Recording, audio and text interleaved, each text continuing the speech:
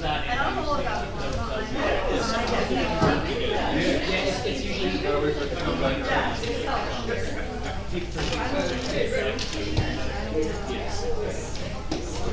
No, this is the church,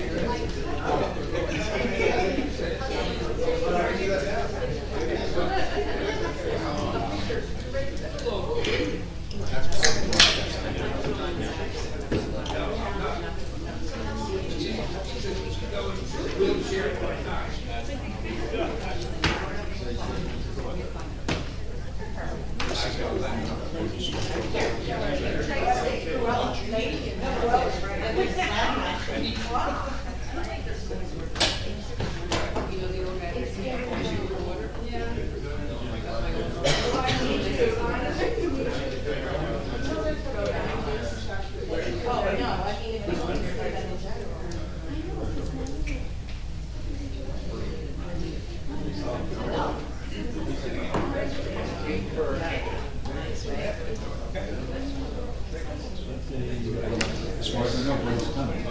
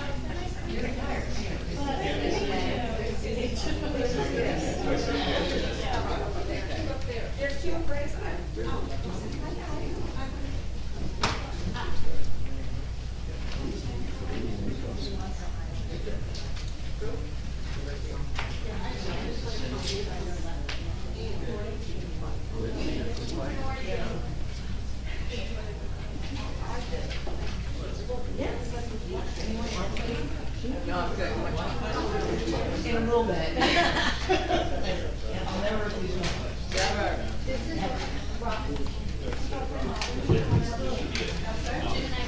Do you like dark chocolate? You gotta try this. I'm sure you have before. Oh, so good. I just took off the little nipples.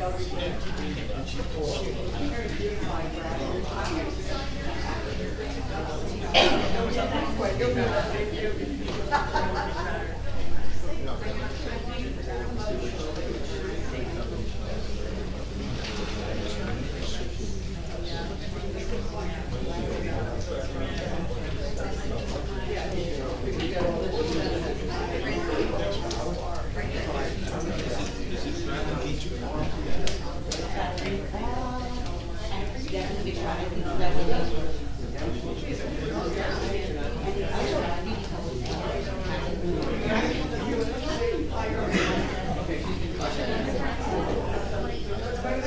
That's 701 in there, right?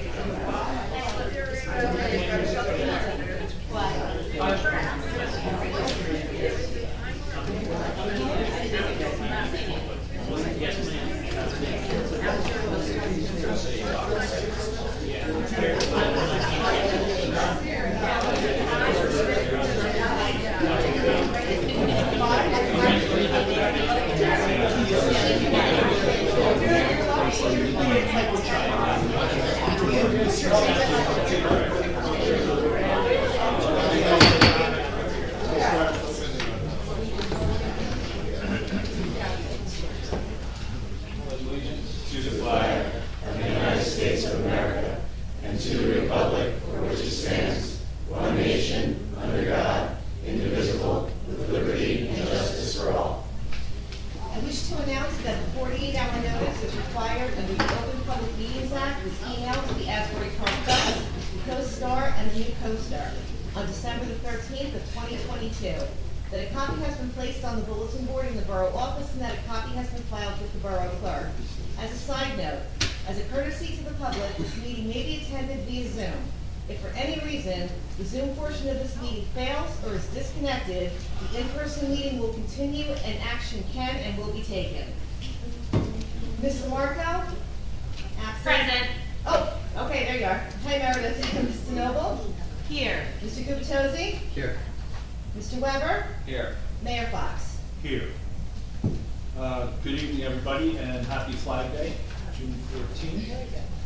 I'll just make a couple comments, and we'll go right into the agenda for tonight. Again, we welcome disagreement, and we think it helps us think through things, but our voice should be constructive. I ask everybody to gauge their tone going forward. We're all neighbors, and we have set up some rules of engagement. Sometimes we stretch them. Hopefully, we'll continue to improve that. I'm going to go right to the welcome again here on Flag Day. It is the 11th meeting of the year, and we will continue to focus on our opportunities and challenges as a borough.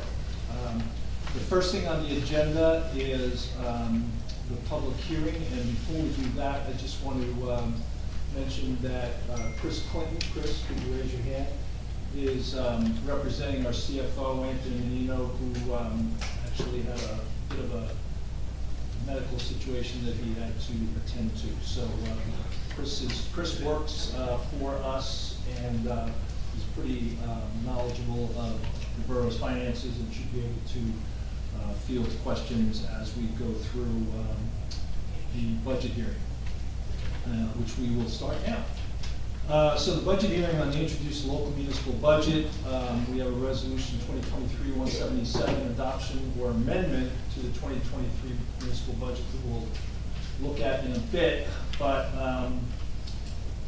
I'll just kind of index us through. First, I'll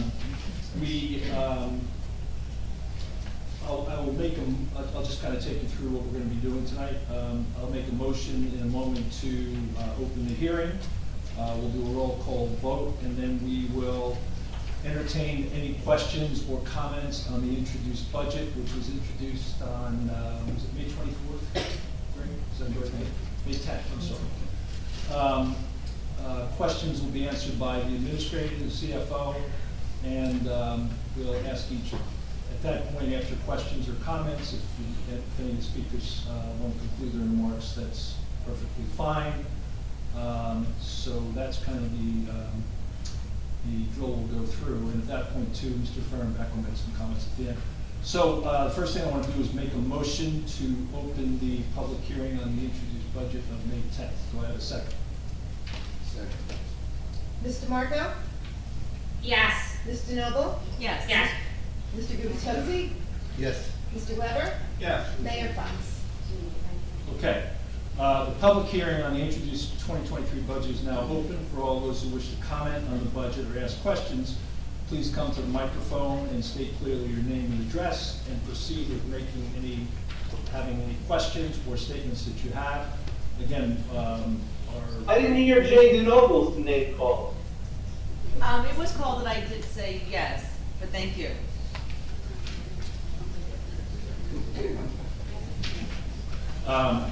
And we will have the administrator, CFO, or in this case, Chris, answer any questions. So, any questions or comments on the introduced budget? Yes? Thomas J. Cohen, 612 Third Avenue. So tonight you're proposing to approve the budget that was presented on May 10th. You're not looking to amend the budget? I'm trying to understand what your game plan is here, Mayor. Are you approving the budget from May 10th with the $1.5 million from surplus? We have the budget hearing has to be on the budget we Okay. introduced on May 10th. Perfect. That's the budget hearing. Well, I would oppose it based upon the large sum of money being taken from the surplus. There were funds that were taken from the surplus last year, which were not put back. If we continue with this unsustainable level of spending, we're gonna be in a real big problem, and the economy's not getting any better, so I think it's only gonna get worse. Is the police car included in this budget, which was in May 10th, Mr. Fernbach? The answer is yes. Well, we don't need the police, it's time to start cutting appropriations and managing money like you would manage your household. If you don't have the money to send your kid to Harvard, you may have to send them to Brookdale. But you don't go take the money from your savings account. You have to start running this place lean. The police car is in, okay, so right now, and I have to ask Chris Clinton, Chris, do you have a reasonable expectation that you can put back the $1.5 million? That is something that Anthony has actually been working on, a plan that I believe was sent to the council of things that we're looking to do this year, next year, and so on. If you do look at the amendment, there is an amendment in there that is reducing how much of the surplus is being used. So that is part of the plan too. Okay, but that's not what you're voting on right now. You're voting on taking the $1.5 million, right? We're having a hearing on the introduced Yeah, budget. on the introduced budget. Okay, great. And now, Mr. Mayor, may I? Yes, sure. Just to make this clear, Yeah. there may be some other ideas floating around. They will be discussed at some other time. Right now, the discussion is on the local municipal budget in accordance with the provisions of the local budget law. I understand that. And I know everyone's working on it, but I just want to say that it's June. We're halfway through the year. Okay, it's not the time to work on it. The time was January, February. I'm going to conclude my questioning, but I would advise you 100%, do not approve that ridiculous budget with taking all that money from our savings account. It's very scary. Thanks so much. Thank you. Any other questions? Yes? Or comments? Sorry.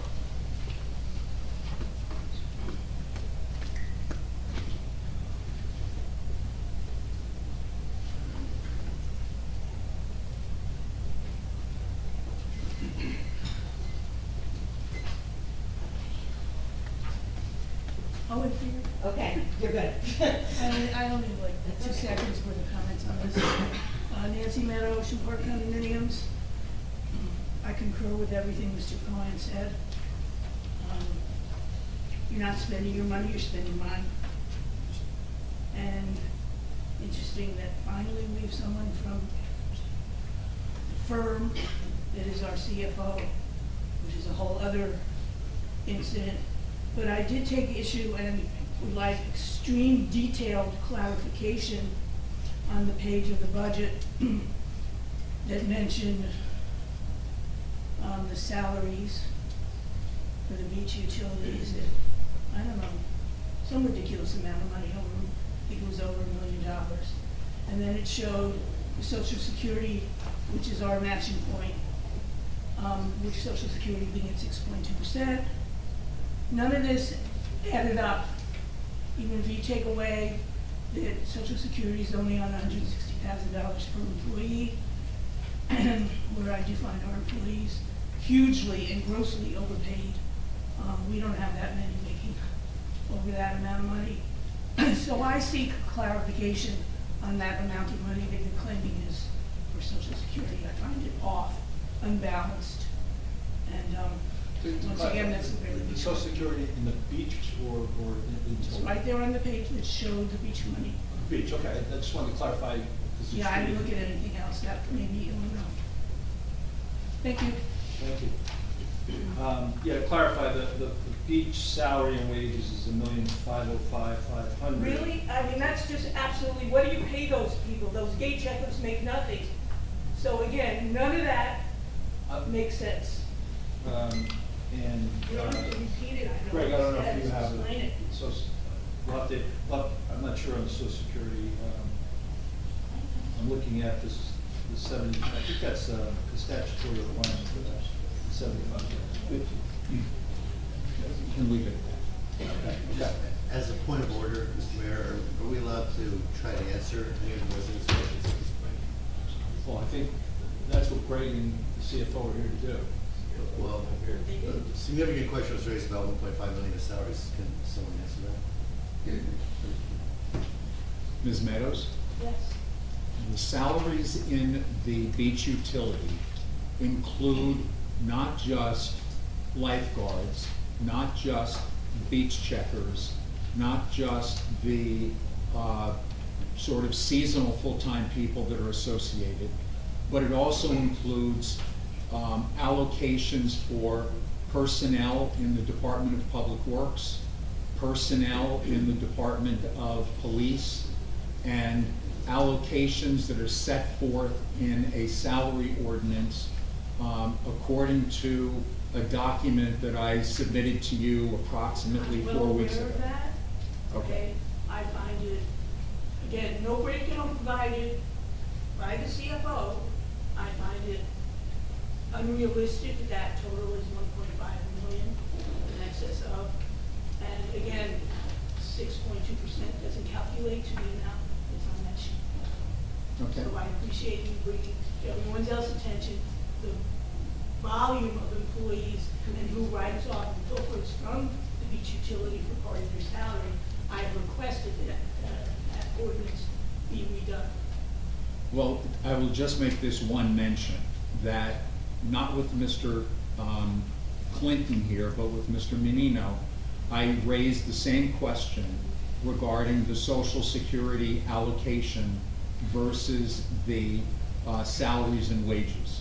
And his response to me was that he had gone through the appropriate calculation and that the monies that were allocated for the purposes of not just Social Security, but also Medicare responsibilities, that the numbers were appropriate. So I did see what you saw. I raised the question, and the response I received from the CFO, Mr. Menino, was that he had gone through the calculation and it was his opinion that they were correct. So I appreciate your set of eyes thoroughly. And I actually was going to pick on the fact that he said Social Security as opposed to Social Security and Medicare, because if it's including Medicare, then you're at the 7.65%, not the 6.2%. Yes. But again, an omission from the CFO and sloppy work. So again, I'm going to say that quite honestly, this is going to flabbergast people with the budget. That number is too low and needs to be reworked. But thank you. Okay. Thank you. Yes.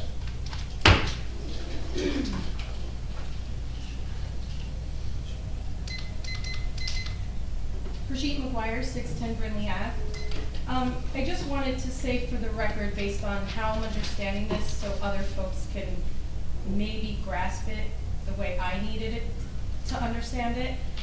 The anticipated surplus is like a savings account. And if I say anything that is wrong, please stop me so I'm not confusing anyone. The anticipated surplus is like a savings account. In order for tax dollars to not get raised, we borrow out of that fund and then replenish it. Last year we borrowed about $1 million and we only replenished 700,000.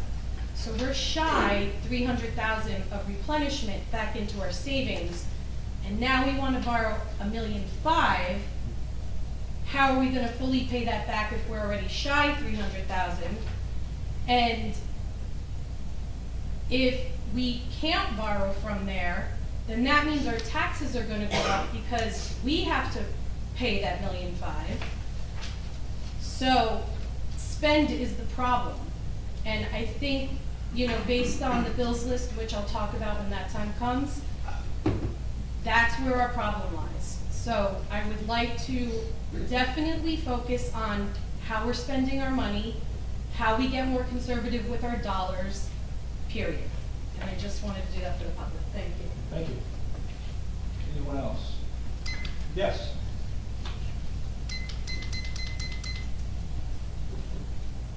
This is Linda Duffy, 312 Brindley Avenue. This is a question and a comment at the same time. Have we finished negotiations with the Public Works Department in our town? No. Ever? Okay, So so no. is the anticipated somewhat raise in the budget? Yes. And how much is that? That is a matter of contract negotiations. So that's already put into the budget? What I'm saying is a provision has been made for covering whatever additional costs might result from those negotiations. Okay, I just wanted to know that. Thank you. Thank you. Any other questions or comments? I'll go to the big board. I don't see anybody on the big board. I don't either. Okay. I will then make a motion to close the hearing. Do I have a second? Second. Mr. Marco? Meredith? You're on mute. Oh, wait, I see her. Yes. Mr. Noble? Yes. Mr. Gubatose? Yes. Mr. Weber? Yes. Mayor Fox? Yes. Okay, Mr. Fehrenbach is going to discuss issues identified during the last few weeks since the introduction. The governing body, myself included, have continued study of the budget, discussion on the budget, and he'll take us through a short discussion on that. I don't know how short it'll be. I'll leave it up to him. If I may. First, You may want to get the microphone closer so you can pick it up. First, I have some prefatory comments to make, and I hope my comments are supported more or less by all 5 members of the governing body.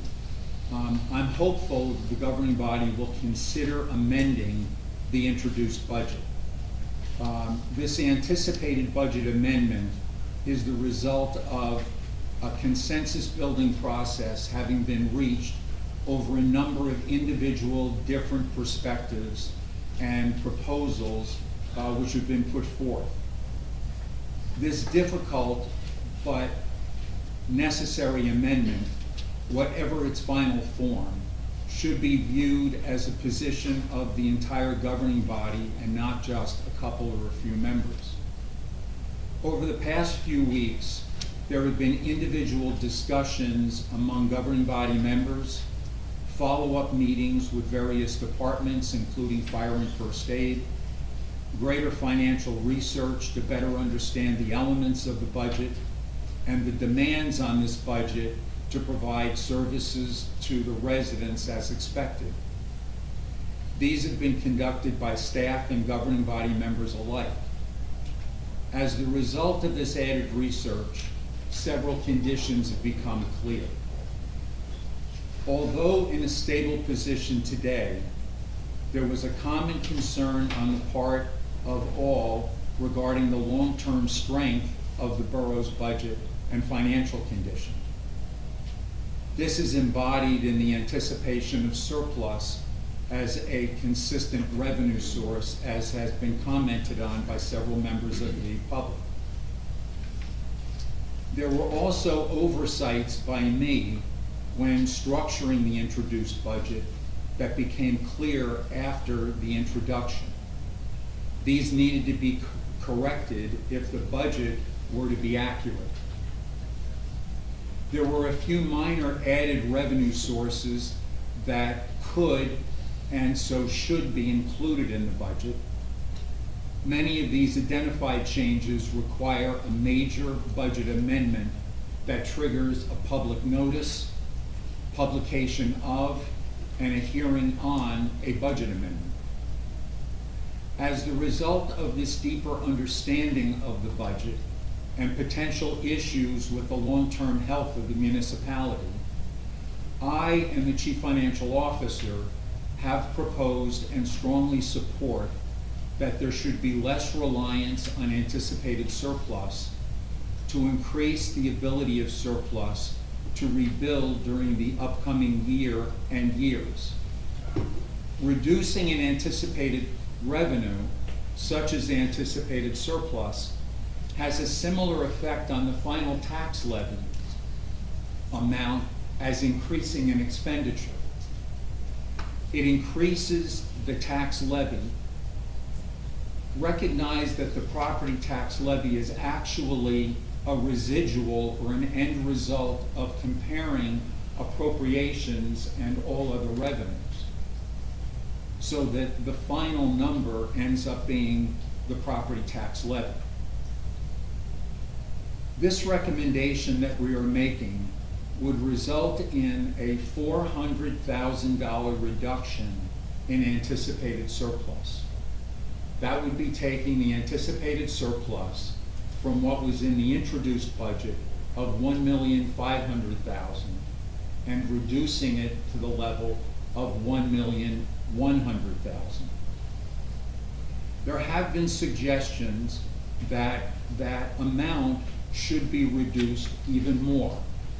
The problem with that is that causes even a greater increase on the property tax that each and every one of us have to end up paying. It is not necessary, from my perspective, that one take an entire bite out of the apple at one time, but that one take what is a measured, reasonable reduction in anticipated surplus now, take actions that I will refer to later to gain greater control over operations and expenditures, and if necessary, next year, maybe take a much smaller bite if that bite is needed at all. In addition, as the result of this deeper examination, there is an additional set of appropriations that should be funded, as we now know these accounts were underfunded in the introduced budget. These total a net amount of $95,000 or thereabouts. The net effect of these changes, increased appropriations and reduced anticipated surplus to the overall tax levy, is about $441,000 over the introduced budget. The increase in the tax levy under this proposed amendment would result in an additional cost of approximately $941,000 over the tax levy of 2022, so that the net percentage increase in the tax levy would be 11.6%. Both I, as the administrator, and the CFO strongly support this amendment and strongly urge members of the governing body to support it as an entire entity. We hope that the entirety of the governing body will vote to introduce this amendment, which would have its own public hearing at a future date chosen by the governing body, but not later than the next regular meeting, which is when I would expect it would be scheduled. Lastly, a common position of the governing body members is that to justify such an increase in the municipal tax levy requires it to be accompanied by rigorous analysis and management on the appropriation side of the budget, and development of appropriate other funding sources. With this said, I, as the interim borough administrator, am requesting the governing body to introduce this proposed amendment that is before them and has been circulated to them, and schedule a public hearing on this amendment for the next council meeting on the 28th of June, 2023. Thank you. Thank you. At this point, I'll see if does anybody on the council have any comments. I know that the council has seen the detail of the changes that have been proposed. We'll go through we'll get those, if voted on, voted favorably, we'll get those out to the public, and that will be the basis of the hearing that we have on the, hopefully, the 28th of June. Any comments by the council at this point? Yep. So, I guess my very first question to you, Mr. Verma, you mentioned that assuming we were to move forward with approving moving forward for the amendment, you said at our June 28th council meeting, does that timing give us sufficient time to get out tax bills and whatever other communications are necessary at the time? We looked at the statutory requirements for publication, the ability of various newspapers to be able to carry it, and what the utility would be of having a public hearing on Thursday the 22nd or Friday the 23rd. It had minimal benefit, and it would be disruptive, and it would not occur at the normal time of the meeting, thereby possibly denying certain people in the public the ability to be able to speak on it. So it could require an extension of the grace period by a few days, but that we do not believe would create any operational problems or costs for the municipality. Okay, thank you. I actually have a prepared statement I'll read at the end of our complete dialogue, but I do want to say I'm on record as already saying for a few months that I've had major concerns with the budget process, the timing of it. I said in our last council meeting, I had major reservations around the 1.5 million of anticipated surplus. I'll get to some of those reservations in a moment, but what I'd like to start out this discussion saying is that I have very much appreciated Mr. Fehrenbach's support just over the past really few weeks when the council finally had an opportunity to sit down with Mr. Fehrenbach, with the mayor, and with our CFO. But given the fact that the budget process should have started at the end of January, officially started on March 8th with a workshop for the public, and really didn't pull the council and the public in. We sat on that March 8th budget, I think it was 6 weeks, that you may recall was a 20% proposed tax increase. Nothing occurred. I asked a lot of questions, but there was no point in answering my questions because there was a significant effort underway to change that budget. So the council really didn't get engaged in discussing what I'll call a real budget for the residents until mid to late April, when another workshop was held. So to echo one of the comments made earlier from the public, I'm very disappointed that the process took as long as it did to engage the council.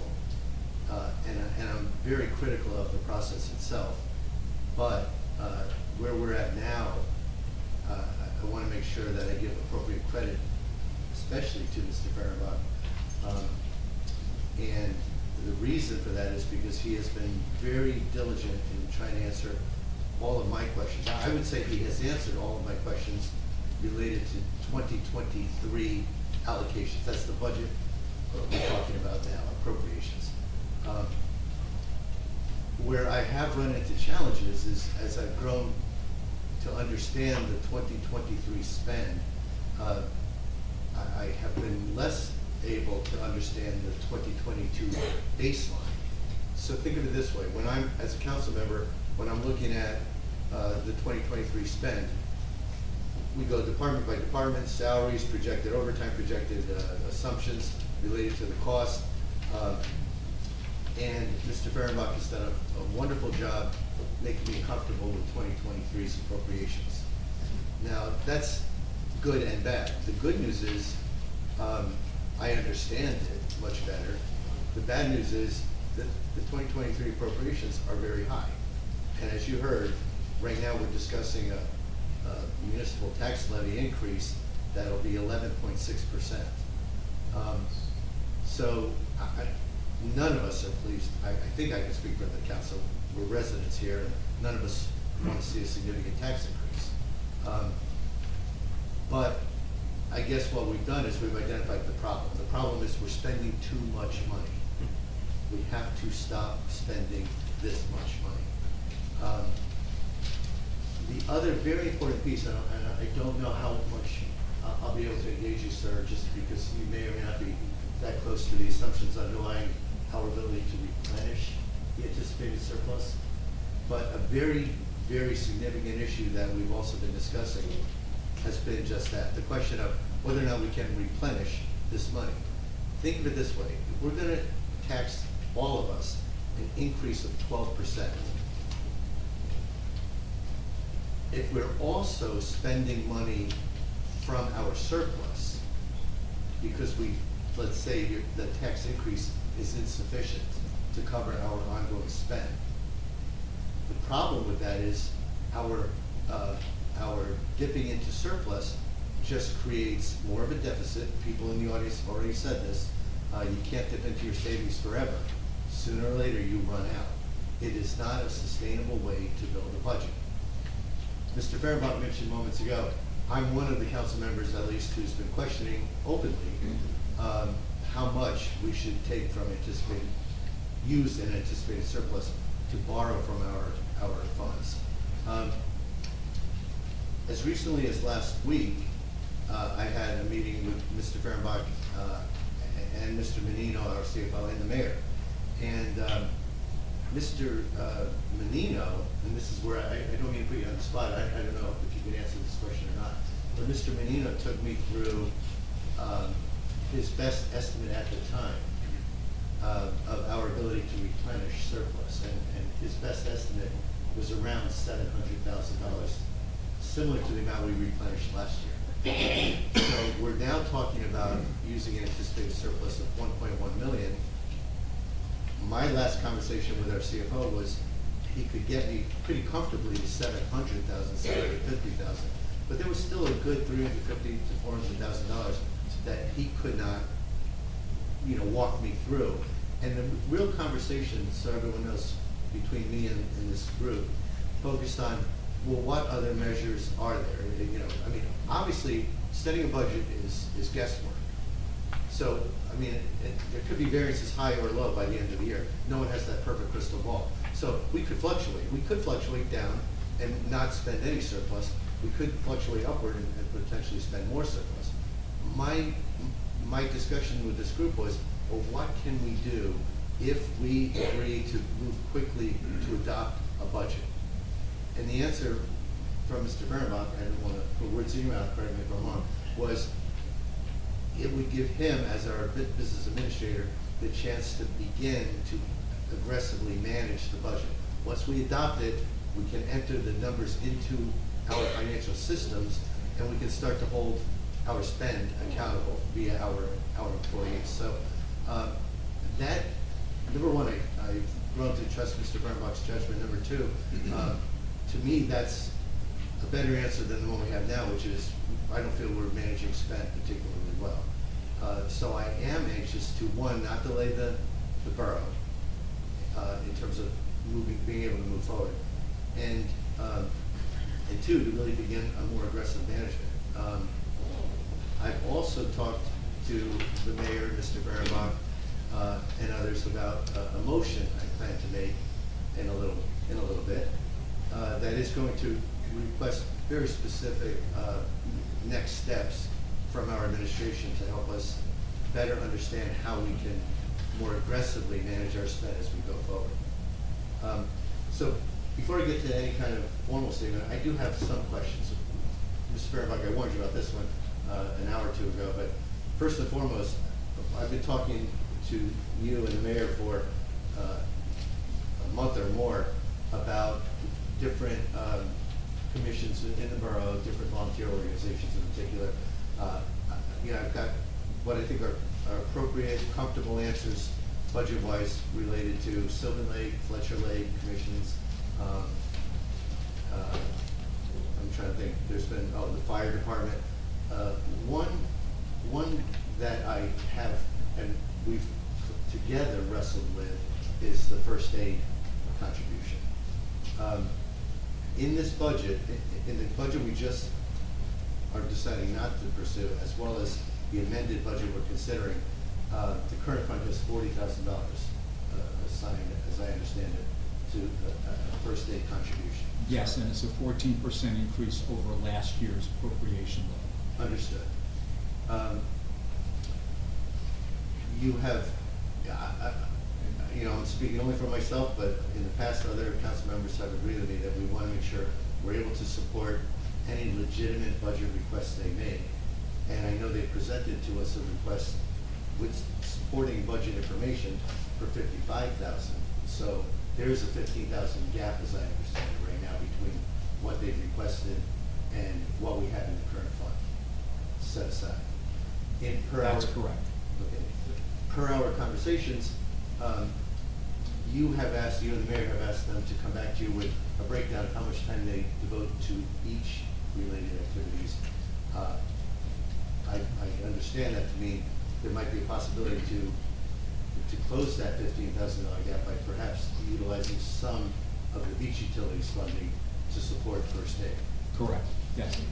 So by the time we actually move forward to making a vote, I just want to make sure that I'm very clearly stating to the public that unless I'm told that their budget is somehow flawed, I want to make sure, me as representing my vote for this council, I want to make sure that we're fully supporting the first aid's operating needs. I don't want to ask them to dip into any surplus they might have.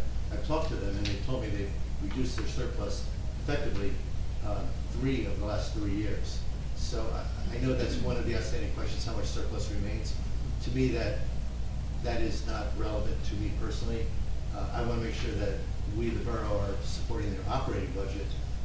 Any alternative, if we were to eliminate our volunteer first aid, any alternative would cost the borough significantly greater numbers.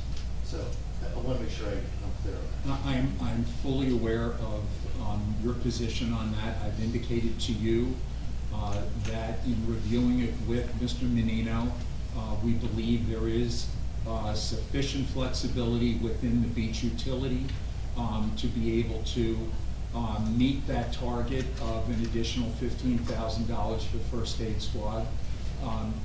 But as I've also indicated to you, the mayor has attempted on a number of occasions to be able to sit down and meet with the first aid squad. I think that goes back to easily a month or more ago, probably about 6 weeks, 7 weeks ago. We had a meeting scheduled approximately 4 weeks ago. They canceled it about 10 minutes before the meeting was supposed to take place. So we weren't able to have a meeting with them until last Friday night at about 6 o'clock, 7 o'clock. We were able to discuss various aspects of their budget. Some aspects we were not able to discuss. There's some information that they're going to be supplying us to be able to justify their desire to be able to have an appropriation from the beach utility, and we're still awaiting that information. Okay. I have an ongoing concern that I've continued to express that here we are talking about increasing our spend, our taxes 12%, and possibly the equivalent of another 5% of taxes in deficit funding. If we were to, I'm being extreme. Clarify that last point. Yeah, I don't understand the point. I'm going to clarify it, I hope for all to understand. And this is where I'm gonna come back to our CFO's substitute. But our CFO last week told me we could, he believed, replenish 700,000. By coincidence, that's a number I was using 3 weeks ago, because that is the same number we were able to replenish in 2022. So I started with that as a baseline, questioning 1.5 million. With Mr. Fehrenbach's assistance, we both questioned the CFO, and last week, as he built up the components of replenishment, he said he got us up back to 700,000, not to 1.1 million, certainly not to 1.5 million. So, in my mind, as I left that meeting, and there's a little variable that has changed since that meeting that I learned of today. So this is why I'm reserving my question for our accounting firm. But when I left that meeting, I was still under the impression that if I were to approve, and if this council were to approve 1.1 million of anticipated surplus, that might lead us to drawing down our surplus an additional $400,000. I'm not saying I'm against doing that, because the alternative is raising everyone's taxes. The difference that 400,000 roughly creates would be an increase of approximately 5 percentage points in your taxes, Mr. Mayor, to try to clarify. So adding 5% to what we're currently at 11.6, I was rounding to 12, plus 5 is rounding to 17. If I push really hard, if the council push really hard to not deficit fund or not have any, hopefully have the best odds of not deficit funding, we'd be talking to you about a 17% tax increase. So right now, as I sit here, I'm inclined to encourage us using the 1.1 million of anticipated surplus. I just want to be very clear that unless I have an update from the CFO, I just want to be very clear that that could mean, in order to minimize some of the tax burden on our residents, we might be deficit funding another $300,000 or $400,000 this year, on top of the $300,000 we deficit funded last year. And I'm going to state the obvious, but that's not a really good way to run a budget. It's unsustainable model. It is not. Mr. Gubitosi, just to provide you a counter, and you indicated earlier that in various years these things fluctuate. And they can go up, they can go down, and I've seen that happen in many jurisdictions I've worked in. But yesterday afternoon, I believe it was, I circulated to all of the governing body members a revised surplus rebuilding analysis for current beach and sewer. That was significantly more positive than the sort of off the top of his head, off the shoulder estimates that he was providing us when he was meeting with you, the mayor, and I. And that was the point at which, as I recall, he was coming up with 780,000. And then the one that came through yesterday that was circulated, he seemed to suggest that the shortfall in surplus, according to the more recent analysis, which I have not been able to speak to him about today because of what the mayor indicated, indicated that I think it was something like a $65,000 shortfall. And so there are varying ways of looking at this. I am not going to take a firm position. I'm going to go back to what I said earlier. And I think the reasonable approach to this is that 1.1 million, while it does foist a $400,000 additional burden on all of us taxpayers, is a step in the correct direction, is more reasonable, and definitely less chancy than a $1.5 million anticipation of fund balance. And that if we are able to take the actions that I believe are possible in the year 2023 to go into the year 2024, which end up focusing on issues of efficiency and tightening the belt and trying to identify priorities and only spending on priorities, that we can improve that picture a good deal. And improving that picture a good deal could mean that there is not a need for an additional bite out of the apple in 2024. But again, that's going to depend on management, and it's going to depend on discipline. Agree with everything you said, thank you. The one area, and now I will officially turn to you, sir.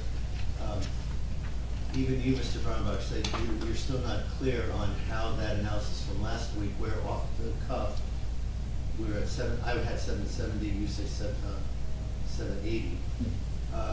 How that became 1,036,000, because as you say, we're 64,000. Ladies and gentlemen, I'm sorry, we're getting into kind of details that are probably making a lot of your eyes roll back.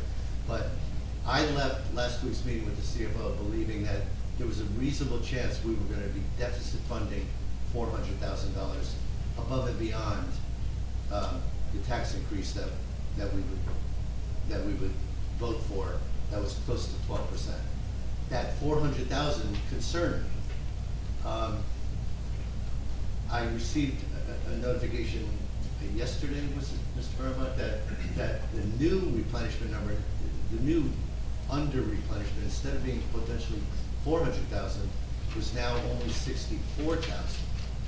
But the exhibit that I received, I did not understand, and I did reach out to you and Mr. Menino and ask for an explanation. What changed? I didn't see any changes.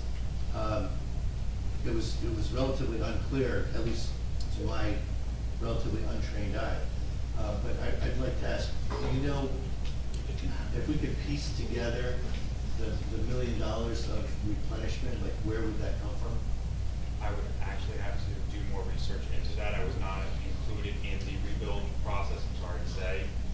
The best thing I could say is that after today's meeting, now that I know it's something that is being questioned, I could look into it and get back to you with it. And I would have a little bit more research and knowing of what the actual numbers came from. But I'm sorry that I don't have that answer today. And unfortunately, Mr. Menino was unexpectedly unable to come tonight. No, I know. I did ask that question via email yesterday, I believe. But I guess what I'm trying to tell everybody, we're going to vote one way or the other. If people are going to vote yes or no, I'm inclined to support this amended budget. But until someone explains this to me, and I've been saying this for a pretty long time now, weeks, if not 2 months, I'm inclined to support this amended budget, believing in my heart that we're at risk closer to $400,000 of deficit funding. And if I'm right, and hopefully I'm not, but that would just mean that we're asking you to pay 11.6% of the tax increase on average, but there's probably another 5% of a tax increase that we're going to take from our surplus. Again, that's assumptions, and you have variations year to year, but going by what we know today, without having further clarification from our CFO, I just want you all to know that's what we're voting on. Go ahead. Are there other comments, Mr. Well, first of all, Mr. Bearlow? I think I've said that I think the reasonable approach is the 1.1. You and I spent some time over the last 2 weeks going back and forth over what those numbers should be. I believe that that puts the municipality on a much better footing than it is on at the moment. And that is what is in the long-term best interests of all of the taxpayers and residents of this town.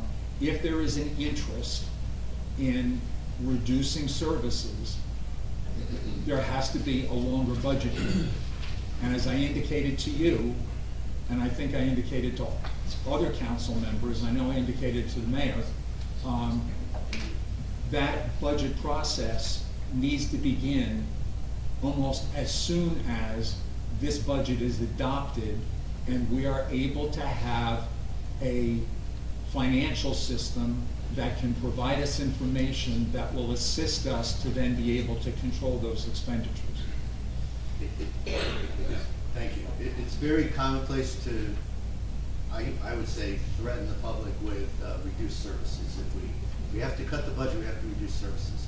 I do believe there can be greater efficiencies achieved that would not result in reducing services. I'll point to questions I've asked that we haven't been able to answer, either because records don't exist, we didn't have enough detail in our records to differentiate if I've asked about certain activities, all from 2022. But I believe there's been a lot of spend in 2022 that some of it at least was probably unnecessary. I can't quantify it for the public, but I did make notes.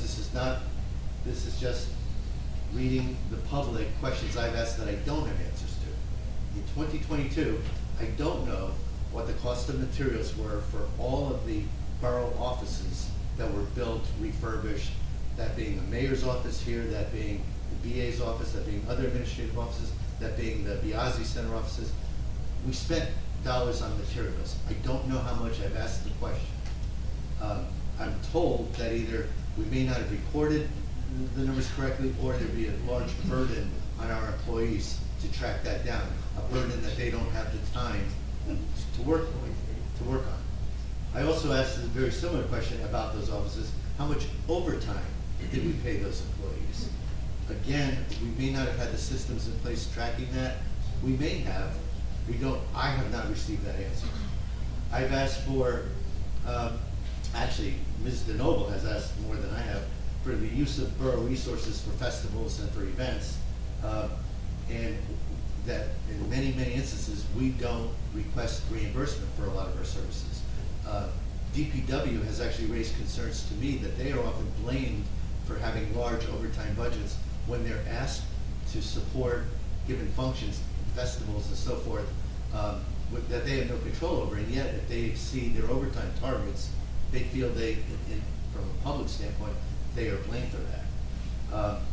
But along with labor and overtime costs for these festivals, there's fees for dumping, garbage and recycling.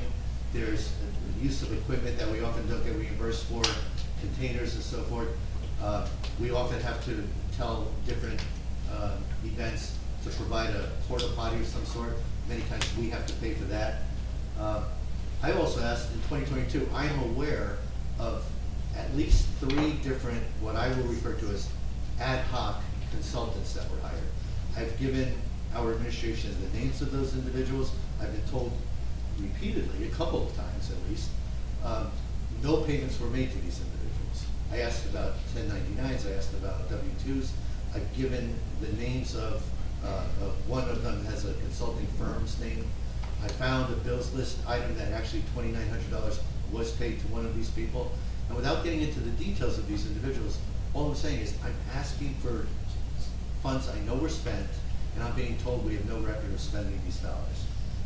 Finally, another expense that I was against a year ago, and it bothers me even more that I didn't speak out more about it when it occurred. We spent $10,000 on a new website last year after we had just implemented a new website like the year before. I thought that was a complete waste of money. I was told the old website that we had just implemented was not up to ADA standards or not up to some standards. And my answer to the VA at the time was, well, we paid them, they must come up to the standards. We even had purchased a module that had some sort of ADA compliant thing in it, and our administration, rather than holding them accountable, went out and hired a new website for $10,000.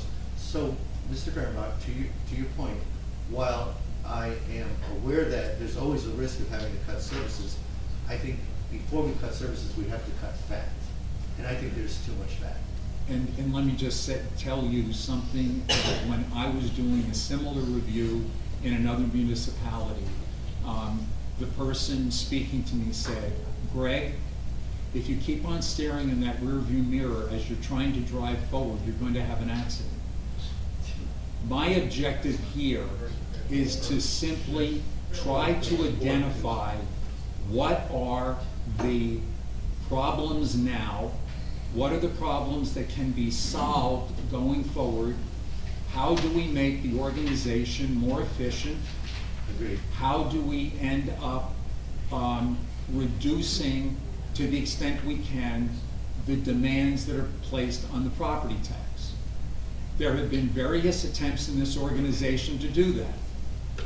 The shared municipal court that we have is one way of doing that. Other shared services that we have with other jurisdictions is another way of doing that. The appropriate allocation of costs to various parties.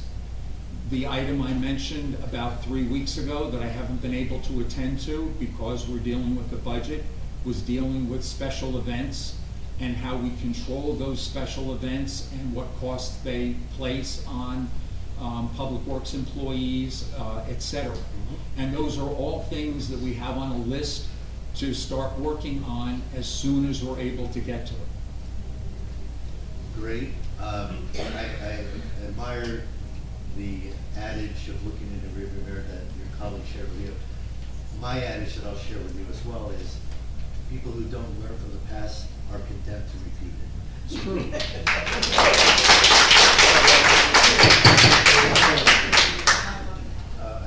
I do want to make the motion, but I'm going to wait until my colleagues have had their opportunity to talk.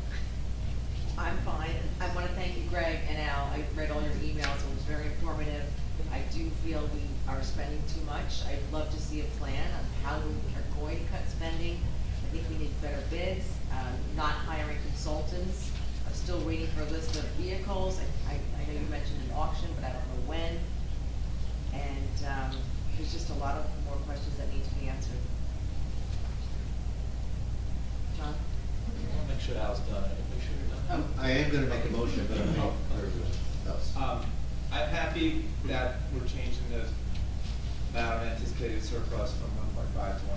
I never thought 1.5 was very realistic, but in this, budget amendment in front of us, there are a bunch of appropriation lines, and very few of them go down from the current budget compared to the amendment, and a lot of them go up. And I just want to know, to what extent are we just padding appropriations so it's going to be easier to replenish that surplus? I mean, because there's so many of these lines that are just going up, and are we really expected to spend more money on all these lines, or? There's only two that go down, like you said, and one of them is road repair. And I would think most people think that one should probably go in the opposite direction, but So, that's not the point. so let me explain. What you are referring to is a draft resolution that I am requesting the governing body to give consideration to. I'll go through the items. The legal services increase is going back to what the original appropriation number was from what had been brought down from.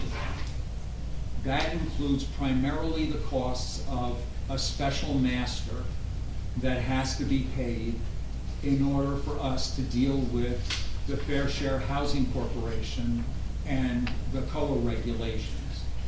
It also includes additional funds in there to be able to underwrite the cost of the litigation that presently exists between the mayor and the council.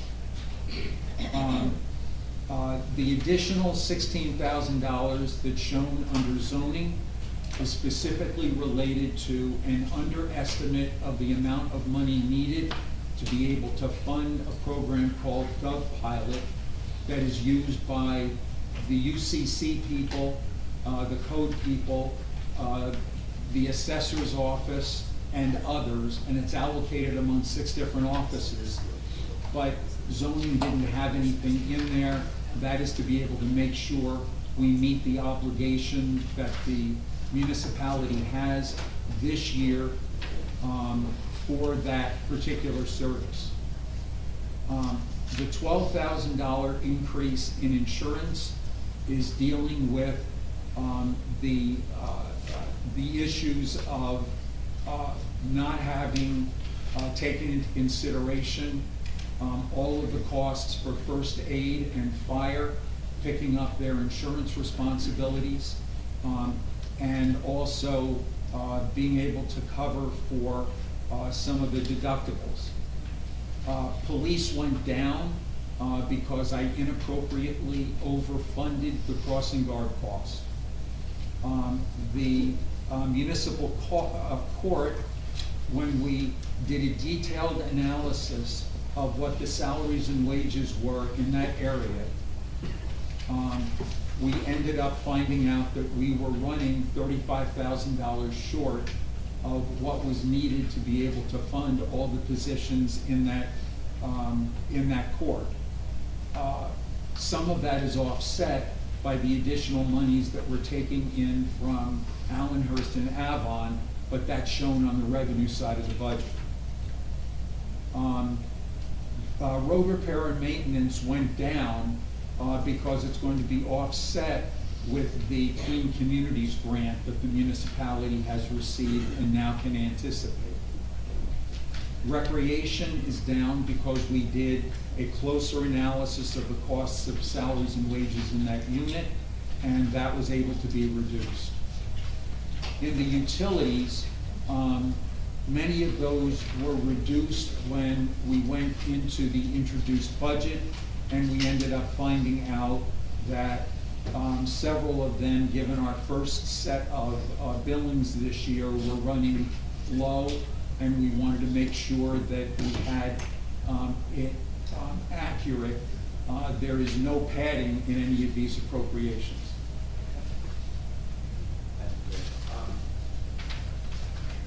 That's all I'll say for now. Council President, do you have any comments?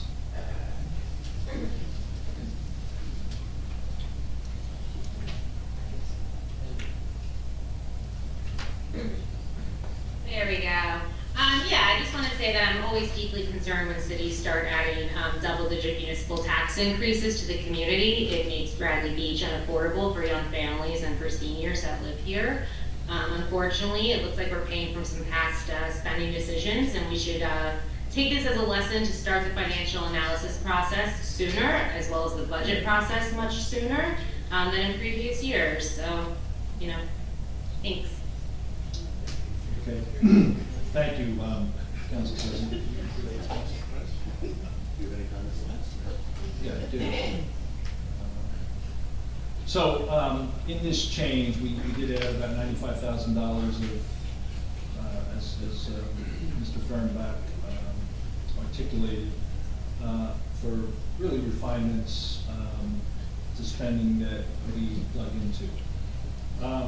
The surplus amount, having had the analysis, and Anthony's back in, and Chris can help us with that, is a little bit more reassuring in that when we look at the fund balances, the fund balance for current and beach and sewer, they have a level of stability. Having said that, last year we did erode about $300,000 of current fund surplus. That looks like to be about $64,000 this year. That's not a good trend, so we need to reverse that trend. We need to look at aggressively at spending. We have to re-engineer a few things. Shared services is an opportunity that we've been talking about. We have some level of that, but I don't think anything should be off the table as we look at this. And we already have started a conversation on what that looks like. So I believe, I'm confident that we can re-engineer some things aggressively, look at our service models. I've been speaking to both Neptune City and Avon on and off about some shared services models for some things. That might be able to help us. I'm confident we can be in the right place. If we look at our municipal spend over the last 3 years, in 2021, it was a COVID year, and we basically did not increase the municipal budget a dime. In 2022, our municipal budget went up, I want to say it was about $300,000. And this is a significant increase, but we haven't been able to hold the line for a few years. This has popped up on us, now we have to just get it stabilized. So that's what we will be working on as a team. That'll conclude my comments. And at this point, I would say that I want to make a motion to accept this amendment, and I guess I'm looking for a second on that. Second. Ms. DeMarco?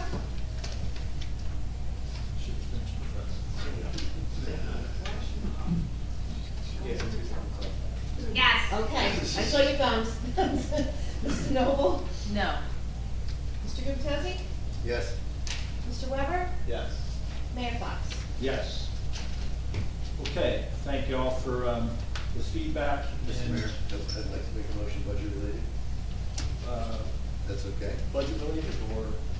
Budget discussion related. Mayor, we have discussed that in the agenda Yep. session. Yep. The mayor was present when we did. Never ceases to amaze Never ceases to know what. that you ignore the conversations we have. Didn't ignore any conversation. Maybe Well, just- thank you, Mr. Fehrenbach, for reminding the mayor. Really, exception. Okay, let's make your motion, please. I am making a little bit of a lengthy motion because I would like to make sure that it's captured in the minutes, and Erica, for you as well. But I think everyone on this council, everyone in this audience, hopefully will find it productive. Specifically, I motion that the council directs the mayor and the business administrator to develop a spending plan to be shared with the council in the next 30 days.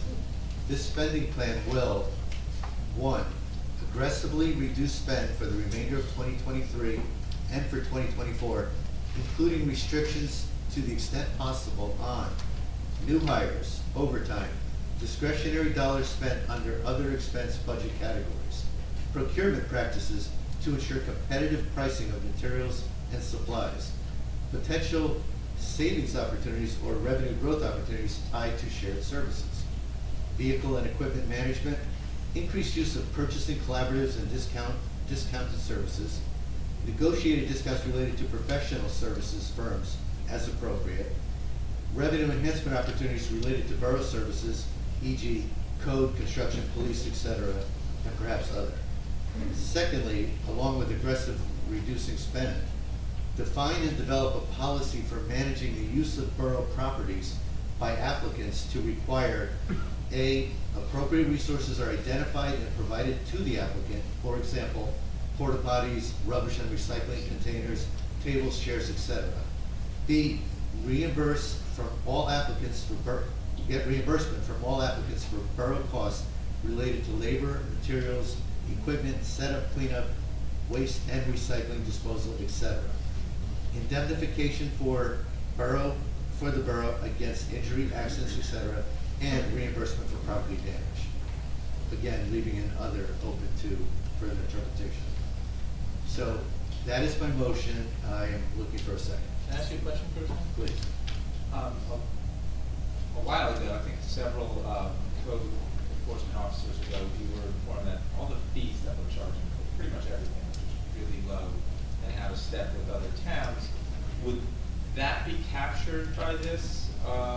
This is really a spend management plan, but I mean that's really more of an increased revenue. But do you think any of this captures that concept of just Council member, relooking at fees? Councilman, excuse me. In my comments, I did indicate identifying additional other revenue sources, and doing a review of the municipality's fee structure would be part of that process. Terrific. Thank you. So tried to, in this motion, I've tried to give us a condensed timeframe of 30 days. Mr. Furlong, if you think that's inadequate, we can certainly be flexible, but there is a sense of urgency. What I would say is, you have to wait 14 days for the hearing.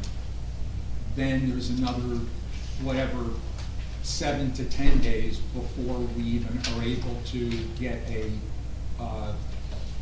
rate struck and get through the bill preparation process.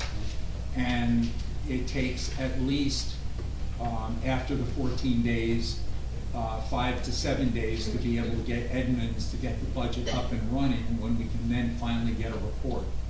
So what I would find to be more reasonable would it be if it were 60 days or at a minimum 45 days. I will amend the motion that I just handed out to everyone, where I ask to be shared with the council in the next 60 days.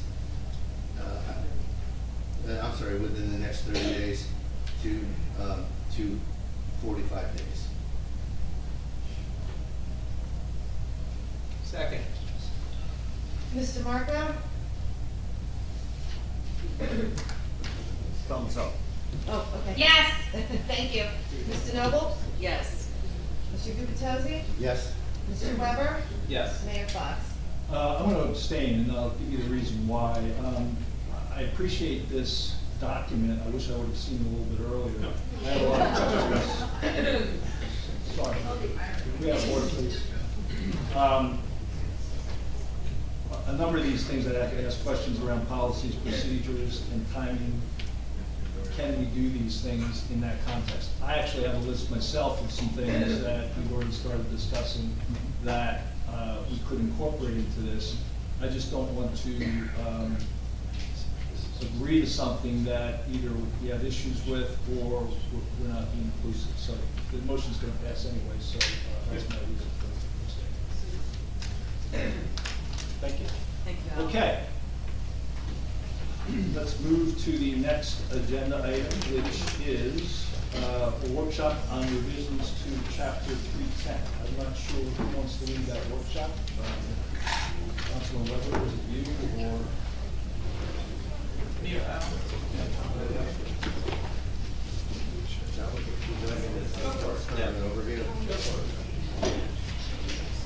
Okay, ladies and gentlemen, for those of you who were present at our last meeting,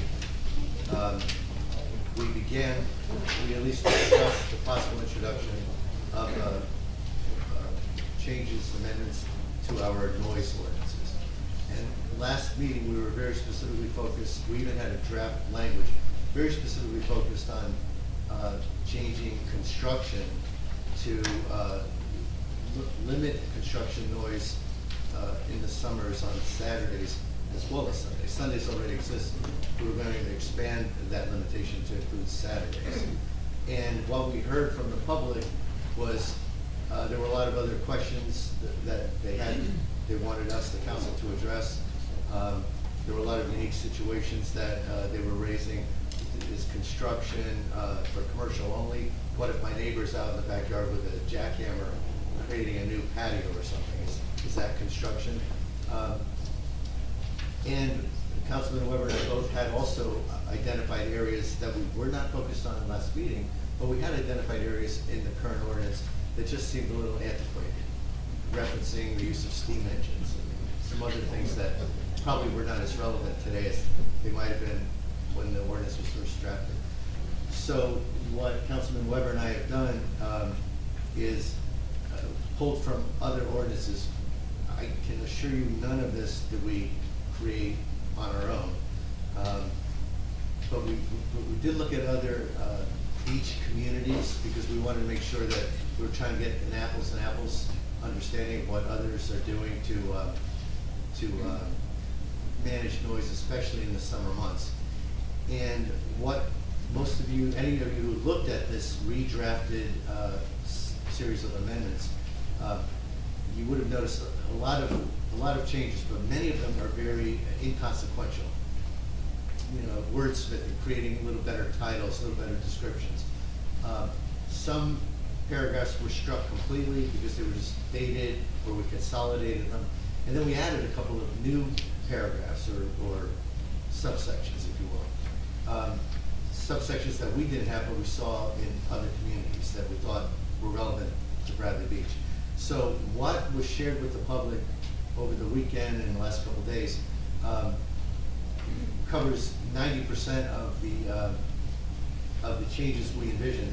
However, over those past few days, Councilman Weber and I had put our heads together as we were revisiting this, and we shared with the rest of the council a handful of additional edits that we'd like to have us collectively consider as we move forward with our new noise ordinance. So, John, I don't know, would you, I mean, that's an overview, but would you like to take us through the ordinance itself and maybe let us some of the edits? I think actually what's the most fair thing to do is to, what are the changes that we're looking at that the public doesn't have? And since that was sent by email, we actually have it in front of us. For example, like the definition of holiday, that's one that email. I have it today. Sure. Thank you. Okay, so this is just a change to what we're suggesting is a change to what people saw already that got published. In the definitions, the word holidays, it's being suggested that we don't list all the specific holidays. Maybe we should just go back to, or just instead say federally recognized holidays, if that's language that's okay with the town attorney. There's a section that limits the noises of things like radios, and what we had suggested was limiting, it's radios, it's televisions, it's things that, yeah, I'll remember apps. We have 10 at night to 8 in the morning, and we're actually suggesting we make that 8 at night instead of 10 at night. So that's a change from what people have. Well, there's a lot of these. There's a section for other noises, and that's includes powered model vehicles, if you're like running their little radio operated cars or something like that. Again, initially what got sent out to the public was prohibiting that noise from 10 o'clock at night to 8 o'clock in the morning, and we're saying no, that should be more like make it 8 o'clock at night to 8 o'clock in the morning instead of 10 o'clock at night. There's one for loading operations. And the loading operations one talks about any vehicle opening, destruction of bales, boxes, crates, containers, garbage cans. Because it says garbage cans, we want to add to what was sent out to the public to say, to accept, to say this doesn't include solid waste and recycling removal done by the borough. So meaning, like, let's not limit our own guys going down the street, picking up trash and recycling. There's another section here, 8, and we wanted to, okay, so there's section H, construction noise. It says commercial or residential, and it says, this is what Al was talking about, banning it on, to include Saturdays, again, 10 a.m. to 6 p.m. We're considering, we'd like to strike the word residential from this, so just make sure that it only pertains to commercial construction. On that, I think it's a question for us. I'm not recommending that. I personally. Okay, so that's one that we want to discuss that. Discuss and hear from the public on that one. What is the last section?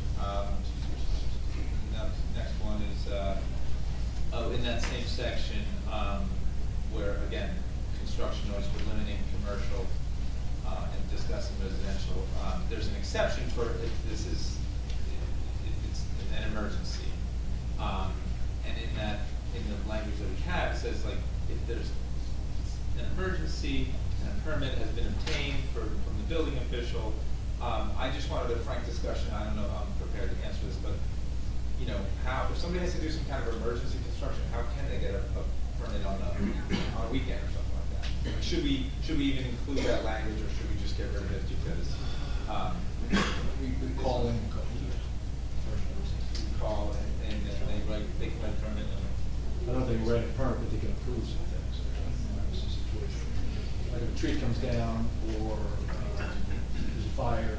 Yeah, well, right, and there's a separate section on the tree, so I appreciate that, and that's good. We're just trying to figure out what's the best language to put in there to capture it. And if the borough attorney, Greg, if can you, like, you know, when we get to can you guide us on what's the good language there, like what makes sense in that? Yeah, I can, when I see your notes, I can decide. Okay, okay. Sure. What are the other ones? Oh, suggested that we add, the word hardscaping when we're talking about like power tools and landscaping, and I think that's fine. I think we just have to come up with a definition for hardscaping and add it to it. And then on the section that we have about, power tools, finding that, Q. what we want to do is to delete language that says from October 1st until Friday before Memorial Day, and saying, because that's an exception, I'm not actually finding that. Yeah, it's John, I have that something. Go for it. Okay, so we're talking about Q, power Oh. tools. You have it? Yeah, no, go ahead. Okay. For item, subparagraph Q, power tools, we had wording saying that basically you could use your power tools as a residence. We're not talking about commercial construction, but whether, for example, we talk about powered saw, sander, drill, grinder, garden, and landscaping equipment, tools of like nature, be used primarily for domestic purposes, outdoors in residential areas, shall be prohibited except during the following hours. And we said Monday through Friday, you basically can use your tools 8 a.m. to 6 p.m. Originally, we said Saturday you can use your tools 10 a.m. to 6 p.m. That part's good. We think, we'll ask for your opinion. But we added Sunday, so we said Saturday and Sunday, you can use your tools 10 a.m. to 6 p.m. And there was wording that said from October 1 through until the Friday of Memorial Day. But that was really language we had intended to use for prohibiting any noise at all during the summer. However, for residential use of power tools, we feel you should be able to use it Monday through Sunday, basically 7 days a week, residential, but weekends would start at 10 o'clock a.m.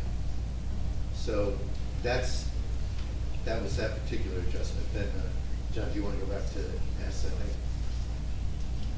Yeah, so the same question on commercial tree service noise. We wanted to make sure that, you know, emergencies would be allowed, so as long as we have the right language on that. We're changing the time on that.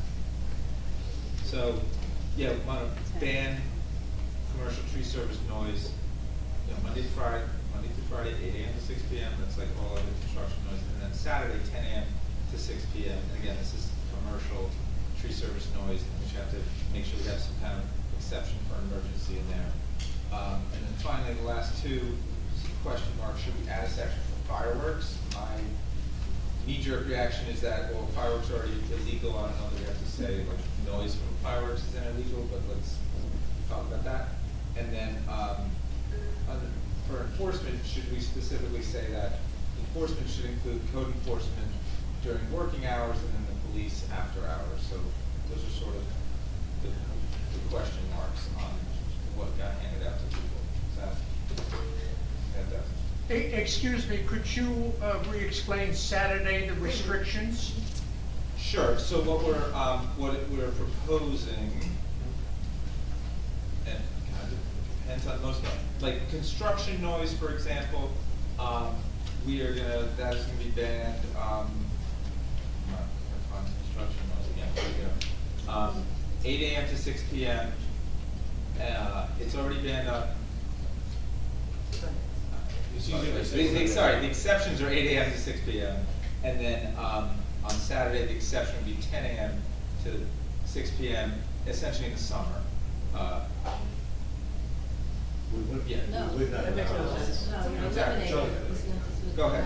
That makes no sense. So let's talk, it's easier to say when you're allowed to report.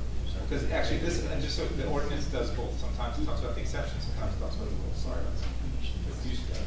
Go ahead. So let's talk about when you're allowed to do construction. That's the easier way to say it. 8 a.m. to 6 p.m. on every weekday, all year round. On Saturdays from 10 a.m. to 6 p.m. from October 1st until the Friday of Memorial Day weekend. And during the summer months? During the summer months, there's never any construction on a holiday or Sunday. But, And during the summer months, you're only allowed to do it during the week. Why is this Saturday? Why not What's this Saturday? You have to differentiate between commercial and residential. So it's commercial or residential, as the ordinance reads right now, commercial or residential construction activity can take place on weekdays throughout the entire year, and on Saturdays from 10 a.m. to 6 p.m. from October 1st until Friday Memorial Day weekend. During the summertime, there would be no construction on weekends or holidays. That's the basic change. It's already not allowed generally otherwise on Sunday. I hope that, is that clear? No, it's not fair. Okay,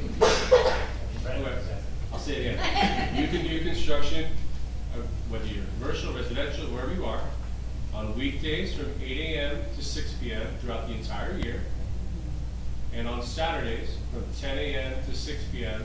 from October 1st until the Friday of Memorial Day weekend, which would thereby mean that you can only do construction on weekdays and non-holidays from the Friday Memorial Day weekend to September 30th. Could we just divide it into residential? All construction. It's All too construction. confusing.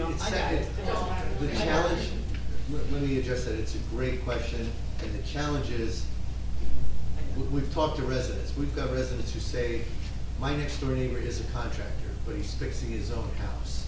And he'll say it's residential as he's tearing apart his garage, but he's a professional contractor, and I don't want this noise all summer long on the weekends. And apparently, one instance, I talked to a gentleman, this neighbor's been doing this work for a year. So the question does get down to, what do we as a community want? Do we want to say, we don't want saws and banging and the noises that you associate with construction, as opposed to blowing leaves, mowing your lawn, power tools in general. But construction noise, do we want to limit only professional or commercial, or do we want to limit all? I may be wrong, and I'm sorry. Well, we're not shouting out that. Okay, Greg, I just have a quick question. I don't see a definition of construction on here. I think that might help clear up, because construction is building something, it's tearing down something. Like, we need to really have a clear idea of what construction. So in here, it's operating or causing to be operated, any equipment used in construction to erect, including excavation, repair, alter, demolish, any buildings, structures, streets, alleys, or appurtenances thereto, in residential or commercial land use categories, it says shall be prohibited except during what I just read. Okay, well, I don't see. that. paragraph H in the current Yeah, ordinance. thank you. Someone's following along. Yeah. So just, hold on, folks. Once we get the council completed on the comments, we will open it up for public comments. Okay, thank you, Greg. Also, I wanted to talk about the radios you talked about. I think 8 p.m. on a Saturday is a little early to try and enforce quiet, and as much as I love it, because I basically go to bed at 8:30. But unfortunately, people like to stay up a little later, and I think it's going to be tough for the police to enforce 8 p.m. quiet time on a weekend, on a Saturday. So right now it's 10 p.m. 10. Okay. This isn't the Price is Right for. Because I do have a question. I think that price was right, though.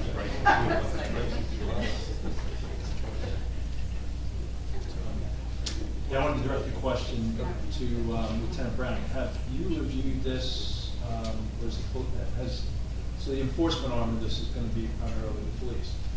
Is there anything that you all have reviewed, or have you reviewed this to say, that's a problem, or we can do this, or, how do you have an assessment of this? Chief and I talked briefly this morning, a little bit about it, but, I mean, we enforce it. He's not big on having us lock into a specific time. It's always been, for us, if somebody complains that the music's too loud, we come and address it.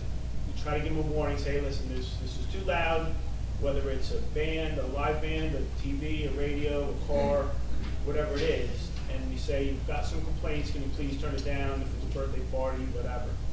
And then if we have to come back, and it's still at that volume, that's where we start addressing, you know, listen, now we're back again, we can hear it a block away. We'll sit a block away and listen, so it's not on the burden's not on the caller or the resident. You know, we'll sit a block away, we'll listen, we have body-worn cameras, so that if it comes to the court down the road, we can, you know, prove that there was excessive loud noise. You know, and after a warning, maybe two, depending on the attitudes and the cooperation, we might write a ticket. You know, if you're to say, you know, you can't have any noise after 8 o'clock, if there's a live band at, you know, 6 o'clock, there's really nothing we can do then. You know, that's. That's gonna be my next question. Once we lock into the timeframes, does that then put us at a disadvantage? It does make it a little more difficult for us to enforce, because their answer is, I can do anything I want up until 8 o'clock, 10 o'clock, whatever. Right. Although, Lieutenant Detective, the current ordinance basically has the same timeframes. I mean, we may be talking about tweaking it an hour up or down, but most of the current ordinances, which I know you've been enforcing. Yeah, when I started, it was, you know, 20 plus years ago, there were no time frames. That was a lot easier to enforce back then. So the more you adjust the times, the little difficult it gets with us. We're not big on the time, we're just big on the noise. One thing we did try to do, you know, for the council's benefit as well as for the public, we did try to rely less upon measuring decibels. The original ordinance was pretty big on, you know, measuring these decibels, and we incorporated language from another municipality that more or less said it would be a disturbance, the noise would be a disturbance level to a reasonable person, or to allow you that kind of a judgment as the enforcement official. Reasonable was used, or if you could hear it audibly within 50 feet of the property line. So we tried to give more, you know, easy to enforce measures in general. But I think the time frames, others have time frames, you know, we had time frames, so I'm not sure we want to, I think we still probably want to give those as guidelines. That's, yeah, that's fine. I'm just, the more you want to move it forward or back, you know, you're asking from an enforcement standpoint, it really doesn't do too much for us, you know, with the time frames. Because like you said, without the decimal meters and the way it is now, we sit outside, and if we can hear from the street or block away, we don't need you as a resident complaining, listen, it's too loud. Sometimes we'll just drive by on routine patrol, you know, on a midnight shift, and when it's quiet and clear, you can hear that noise from everywhere. You know, if it's in an apartment complex and it's a neighbor, we'll stand out in the hallway. You know, again, we're not outside, we're in the hallway. So like everything is a case-by-case basis. You know, we try to take the burden off of you is, you know, we don't come and say, hey, your neighbor complained, or so-and-so complained, or Mr. Noble complained, or Mr. Mendoza complained. We just, you know, resident complained, and we're here, we sat outside, we heard it was loud. And everything really comes in cooperation with us.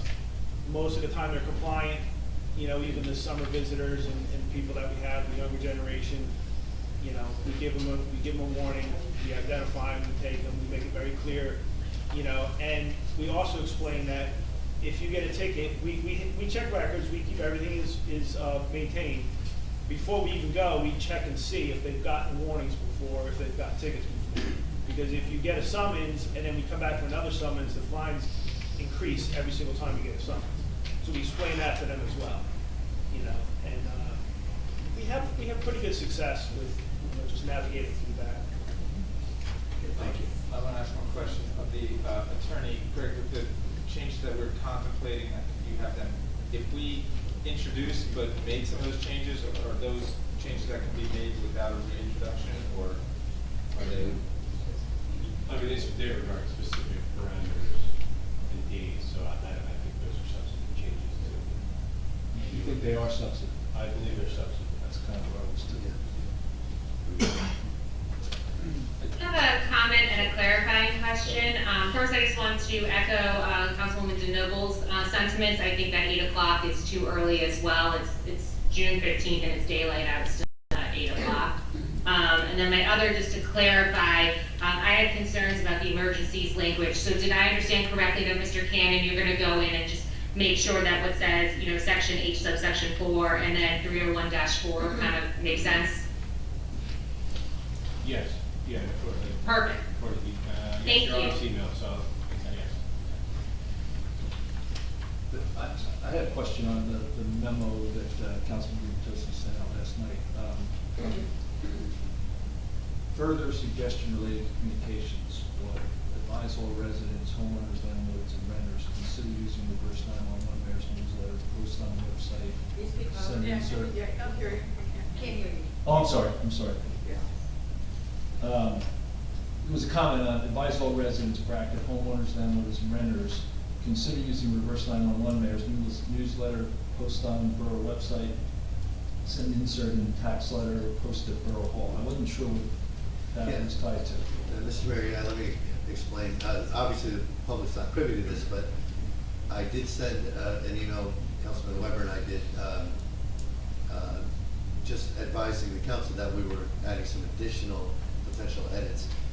And this part that the mayor is now reading is feedback we've actually received from residents saying, whatever you guys do, can you please communicate it? I think people are really worried about construction that's going on today.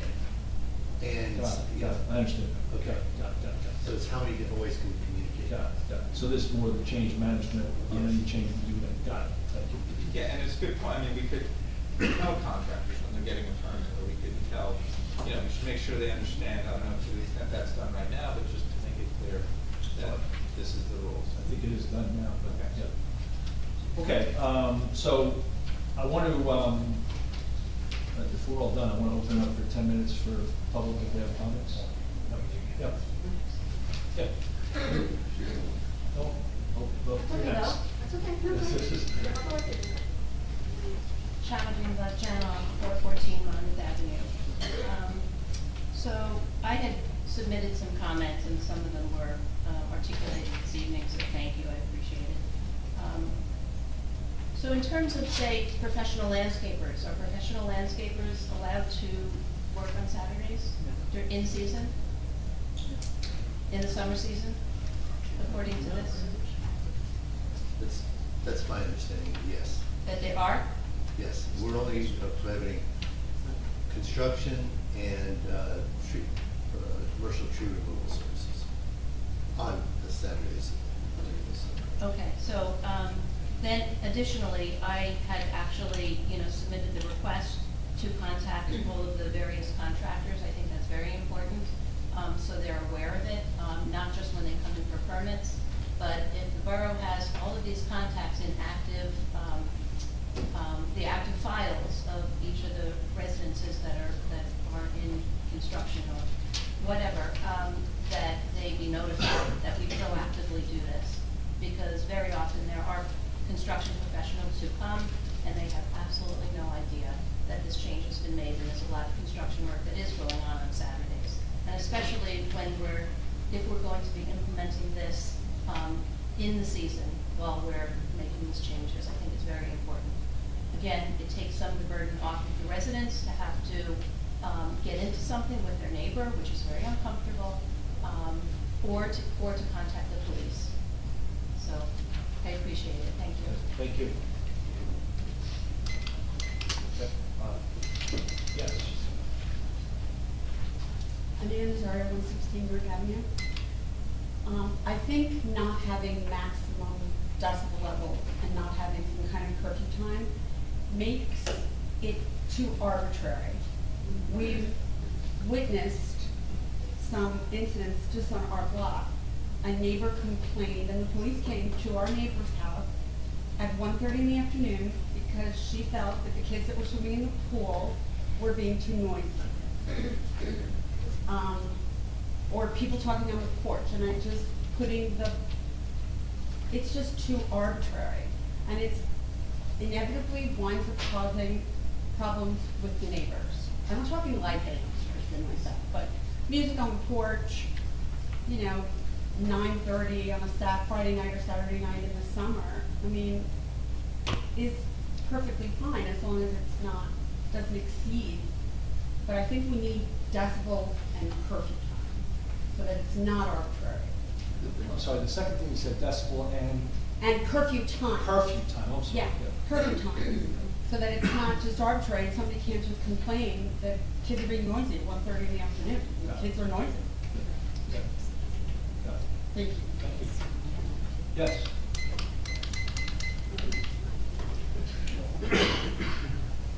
Dr. Tom McGuire, 610 Union Avenue. I just want to clarify the residential power tools we can do on Sunday. Is that what we want to propose or not on Sunday? 7 days a week. 7 days a week, no, correct? But the weekends start at 10 a.m. 10, so as long, okay. The next thing is, I'm definitely in favor for 10 o'clock as far as a time. I have young kids, my kids are in my pool, and they are having a great time. They are not out in the streets or in my yard having a great time. They do listen to loud music. My other question is, as far as events, say we have an event at the gazebo event, does that fall under the state guidelines? If they have an event, as of now, I can call the police and say, this is really disturbing me. You have to go turn the music down. Is that, can I do that right now?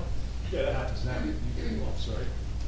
We do on occasions, if there's an event, you know, or at an establishment, and we get. No, I mean like the public events, like Yeah, in the park. We'll go speak to the DJ and ask him, you know, the coordinator, whoever it is, and just ask him, hey, you know, we've got some complaints, can you bring it down? Because I was wondering if we could put that in the ordinance about special events and not limiting them and saying, like, these are special events, that can be part of, because I know in the town I grew up, you would have to get, if you were having a party, you would almost get a party permit, so that would let you have music. Because unfortunately, friends of ours, they just got the police called on at their wedding. Their wedding, they got called at the James, and it was at 6:30 p.m., and they had the police show up, and they had to turn their music off for their wedding. And if that was my wedding, I would lose my mind. I spent all that money, all that time, all that planning, and all it took was a neighbor at 6:30 on a Saturday to go, your music is too loud, and then the cops have to show up, then they call again at 8, and then they shut them down for a wedding. So if there's any way that we can put some language in there to protect special events at the church, at the synagogue, at something, because there's going to be events there, and you're going to tell them you can't do that. Like, they're having a celebration for something, and we're just going to shut them down because someone just doesn't want to hear noise at 6:30. So, this way, you might respond. We have some language that might address your concerns here. The current section I, subtitled subsection I, schools, churches, courts, to create any excessive or disturbing noise on any street adjacent to any school, institute of learning, church, or court, provided that conspicuous signs are displayed in such streets, indicating the proximity of such institutions. So, I did read that, yes. So I guess what we're protecting the churches, yes. But you're saying you don't want anybody shutting down the churches. Yeah, especially if you're having an event like that. Like they had outdoor masses during COVID. I mean, I heard them. It was off the street. I can hear things, you know, but it's also, you know, these people weren't religious, so they didn't have their wedding. I don't think they should be discriminated against because they chose not to have it at a church and to have it at the James. And they got their wedding, I won't say ruined, they're great people, they had a great time, but it's just like, that was mine, I would be very Well, now the other subsection that, again, I think is on point. Subsection N is in Nancy. Yeah. Public entertainment loudspeakers. So that could include someone having a church, a reception, having a speaker, a phonograph or something. To operate or permit to be operated any mechanical device, loudspeaker, or other source of sound in any place of public entertainment. That would be festivals and things like that, I guess. That would be private. In any place of public entertainment. Right, the James Hotel. It's private. It's private. Okay, so maybe it's not. Yeah. So but this allows sound from 8 a.m. to 10 p.m. Yeah. So if that. But that's the current one right now? Or is that what we're proposing? That's the one we're proposing. Okay. It goes up to 10 p.m. Okay. I was just wondering if we can change that to include private. Because if Darcy's is having a band, which they do quite often, you know, all it takes is one person to move in across the street and Darcy's has no more music, ever. You know, it's funny, when I read this, I was not making that distinction. I was thinking if Darcy's has band playing or a soccer match. Yeah. People going. I was thinking of that as public entertainment, but you're saying Private it's not. establishment. Public would be you having an event here at the gazebo, that, or the, what's called, in the town, that's public property. So I agree with language to protect the town event at the beach or the private park, but this is where I think with putting the times in actually, it's like, no, 10 o'clock. Like you So could, the like, time so the would person can satisfy complain, that. they can't complain until 10 o'clock. At 10 o'clock, they gotta turn it down. And as of right now, that time is not in there, or No. not at all? There's no time right now for time enforcement as far as Private events. for any event. So if I have my backyard right now and I have a party right now at 8 o'clock, can someone shut me down if they get a complaint? Yeah. As of right now. Okay. Mr. Mayor, also, it's not always black and white either with when we're dealing with a complaint. We will, whether it's a baby's first, birthday party, a sweet 16, a graduation, a frat party, a 50-year anniversary party. We respond to all Let's of not say them. frat party, please. And, we deal with them again on a case-by-case basis. And if having a decimal reader would be fantastic, but those are machines that have to be calibrated and maintained. I can probably get an app on my phone, but that's not going to be used. Can't use that in court, right. Years ago, I think we actually had some. We don't have them now. But the timing is my concern. Is there a time right now? There is a time. Present. In the ordinance now. It's like, the prohibition is 10 at night to 8 in the morning. And we'll still respond, even if it's outside that time frame. And if it is excessive, we still try to deal with it. And if it comes to a point where it might not be excessive to what we're saying, but it's still a nuisance to you, the resident, we explain there's an option that you can go to the court and sign a complaint yourself. We document who's there, we identify everybody, so there's no question, and then down the road, you can go and lodge a complaint, and then the court has a mediation thing, if it is a neighbor thing. You don't have to go straight to see the judge for the ticket. You can go to like, hey, listen, my next door neighbor has kids in the pool every single day, all day long, it's driving me crazy, I work midnight, so I gotta sleep. They'll mediate that, That's understandable, yes. My concern is that the time thing and the decibel thing, I think we should have a decibel thing, because if someone's complaining and they're like, it's not that loud, but they're still complaining about it, especially if it's a wedding, it's 10 o'clock, it's 9 o'clock, and they're saying it's excessive, and I say it's not excessive, so that's my concern. So, thank you very much. Thank you. Thank you. Yes. No, I'm sorry. Me? Yes. Paula Jen Temple, 103 4th Avenue. I thought when you're doing the noise things on the weekends, you were going to try to restrict commercial mowers and weed whackers and things on Saturdays and Sundays to some extent. A beautiful day, you're sitting on your porch at 5 o'clock at night and somebody's weed whacking. One of the loudest things ever made. Is there going to be any restrictions towards that? My comment there is we've separated out construction noise, and then for that type of noise, we put it in with power tools. And I feel like we should actually make a distinction, like why should landscaping equipment be different than construction equipment? Because I agree with you, it's super loud and annoying. So It's extremely loud, and I know, I think I'm right that, I think it's, I can't think of it now, I can, but that doesn't allow the. well, some towns have banned like Saturdays whatever, and Sundays. leaf blowers, Yeah. whackers, that stuff. But I feel like to separate that stuff out, and then if we want to talk about power tools like that are being operated by residents, we can make that different. But commercial landscapers, I don't know that we should treat it any different than commercial construction. Okay, thank you. Thank you. Yes. Yep. No one wants to go. Robin D. Fleece, 111 Park Place Ave. Pretty much on the same wavelength this lady just mentioned. This coming Sunday is Father's Day. You invite 15 people to your house at 11 o'clock in the morning. I have a pool. We have a pool party. There's nothing to stop your neighbor to start power tools or landscaping from noon until 6 o'clock. What's the address, Ms. D, please? 111. So I can come to the pool party. Yeah. Always welcome, John. So it's happened to me in the past. One of the days was a Father's Day. So you have your neighbor or somebody, or even the one neighbor says, "Oh, I'm going to do on a Saturday. I'm going to do my lawn from 11 to 12:30." Well, okay, it's only an hour and a half. The next guy 2 doors down is doing his from 1 to 3, And the guy behind it, the next street, on a totally different street on Ocean Park, he's doing his from 3 to 5.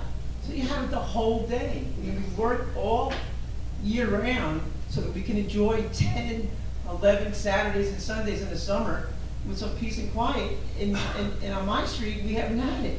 Since 2017, I've had construction every Saturday for 5 years in the summer. And now you're stopping that. But I'm going to tell you this right now, a lawnmower, a weed whacker, like this lady just mentioned, or these guys have these things on their backs, even the homeowners have them, they're louder than the construction guys. So if you say construction is no good, then the landscapers are louder than the construction guys. How can we say the landscapers can do it, or even the homeowners?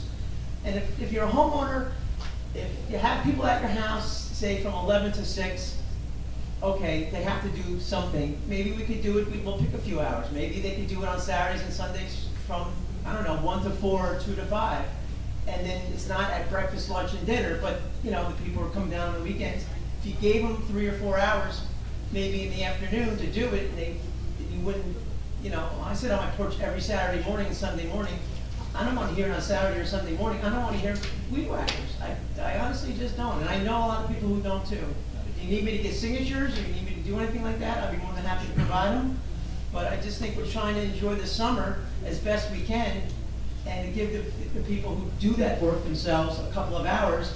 And I don't know why it takes people 2 or 3 hours to do it when the guys that we pay come in and out off your property in 15 minutes. You can pay somebody $20 and in 15 minutes on a Tuesday, Wednesday, or Thursday, your whole property will be weed whacked and the lawn will be gone. So I don't know, Public Works needs extra money, we need money in town. Let's I know, the insurance. But that's my thought, and I've been trying to explain that to people, and we're just trying to enjoy the summer. And the flip side of that argument is some people have their properties, they only come down on the weekends, they want to be able to maintain it. We want people to mow their lawn, we want people want it to look good. Can we do it from 1 to 4? We're pretty much, it's not during breakfast, it's not during lunch. We put a time frame on it, that's what we're looking at, but I'm just saying, there's that. Either a time frame or not at all is my opinion. I could get the guy who does my lawn to come to anybody's house for like $15 or $20 and we can do your lawn. Let me know. Let me know. Yahoo. Susan Fisher, 506 Monmouth Avenue. Good evening, Mr. Mayor, Town Council, and residents. Myself and my husband have lived at 506 Monmouth Avenue for the past 16 years.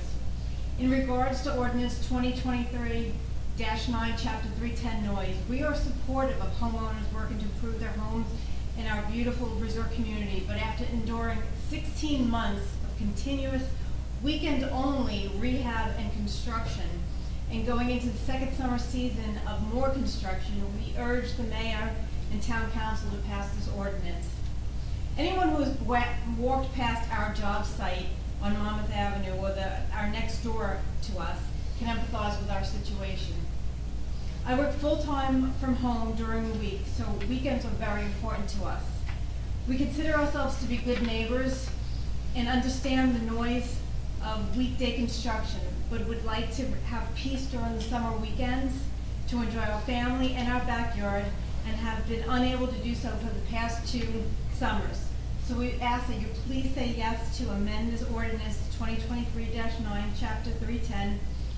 And we do have a pool in our backyard, so we invite you all to come visit us too. Thank you. Right down the street. Thank you. You shouldn't have said that. Okay, yes.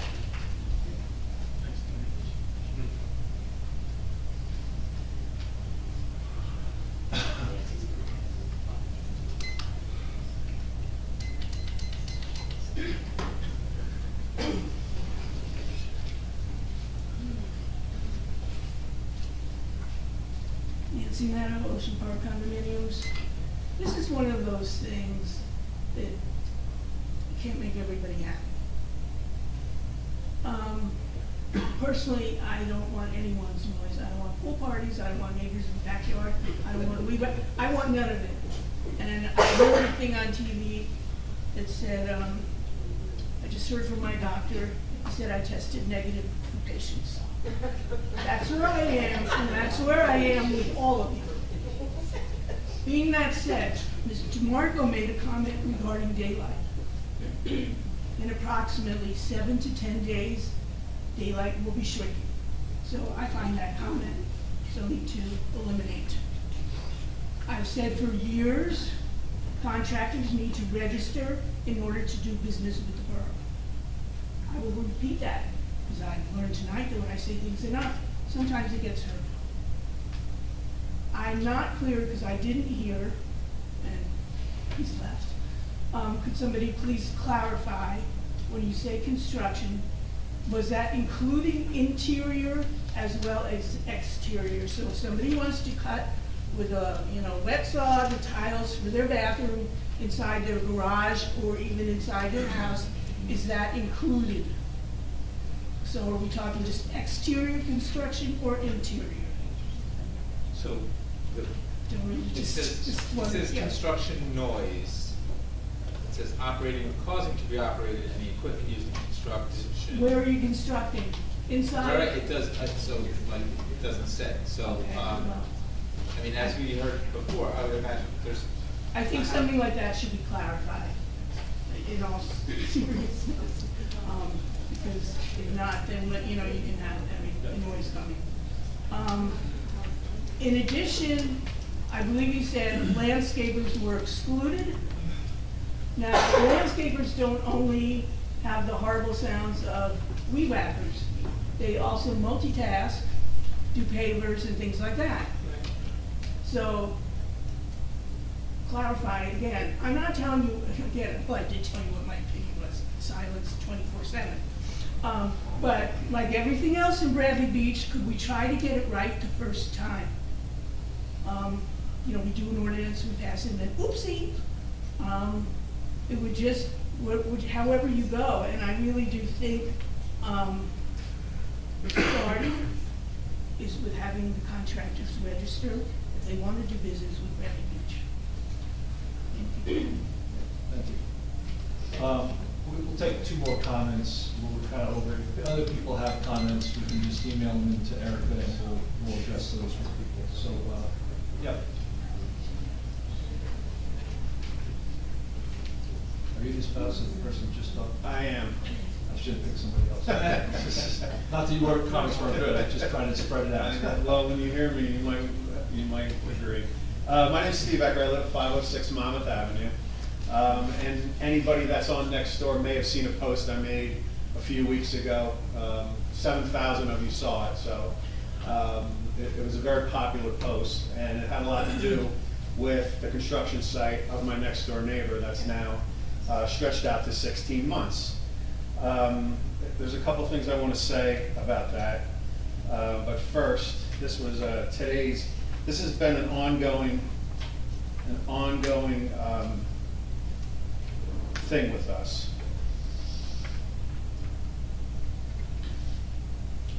I don't know if I'm going to be able to get that to play, but I got one if needed. but anyway, the first thing I wanted to say was thank you for getting Evergreen Beach open prior to the July 1st date that was given to us. That means a lot to us. I was disappointed that the beach wasn't open. Now getting back to the noise ordinance,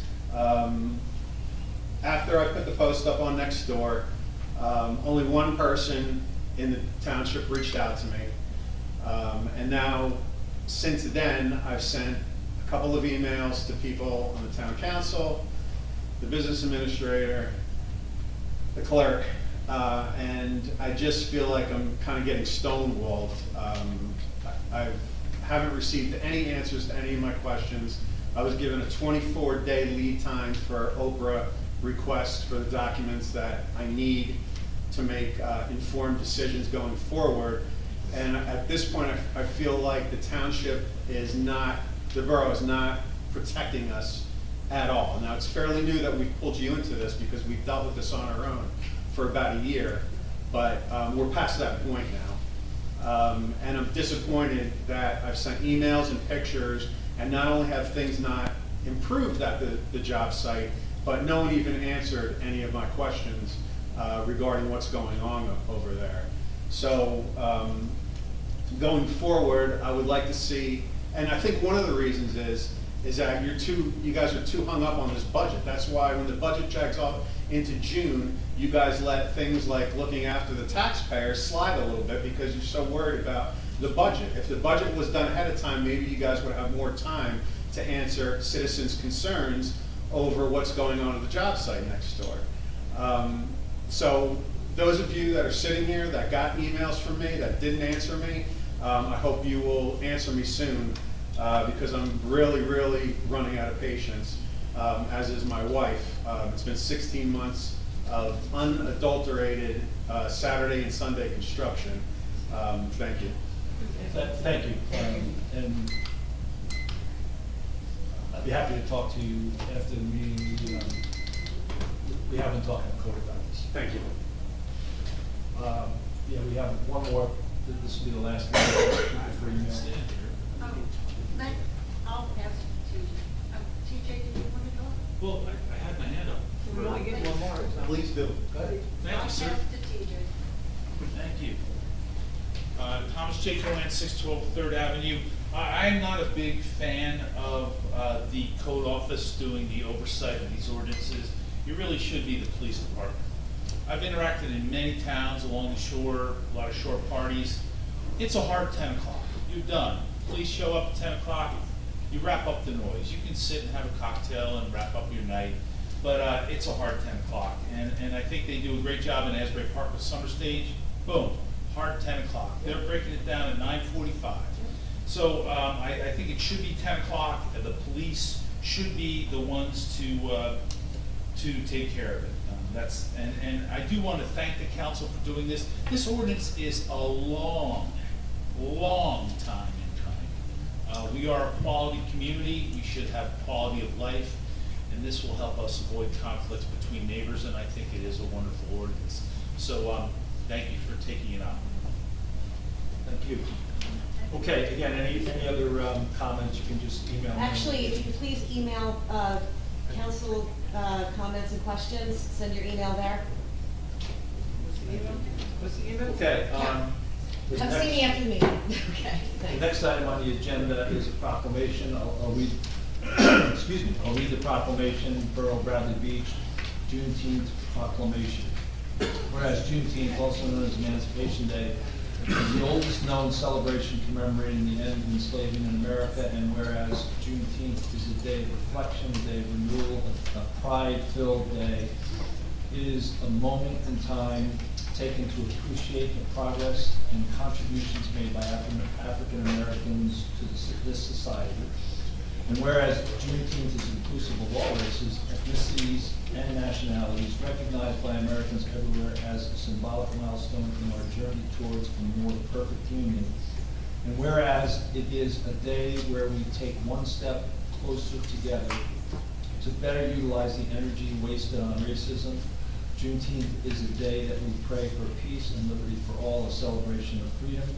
Now therefore be it resolved by the Mayor and Council of the Borough of Bradley Beach to hereby proclaim Monday, June 19th, 2023 as Juneteenth in the Borough of Bradley Beach, and encourage all citizens, young and old, to pay tribute to the journey, embrace the past, as well as the future that unity, respect, and appreciation brings. Dated June 14th, 2023. That's our proclamations. Now go to approval of minutes. I'll make a motion to approve the May 24th, 2023 council meeting minutes. Do I have a second? Second. Mr. Marco? Yes. Mr. Noble? Yes. Mr. Gubatose? Yes. Mr. Weber? Yes. Mayor Fox?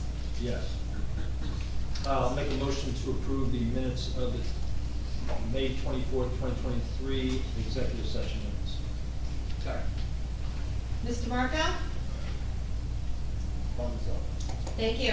Mr. Noble? Yes. Mr. Gubatose? Yes. Mr. Weber? Yes. Mayor Fox? Yes. Okay, agenda item number 9, public comments relative to the agenda for tonight. 5-minute limit in single instance to speak per participant, whether in person or virtual. Eric, you take it away. Yes. No list? It's on the agenda. Okay.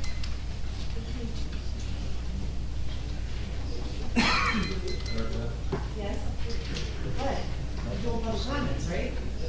Okay.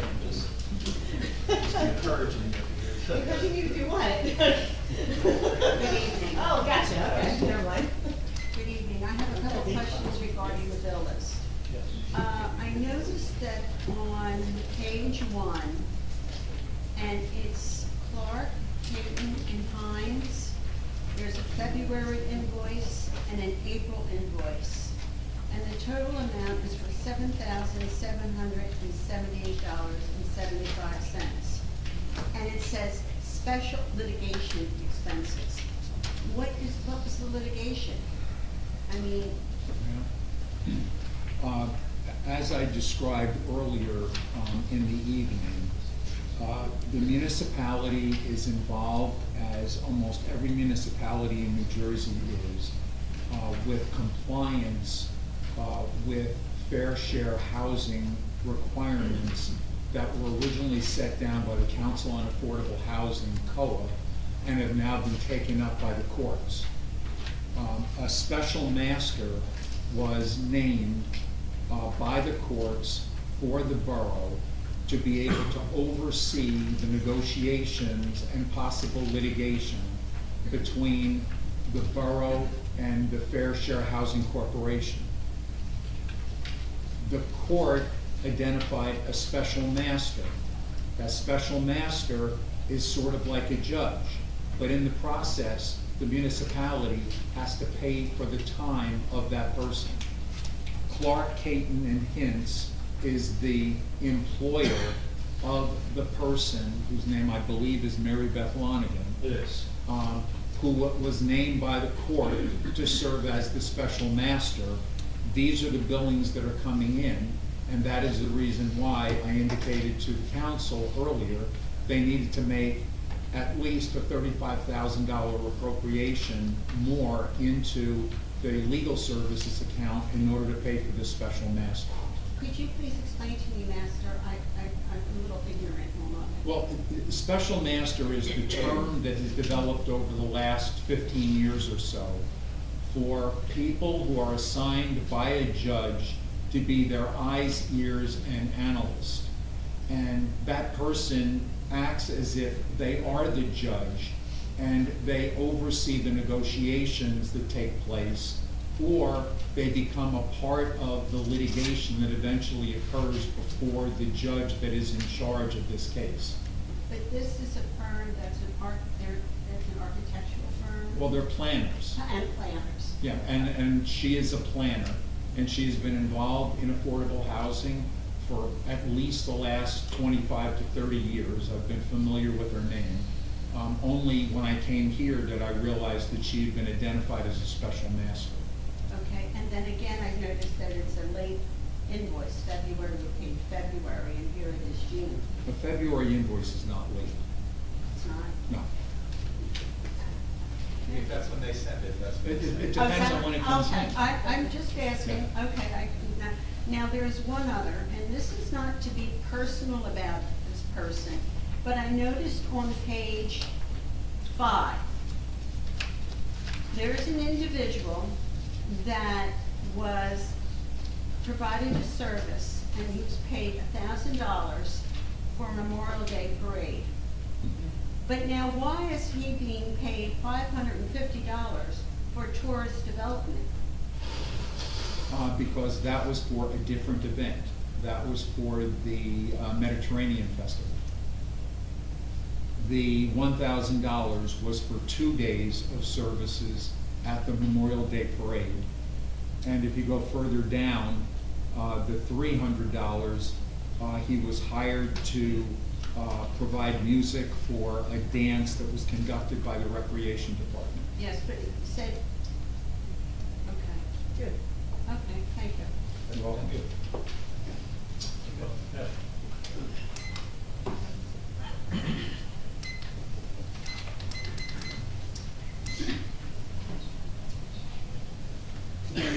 Mary Backstrom, 218 Fourth Avenue. Two quick things.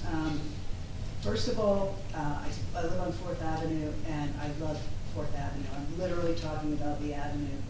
the people who did the roadworks and the tarring and all that stuff, they worked very efficiently. And I saw them do it on Third as well. So I just think I just want to say, they did a great job. And they did it in a nice, timely manner. Second, this is for Erica, it's a tiny thing. There have been a couple occasions where comments, public comment, people had their hands raised, and they eventually put them down. It's just something to keep an eye on. It's not during public comment, I'm keeping an eye on Zoom. Right. They're putting their hands up during. Right, okay, fair enough. All right, that's fair. Thank you. Erica, the cursor is a hand, so It's not, Mary, it's not about the white, Like it looks little white hand or the, like or a the palm orange hand, hand. it's like- No, I've noticed orange hands too, but you guys are right at business. Yeah, public comment. Yes. The white hand though, it's a just so you know, that's a Yes, cursor. no, there was yellow. Oh, okay, yeah, I thought that's what she was talking about, okay. Oh, I think, you know what I mean? I think Randy had his hand up earlier. But that was earlier when His comment hand was over. Yeah, I saw that. So, Hi, Brigitte McGuire, 610 Brindley Ave. I just had some comments. I had the same question, thank you, Mr. Fehrenbach, regarding litigation with the architectural firm. I just have some other questions about the bills list. The John Guire Supply, the Bobcat, I'm assuming some type of tractor or machinery. When it says unfunded, what does that mean? What page is that on? Oh, good question, I just wrote notes. Let me say, I'm not entirely sure. What was purchased was essentially a mower. After 3 quotes were received, the John Guire Supply? was the low quote of the 3 quotes. And, unfunded there means it was an ordinance. The ordinance has portions that are funded and portions that are unfunded. And that's simply referring to the account that had the appropriation that is unfunded. At some point in the future, there will be borrowing for that, but right now it simply comes out of the capital fund. Okay, and then at that point, do we know where that money comes from? When that gets paid? Because it's on the bills list now, it's getting paid, but then do we know what fund is replenishing that? It's maybe a little hard to explain, but when a bond ordinance is adopted by the council and you go past, I believe it's the 20 days, you now have authorizations to spend. But that account, that ordinance is divided into the funded portion, which is generally the down payment, and the unfunded portion, which is the amount to be borrowed. Now, the amount to be borrowed, given the fact that's a 2021 ordinance, probably was borrowed, but it still was identified as being unfunded. So would that be but like it a com- lease or financing the vehicle? Like, is that what that means? No, it's. Just borrowing from another account? We're paying cash, Okay. okay? We're paying cash, and the money comes from a bond ordinance that the governing body adopted that is identified there as ordinance 2021-3.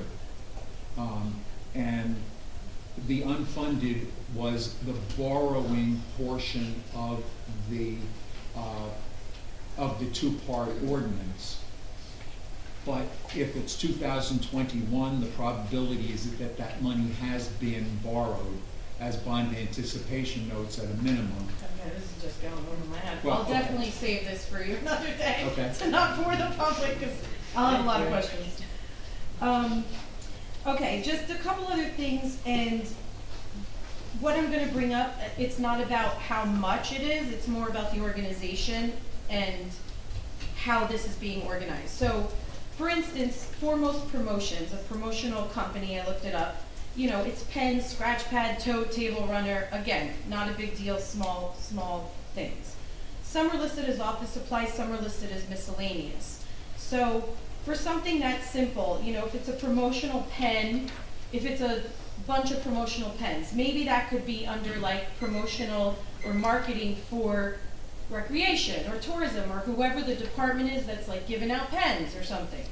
But just to have miscellaneous put on there really just doesn't say anything, because maybe there's maybe there's $50 pens on every bills list, and then suddenly someone's like, why do we need so many pens all year long? So that's my point there. Asbury Park Cyclery, we have a cruiser bike, helmets, back rack, all listed under miscellaneous. I would assume that's for maybe the police department, but I could be wrong. But it's all listed as miscellaneous, so can it just be put for whatever department that's for, or whatever it's for? The Foremost Promotions then later on has shipping charge for $103. Promotional companies, millions of them out there, have free shipping. So again, to get back to our spend, I know this is minute, but if we can spend where we could get free shipping on things like this, it would make more sense to save money. The next one, same thing, Oriental Trading, the total was $131. Again, pennies, it's not about the money. We paid $29.98 on shipping. There's a $49 spend for free shipping on Oriental Trading, so why is there a $30 shipping charge when we spent over $49? So, again, not about the money, about the organization, about the spend, and about possibly there was no shipping charge because it's a $49 limit and we spent more than that. So that leads me to a trust issue, even though it's a $20 listing there, but it's listed as a shipping charge, which is not a shipping charge. It could be express shipping if you did it at the last minute and you didn't know you needed that item, just saying. It could, but again, you know, $49, we spent $131, so uniforms, again, I know we need them. They're on almost every bills list. So this one was very specified. Sometimes they're not. So I appreciated that they were specified for what they were for. But again, you know, if maybe that's what's happening over time as the organization is starting to happen. Mr. Fahrenbach, your promises of working with us just made me wish you weren't an interim BA.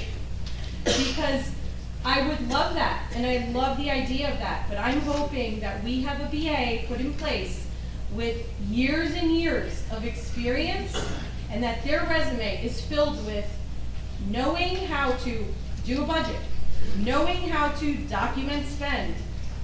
We need someone with experience beyond to fix the issues we have here. This is for agenda items. Bills list is the agenda items. Okay, but if you have questions on the bills, you have to answer them. Well, this is part of it, because it's poorly done. The bills list is poorly done, that's where my complaint lies. And I will save my extra comment then for the end on that. So, I'll leave it there. Thank you. Thank you. Any other questions? Yes.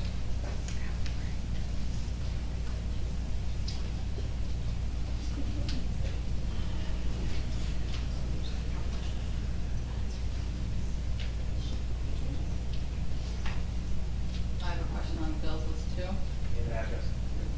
My name is Kristen Mahoney. My address is 200 Lorraine.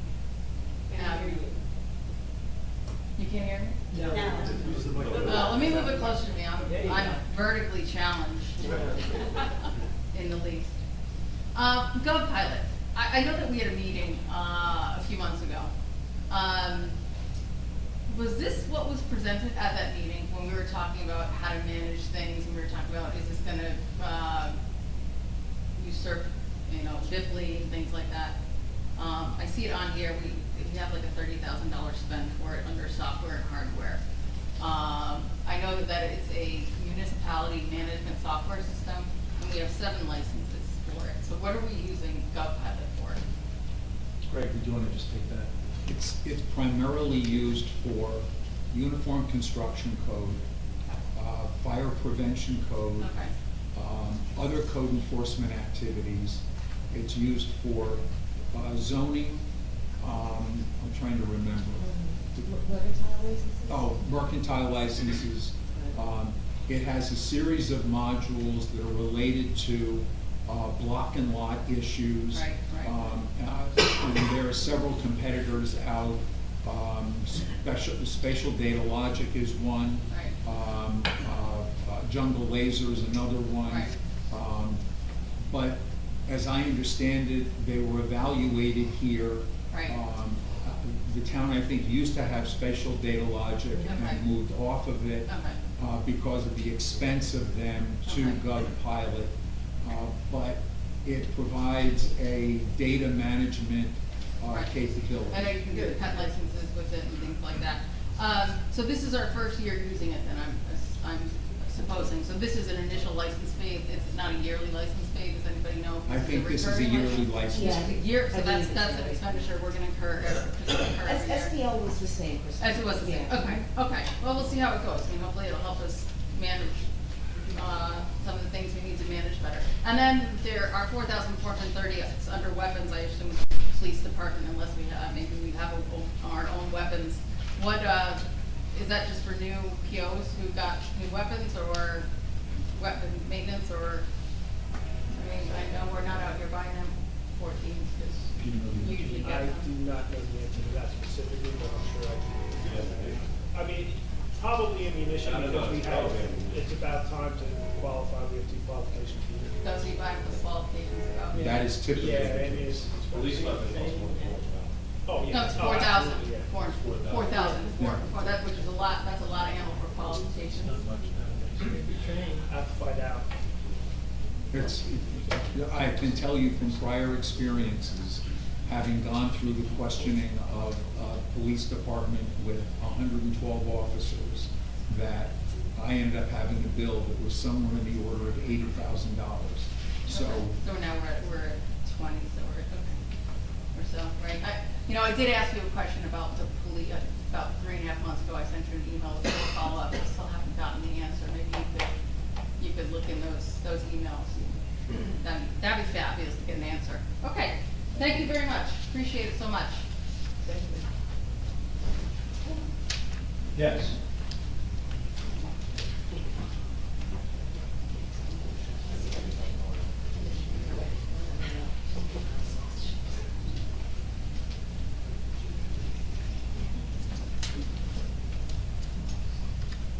Nancy Meadow, Ocean Park condominiums.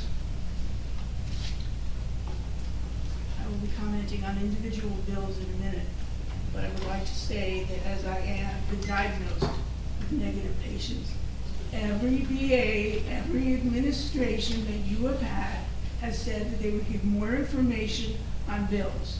And as we're going along, we're getting less. And let's start with page 1 and what the lady said about the attorney, and what an excellent explanation you gave, Mr. Fahrenbach, regarding the affordable housing. Why could that not just have been in the description and we could have not even brought it up? It's beyond. may I answer that question? Sure. Because the software doesn't present that capability. Okay. I've been hearing that for years, and that we're getting new software every year, and then we'll change it every year. It has been just going passed down the line. In addition, if you can put in a description for something else, like the pipe at McCabe in Ocean Park, you can put in a description for this. I find it's just mind-boggling, because then I will go to everything that Ms. McGuire said about the organization, all those things, miscellaneous. Really? This is how come your budget doesn't work. This is where you cut expenses. And listen and pay attention. Mr. Cannon, are you still the borough attorney? Your sign says so. Well, on page 19, we're paying $1,800 to Wiener, who's our borough attorney. I find that odd. And then also, we have $34,000 for railings. Is that a competitive bid, or we just pick somebody out of the sky? Spend $34,000 on railings that I believe were redone a couple of years ago. And perhaps if we had an ordinance that did not allow people to climb on the railings, that was enforced, I mean, that would be we need an ordinance to enforce, and an ordinance, maybe our railings wouldn't cave in and break. We're spending $645 on shirts. I'm glad it's going to Murray's. It's our business in town. What department? It just continues to go on and on. Are we offsetting any of that huge bill on the Ocean Park pipe? I bring that up at every meeting. I do not believe you should be approving these bills. I understand we're legally liable, but we need to stop buying and then approving. How many times have I said it? If this is a bad time for us and we're trying to cut back, well, we're not trying to cut back. We know we should. Is it the time to spend $3,000 on plants? Yeah, they're beautiful. I mean, I'm not saying they're not, but is that a necessity when we have other necessities or things that you're claiming are necessities? I can go down every single page and show you where your descriptions are contradictory or lacking or dishonest. And I believe this borough needs to investigate dishonesty. Thank you. Yes.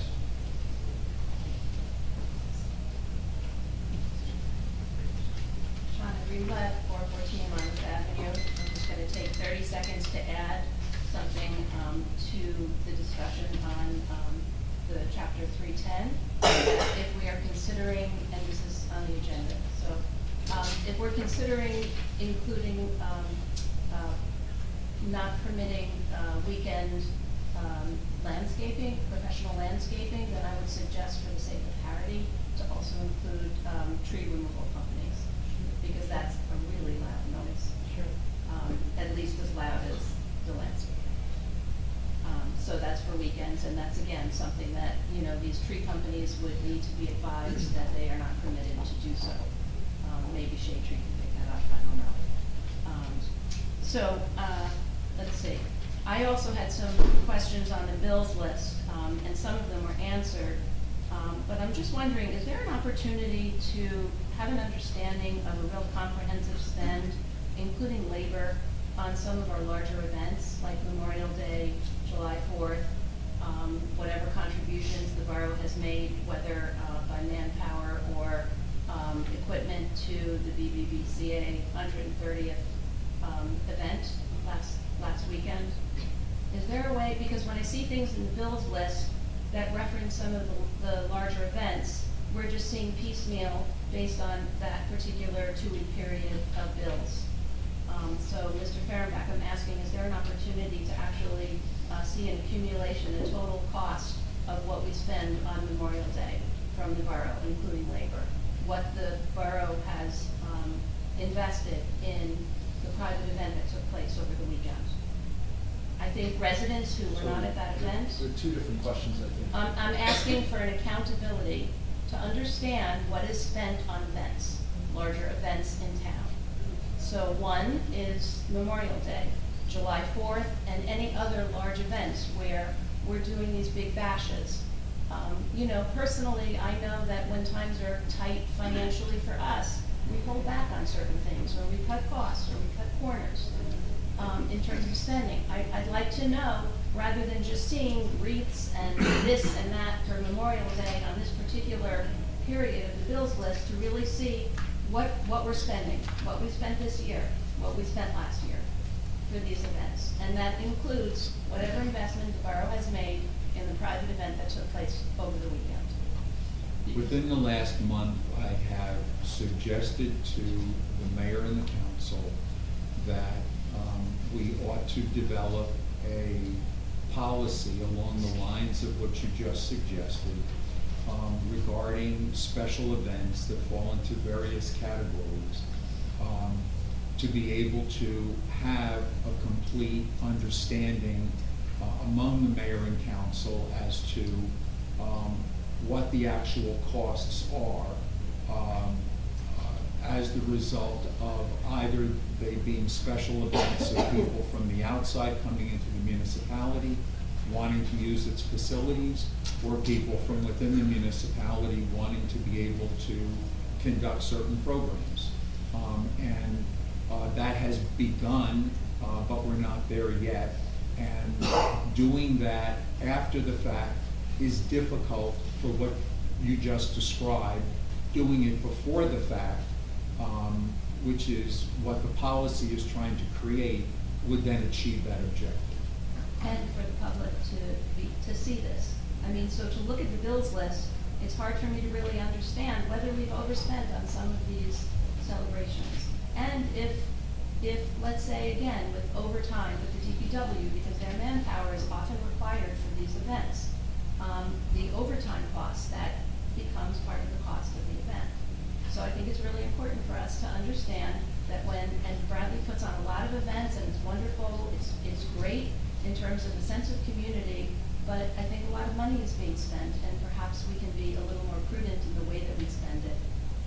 And even have some of the events. I'm not suggesting not have the events. I understand your suggestion. Right, okay. Is 2023 188 going to be discussed tonight, the property of Lorraine and demolition? Is that, I know it's on the agenda, is that? Yes, yes, It is being discussed? yes. Okay, so my question is, what is the status of the dispensation of architectural elements in the building as it relates to demolition? It's in process. The Ocean Grove Meeting Association we met with, and they identified one artifact. Beyond that, so they want one artifact, I'm sorry, I. That's enough. Okay. If Yeah. they want, there are lots of valuable elements that the Absolutely. borough can capitalize on.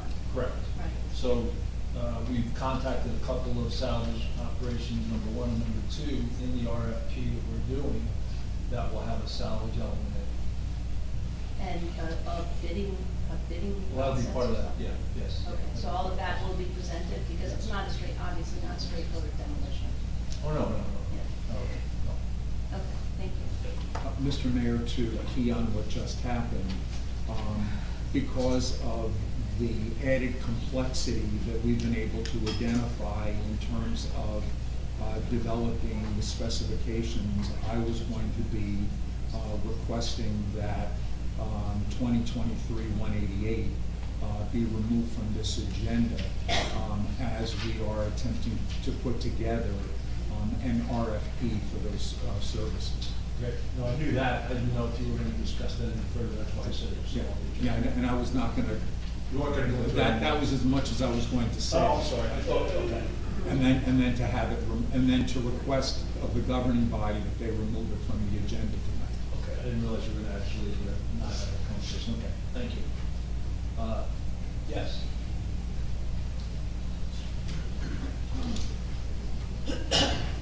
Linda Duffy, 312 Brittany Avenue. I go through the bills list and struggle with a lot of things too, because you have no idea where they're going or coming from. And I do notice that on a few of the lines, when you're reading across, they've actually hit the return button, zoomed over, and there's extra information added in other places, so it should be for everything. Second thing is, on the bills list, I would like to see what's the receipts, what's the receipts for the bills, who has all that stuff, and also, what's account receivable? You're making money every month, a little bit that may be, from the rec department, for beaches, everything. It should be posted every month, that the public is made aware, along with the council, of how much money is coming into the town. Looking at the budget, it's even hard to read on the budget what each department makes, because it is generating money. Not every department, but certain departments in our town. The other thing I want to say about the noise level, I think that most people, unfortunately, I live in a very nice neighborhood. If we are going to be making noise, we tell our neighbors, and, you know, we try to keep things quiet after 10, and I think 10 o'clock during the summer months is probably appropriate, because otherwise we won't have any Airbnbs, because they're the noisiest thing in town. All right, thank you. Thank you. Yes.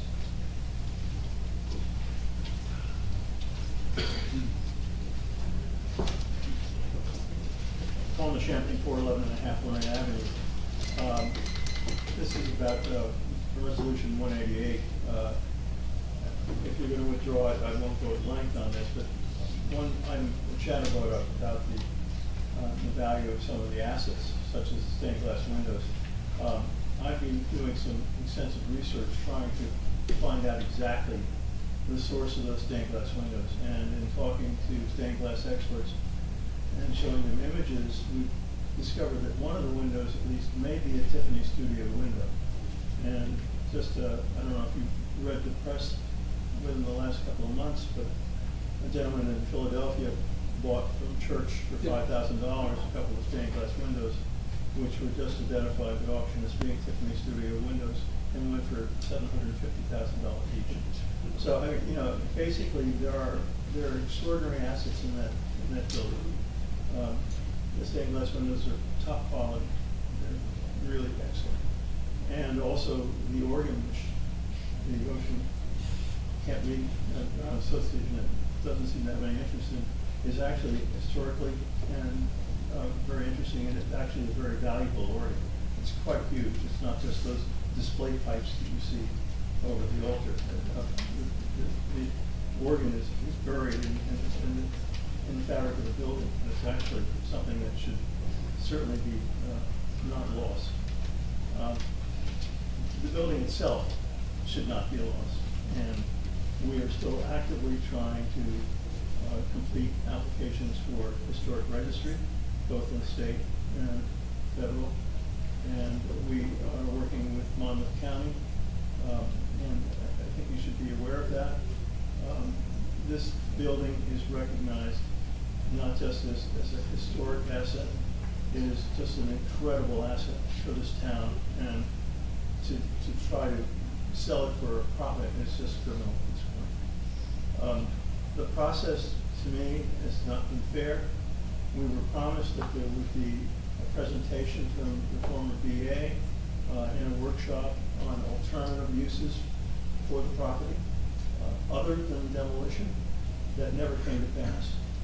Former VA just went ahead to find out possible costs of demolition and did not look into the costs and benefits of any of the alternative processes, which might have been presented to this community, and we could have decided intelligently what to do with the building rather than rush to demolish it. Thank you. Thank you. Any other questions on the agenda? Yes.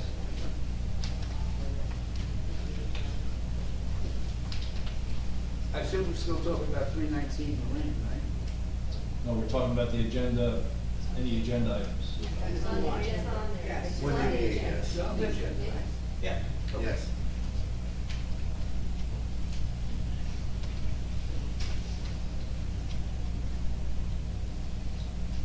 Hi, I'm Jack Gentempo, 113 4th Avenue, Bradley Beach.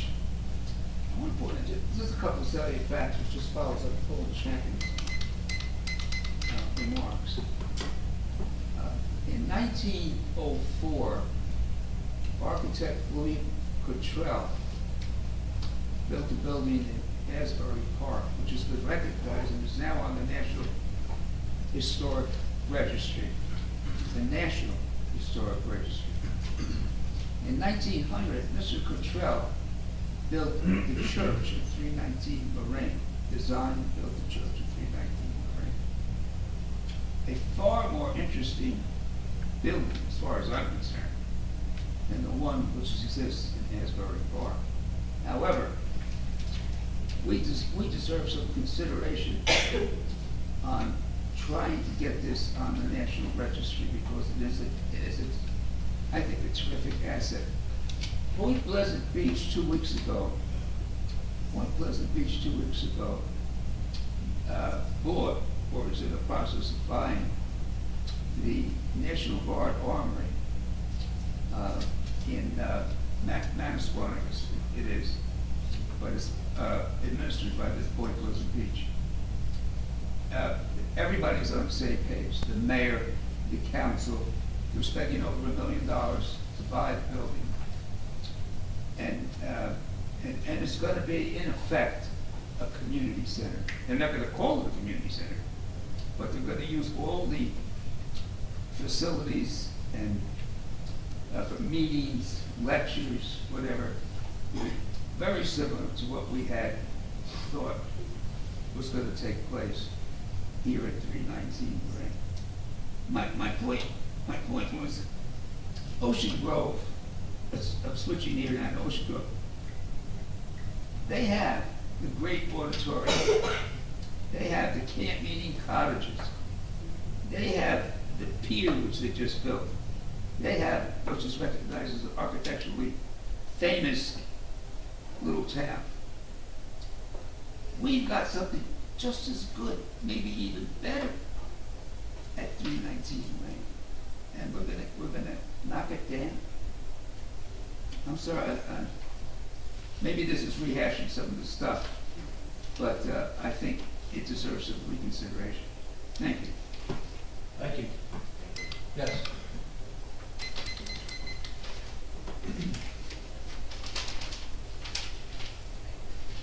Bob Sarantino, 401 Ocean Park Avenue.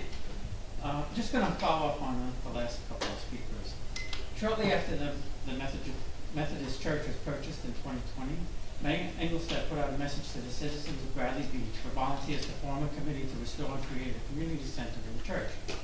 I answered that call, and I was quickly put in touch with Paul McAnthony. I met with Paul at the time, and a 501c3 was formed to generate revenue to carry out this task. It was my understanding at that time that the mayor and the council were 100% behind this endeavor.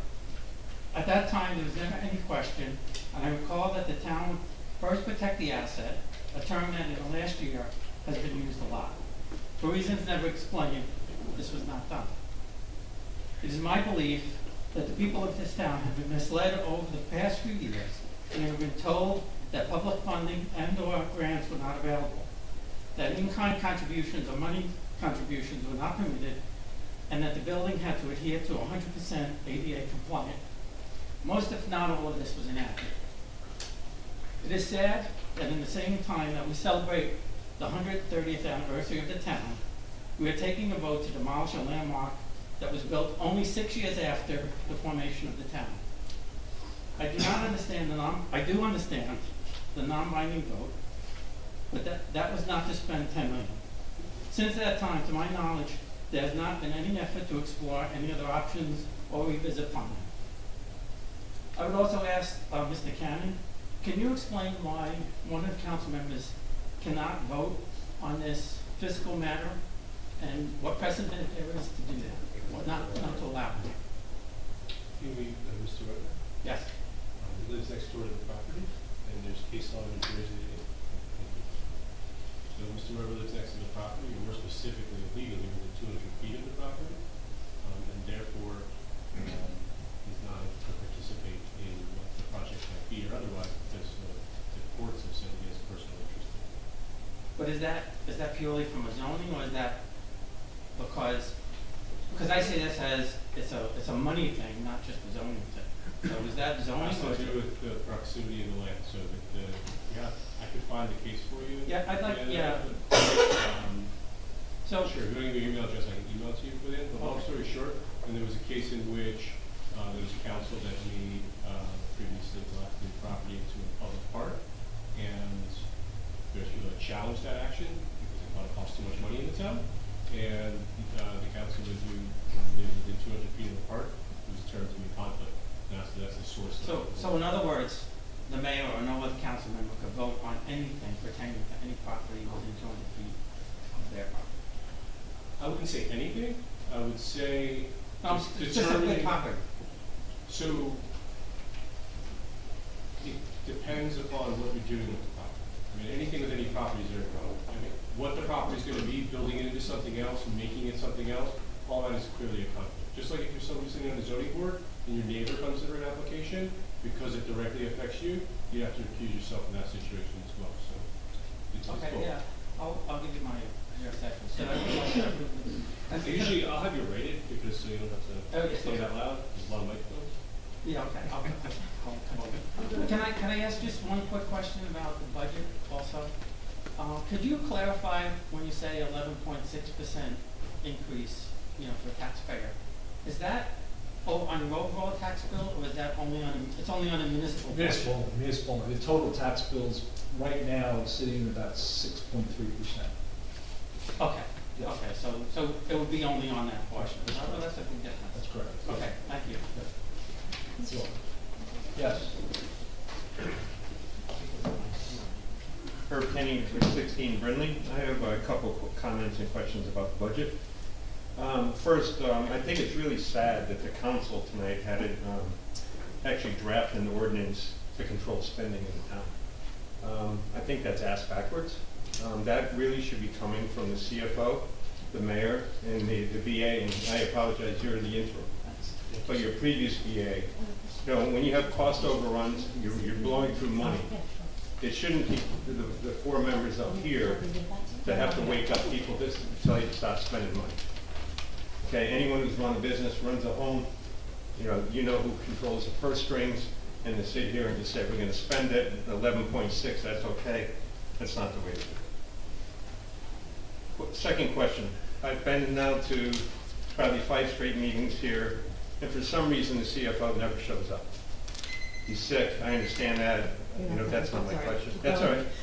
But, if he's gonna teach at Rutgers, and he has a job here, he should be giving money back here then, if he's not showing up. Sorry, that's simple. I asked at the last meeting, we're talking about legal expenses, the budget. The mayor has not publicly stated yet who's paying for his legal fees against the council. If it is the town, please just tell us. If he does lose the case, will we be reimbursed? Just a question. One other thing regarding the liquor licenses. I noticed that there's no renewal here for the movie theater. I can answer that. Okay. Okay, so with a liquor license renewal yearly, there's 3 different things that the licensee has to do. They have to go on to what's called the ABC Posse website and pay the state fee, which is $200. Then they have to pay a municipal fee, which is $2,500, and then they have to wait for something what's called retail, ABC retail tax clearance to clear. The movie theater was late on. It'll be on, put it to you this way, it'll be on the next agenda. That's my last license. Okay, well, my question is just, so do they own this liquor license, or they're reserved, or they're promising they're gonna pay it, or where do we stand? My other question is, this thing keeps dragging on. I've spoken to Mr. Bowles, he's called me twice. Keeps telling me it's coming, it's coming, it's coming, but I really think it's unfair to the town if they, because they're late and there's a liquor license sitting out there. I'm sure there's other people that, in times when companies need money, I'm sure there's some restaurants here that'd love to have a liquor license, so. Licensees have up until June 30th to get everything in order, to get those 3 things in order and get a resolution passed. All right, I still don't understand, but anyway, I trust that you're going to, but, again, it's time, if they owe us money, we should be ponying up. And again, this is just other things we should be looking for. Well, they paid their municipal fee. They did pay their municipal fee. Okay. All right, thank you. Okay, you're welcome. Can I just get your address again? I'm sorry. 316 Brindley. Thank you. Yeah. Any other questions?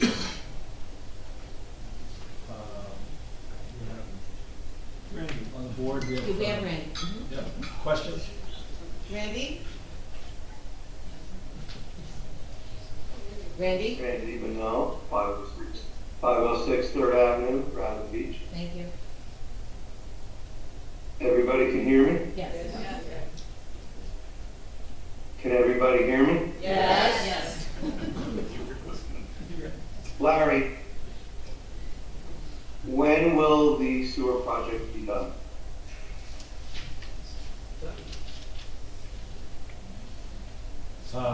Mr. Mayor? Sure. Yeah, When will the sewer project be done? I spoke with the engineer, Mr. Bennell. I spoke with the. No, I asked Larry. No, Mr. Fahrenbach, please, I asked Larry. I didn't have a chance to give I didn't have a chance to Larry, give. when will it be done?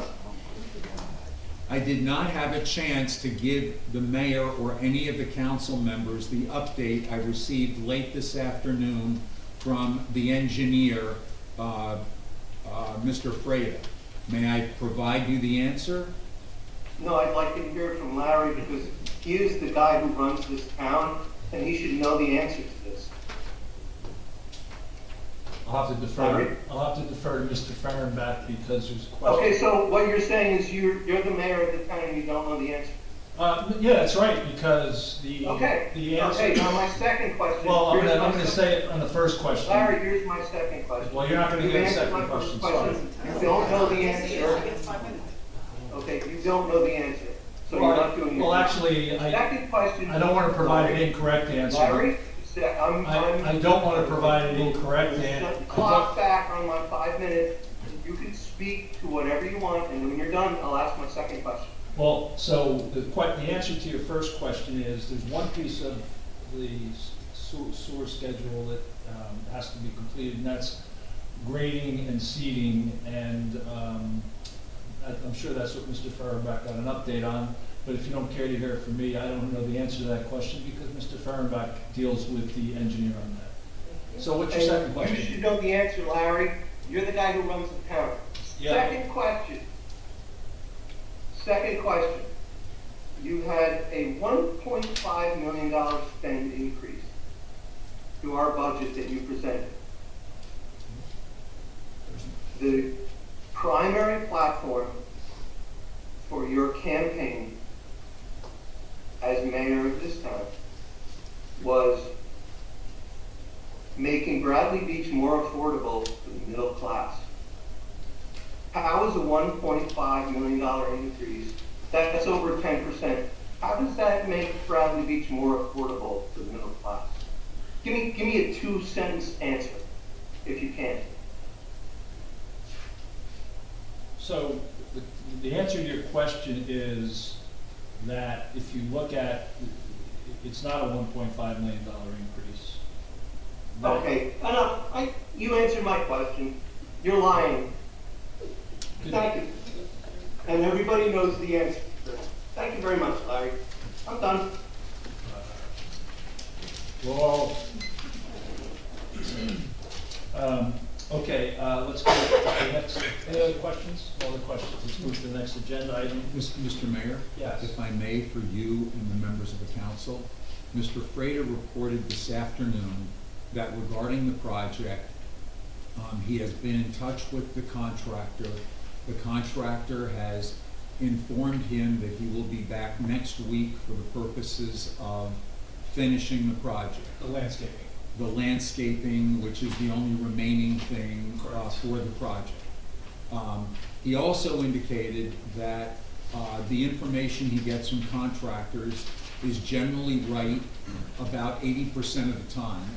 So he's not willing to literally put his name on the line for the promise that the contractor made, but that he will stay on top of it and will try to make sure that the contractor is here by next week to begin finishing that element of the job. Thank you. Okay. As we know, the primary part of that job, I'll spend 10 seconds because we have other things to talk about, was clearly to get this spring was to get the concrete and the paving done. That's been completed.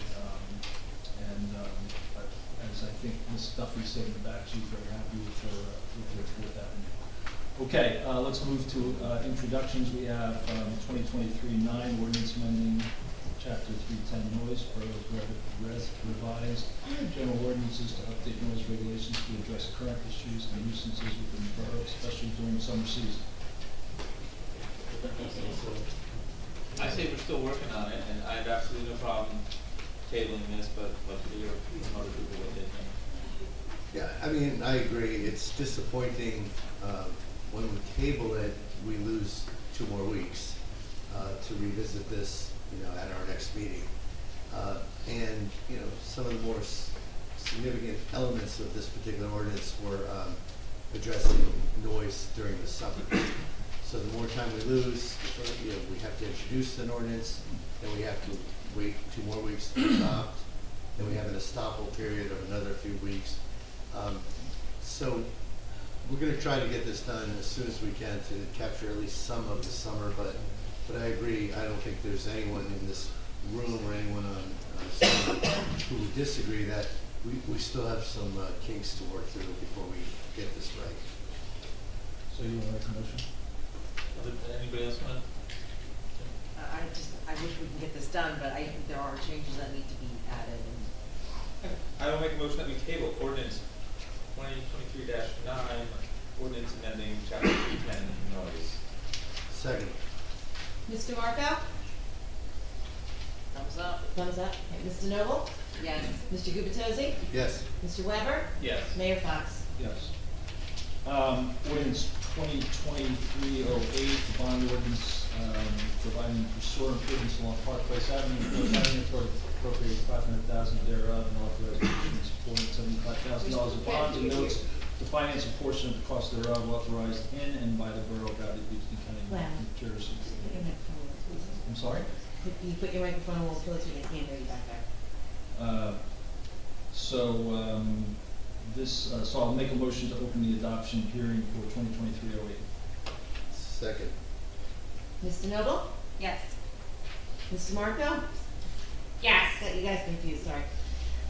Mr. Gubertosi? Yes. Mr. Weber? Yes. Mayor Fox? Yes. Anything from the council? Quick question, is this one that's, it's just a couple of blocks along Park Place, correct? And then on Fifth Avenue, how much of Fifth Avenue are we talking? Main to Hammond, Which is one block. which is one block. So this is just for the folks playing along at home, it's $500,000 and we're talking about this doing this order for basically 3 blocks. Okay. It's sewer and resurfacing. So, at least we're gonna sewer that. Okay. Any other comments? Any public comments? Okay, then I'll move to close the adoption hearing and move to approve resolution 2023-08. I'll make a motion and move to a second. Second. Mr. Marco? Yes. Mr. Noble? Yes. Mr. Gubertosi? Yes. Mr. Weber? Yes. Mayor Fox? Yes. Agenda item number 11, there's a number of primarily seasonal adjustments in pay for primarily the beach, recreation, and one seasonal DPW. We have to, let's move to number 12, resolutions, consent, and individual on the consent agenda. We have a number of items. We have the bill list, 2023-178. 2023-179 is approval of the annual renewal for alcoholic beverages, liquor license for Gladys and Carlotta Inc., TA Bradley Liquors. 2023-180, approval of the annual renewal of alcoholic beverage license for Swami Shireen Incorporated, Shore Wines and Liquors. 2023-181, approval of annual renewal of alcoholic beverage license for KTK of Bradley Beach, otherwise known as the Bradley Beach Bowl. 2023-182, approval of the annual renewal of alcoholic beverage liquor license for Portuguese Shamrock LLC, TA, also known as the Elbow Room and Kitchen.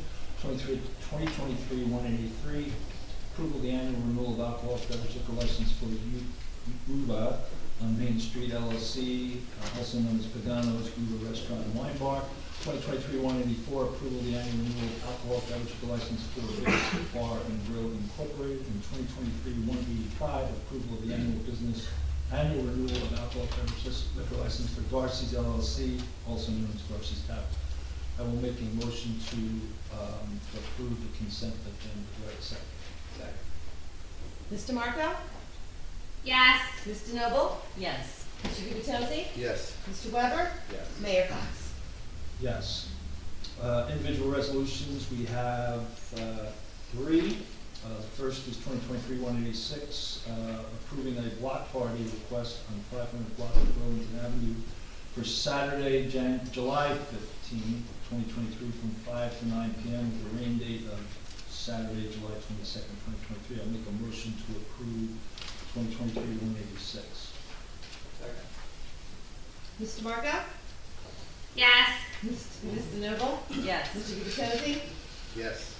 Mr. Weber? Yes. Mayor Fox? Yes. 2023-187, approval of temporary budget appropriations. Make a motion to approve 2023-187. A second? Second. Mr. Marco? Yes. Mr. Noble? Yes. Mr. Gubertosi?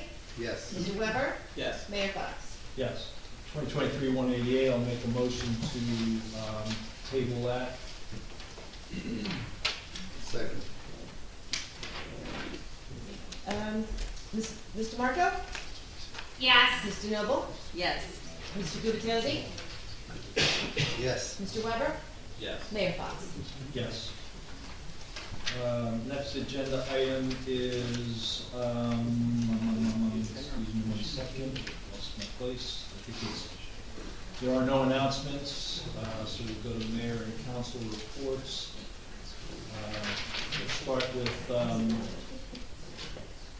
Councilwoman DeNoble, please. Okay. So the Bradley Beach Shade Tree Commission had a meeting on June 7th. They had 6 applications.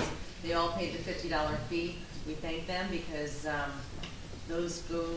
the money goes towards the replenishment of trees. We have 8 wishing trees requested so far. We have no honor me tree requested. This really helps subsidize the planting of the trees. If anybody would like an application for an honor me tree or a wishing tree, please contact me and I'll give it to you after the meeting. That would be great. Also, really great feedback on the tree of the month. It's the corner of Burlington and Pacific. It's a blackjack oak.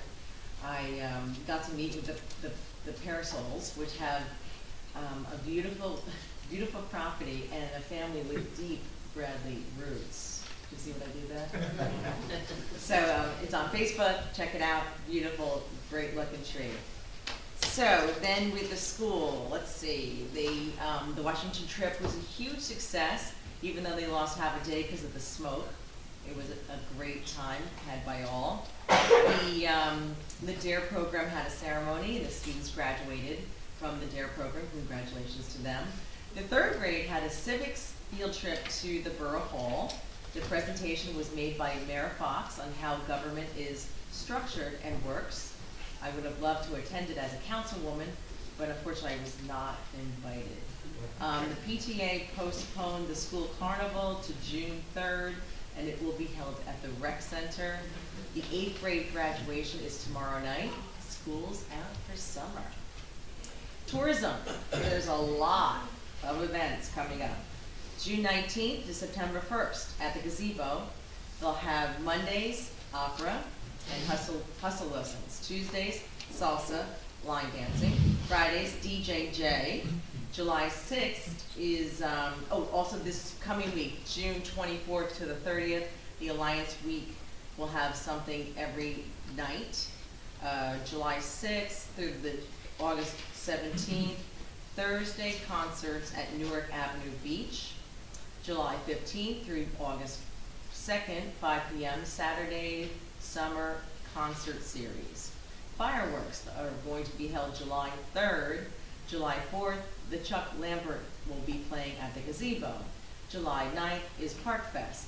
July 13th through the 19th is the Shakespeare Festival at the gazebo. August 1st, National Night Out at the beachfront. August 19th is Pirate Day, 12 to 3. August 6th and the 20th is Sunday concerts in the park. September 2nd and 3rd is a concert in Riley Park, Labor Day, that's Labor Day weekend. Also various 5K runs throughout the summer. And I'm looking forward to all this, and I love a party, but I'm just not sure how we're paying for all these events. They're expensive, and they're on weeknights and weekends that will also entail public works. What I would suggest is that we start self-funding these programs with sponsors, have our DPW, police, and other expenses covered. Porta potties, barricades, they all cost money, and we should not be paying for it as taxpayers. Also, I'd like to update people on the business administrator. A lot of people have been asking me where we stand, and I'd like to thank our interim business administrator, Greg Farabot, for doing such an excellent job for the past 90 days. Unfortunately, he's scheduled to finish his duties on or about June 30th, which is quickly approaching. We appreciate him stepping up and assisting us in this transitional time period. Our previous business administrator, Ken Humphrey, resigned on February 8th, giving the mayor and council 30 days notice until March 10th. I sent Mayor Fox an email on February 10th inquiring when the process would begin. The advertisement was then published on the League of Municipalities website on February 13th. Mayor Fox's public posting had no request for actual business administrator experience or any educational degree requirements.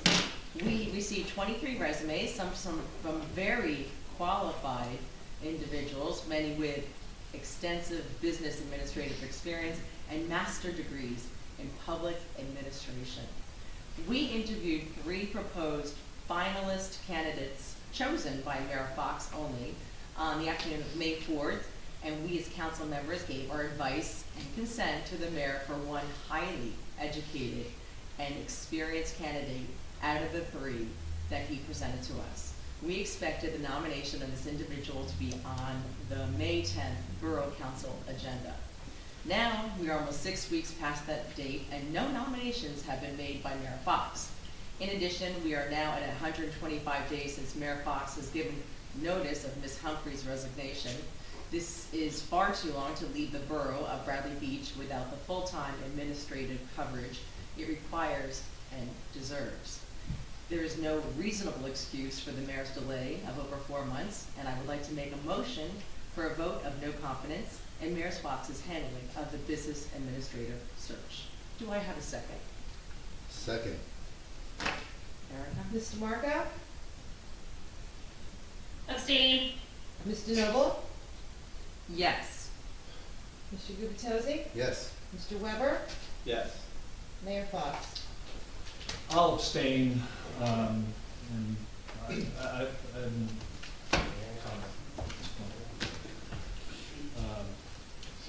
except to say that, I don't know, never mind. Is that it? Yes, Councilman? and that completes my report. Thank you. Councilman Tosi. Okay, I have, as liaison to the police, I have a police report. A subject was arrested while driving while intoxicated. 2 juveniles were arrested for stealing an unlocked bicycle from a residential yard. Another juvenile was arrested during a separate incident for receiving stolen property, eluding and obstructing the administration of law after being stopped in a motor vehicle stolen from Howell Township. An officer from our K-9 unit was deployed to assist Asbury Park in a traffic stop, and 3 individuals were arrested on active contempt of court warrants. Chief Guida would also like to invite everyone to a meet and greet with him and members of the police department next Saturday, June 17th, at the Perfect Perk Cafe on Main Street. The police will be there from 10 a.m. until 1 p.m. Again, it's June 17th, Saturday. So 10 a.m. to 1 p.m. Complete details can be found on the police department's Facebook page. Thank you, Detective Lieutenant Browning, for providing me with that update. As the liaison to the Sylvan Lake Commission, I just want to let folks know that the Sylvan Lake Commission is meeting on next on June 21st, and two significant things that they plan to be addressing in this upcoming meeting. One is they're looking for New Jersey Department of Transportation funding opportunities. My understanding is they're actually working with our borough administrator, Mr. Fehrenbach, and they actually submitted paperwork on June 3rd, emphasizing that they are seeking funds for winter storm fence replacement and for plantings in the Bradley Beach Park.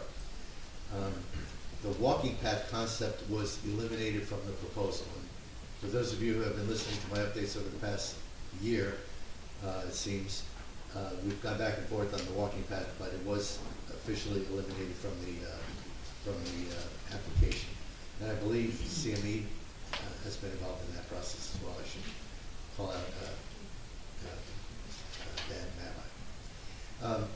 Also, the other concern that will be addressed this coming week, or this coming meeting, is that the geese are becoming a bit problematic as they return from their winter habitat. So the Commission's going to explore working between Bradley Beach and Avon to come up with potential natural repellents that they might be able to use to retard the spread of the geese. So that's my Sylvan Lake update. I wanted to just briefly follow up on 2 things. One, regarding CME, but I wanted to address this to our business administrator. Mr. Fehrenbach, CME provides us monthly updates, and I recently responded inappropriately. I probably should have gone through you rather than to CME. But specifically, I'd like to have a better understanding what the borough's planning to do with CME regarding putting out an RFP for garbage recycling services. because I was a little surprised. I know we get this report every month or every other month, but I was a bit surprised to see that the borough's planning to do this, and we really haven't discussed it publicly. As I understand this, walking into it late, there was a desire to look at the possibilities of using an outside contractor to control costs.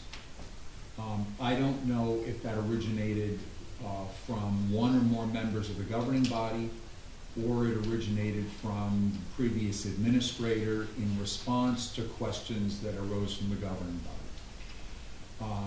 I am trying to arrange for a meeting of staff people who are either affected by or affecting this particular item to determine what the advantages and disadvantages are of either approach, and then have that in a package that can be provided to the governing body so that they can decide if they are interested in pursuing this course of going out for an RFP or not.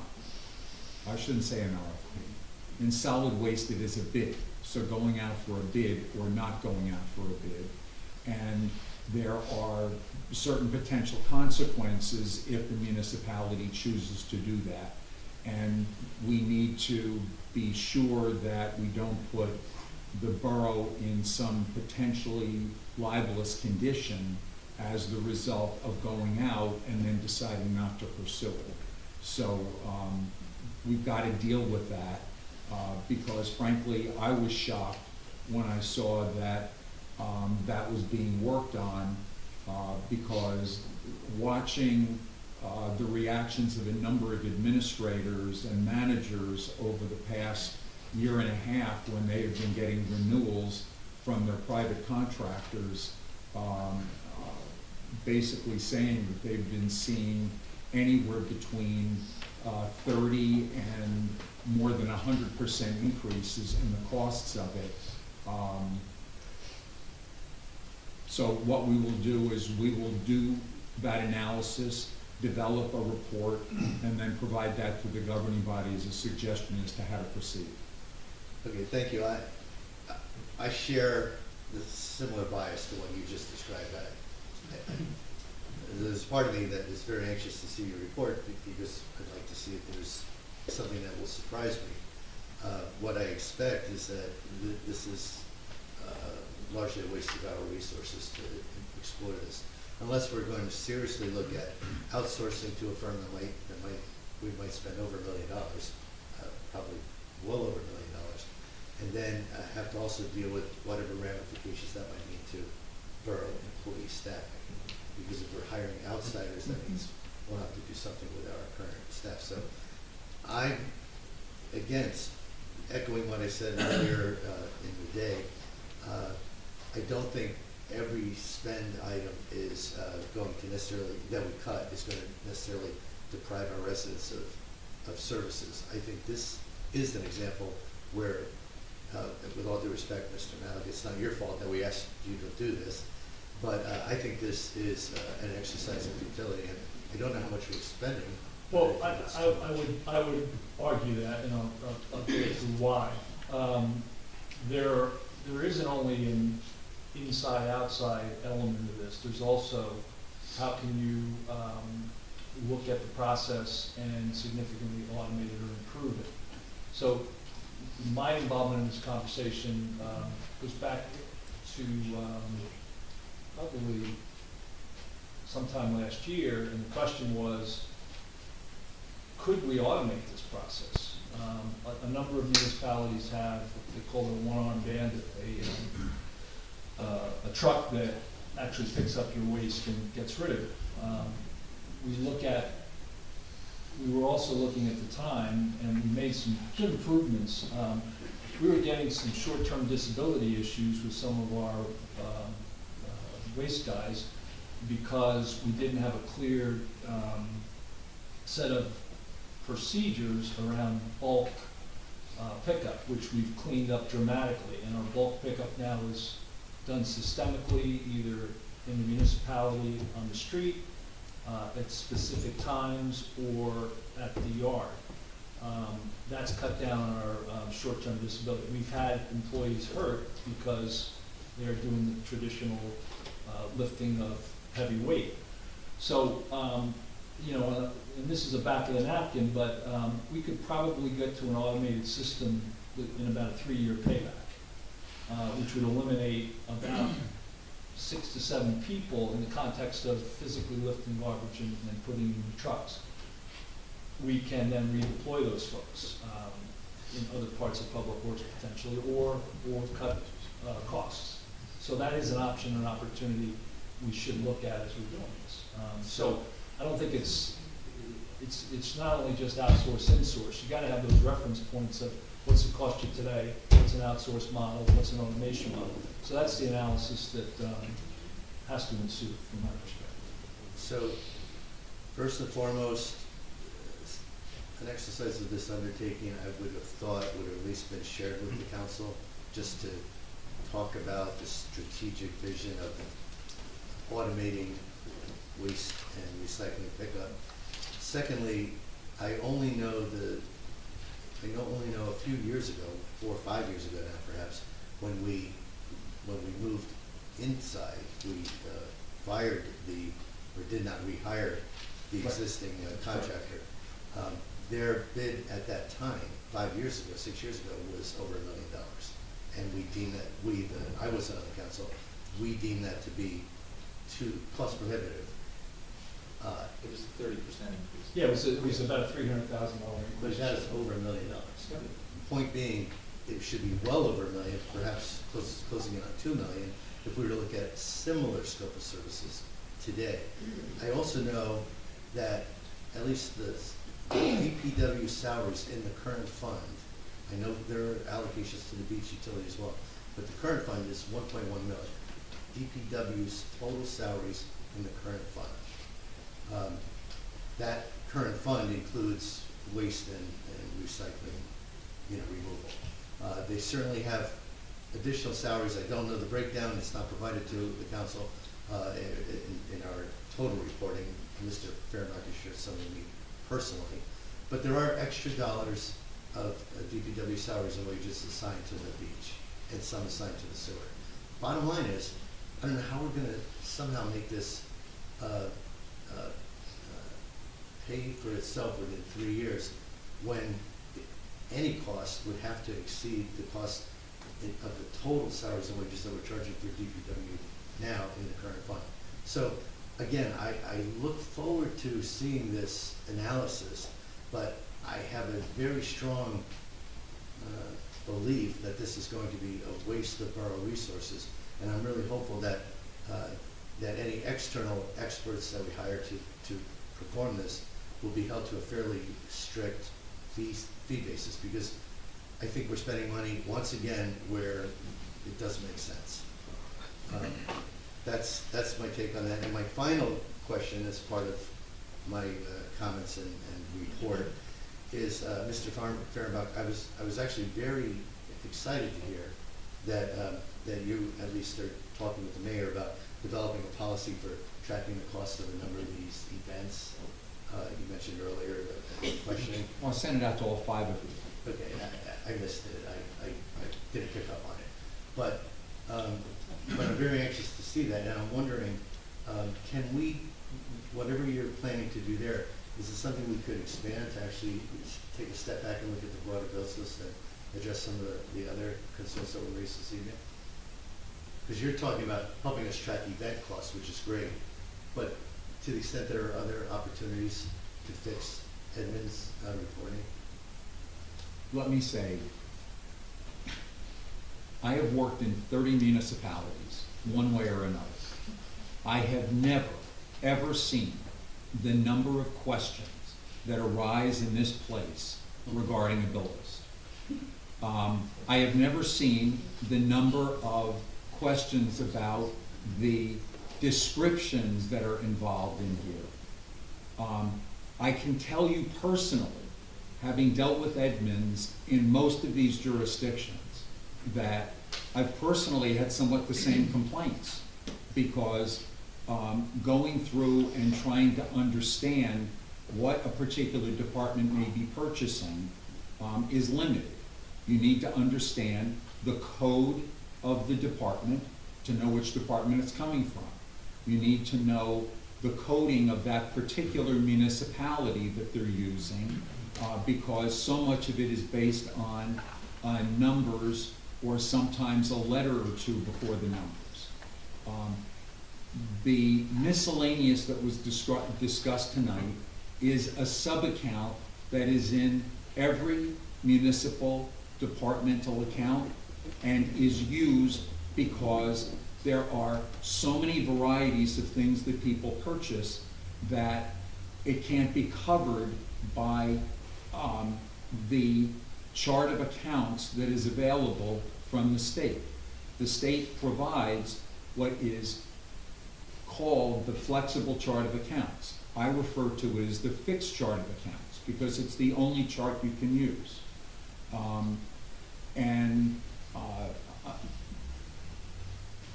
And there are limited ways in which one can improve on the descriptions given the limited space that exists in the admin system to be able to change these. Will we look at it? Yes, we will look at it. Where will that be in terms of a priority list with the volume of things that a place of 4,000 people or 4,200 has before it? I don't know. I'm not sure it's that high. Well, thank you. As you've seen in your few months working with us, we probably get 10 to 15 minutes, if not more, of questions and it's not questions about specific items, it's often questions about the descriptions, and as you said, it's far more than you've experienced elsewhere. I've sat here and listened to them long before you joined us, as you can imagine, and I have been a bit frustrated by the fact that administratively we haven't seemed to attempt to address it. So I'm encouraged to hear that we can at least look at it, and perhaps despite the system's limitations, there still might be opportunities for us to put some coding in this fixed structure that you described that would address some of the issues. I mean, you're gonna have to look at that for tracking the events. I was only thinking if there's a way to expand that scope a little and be able to report back to our residents that, hey, we've made some improvements and these are still the limitations we face. It sounds like we might be able to do that. What I was saying about the special events is the attempt would be to be able to do this in advance. Identify what is happening in a prospective fashion. It is the time and energy it takes trying to do it retrospectively that is difficult.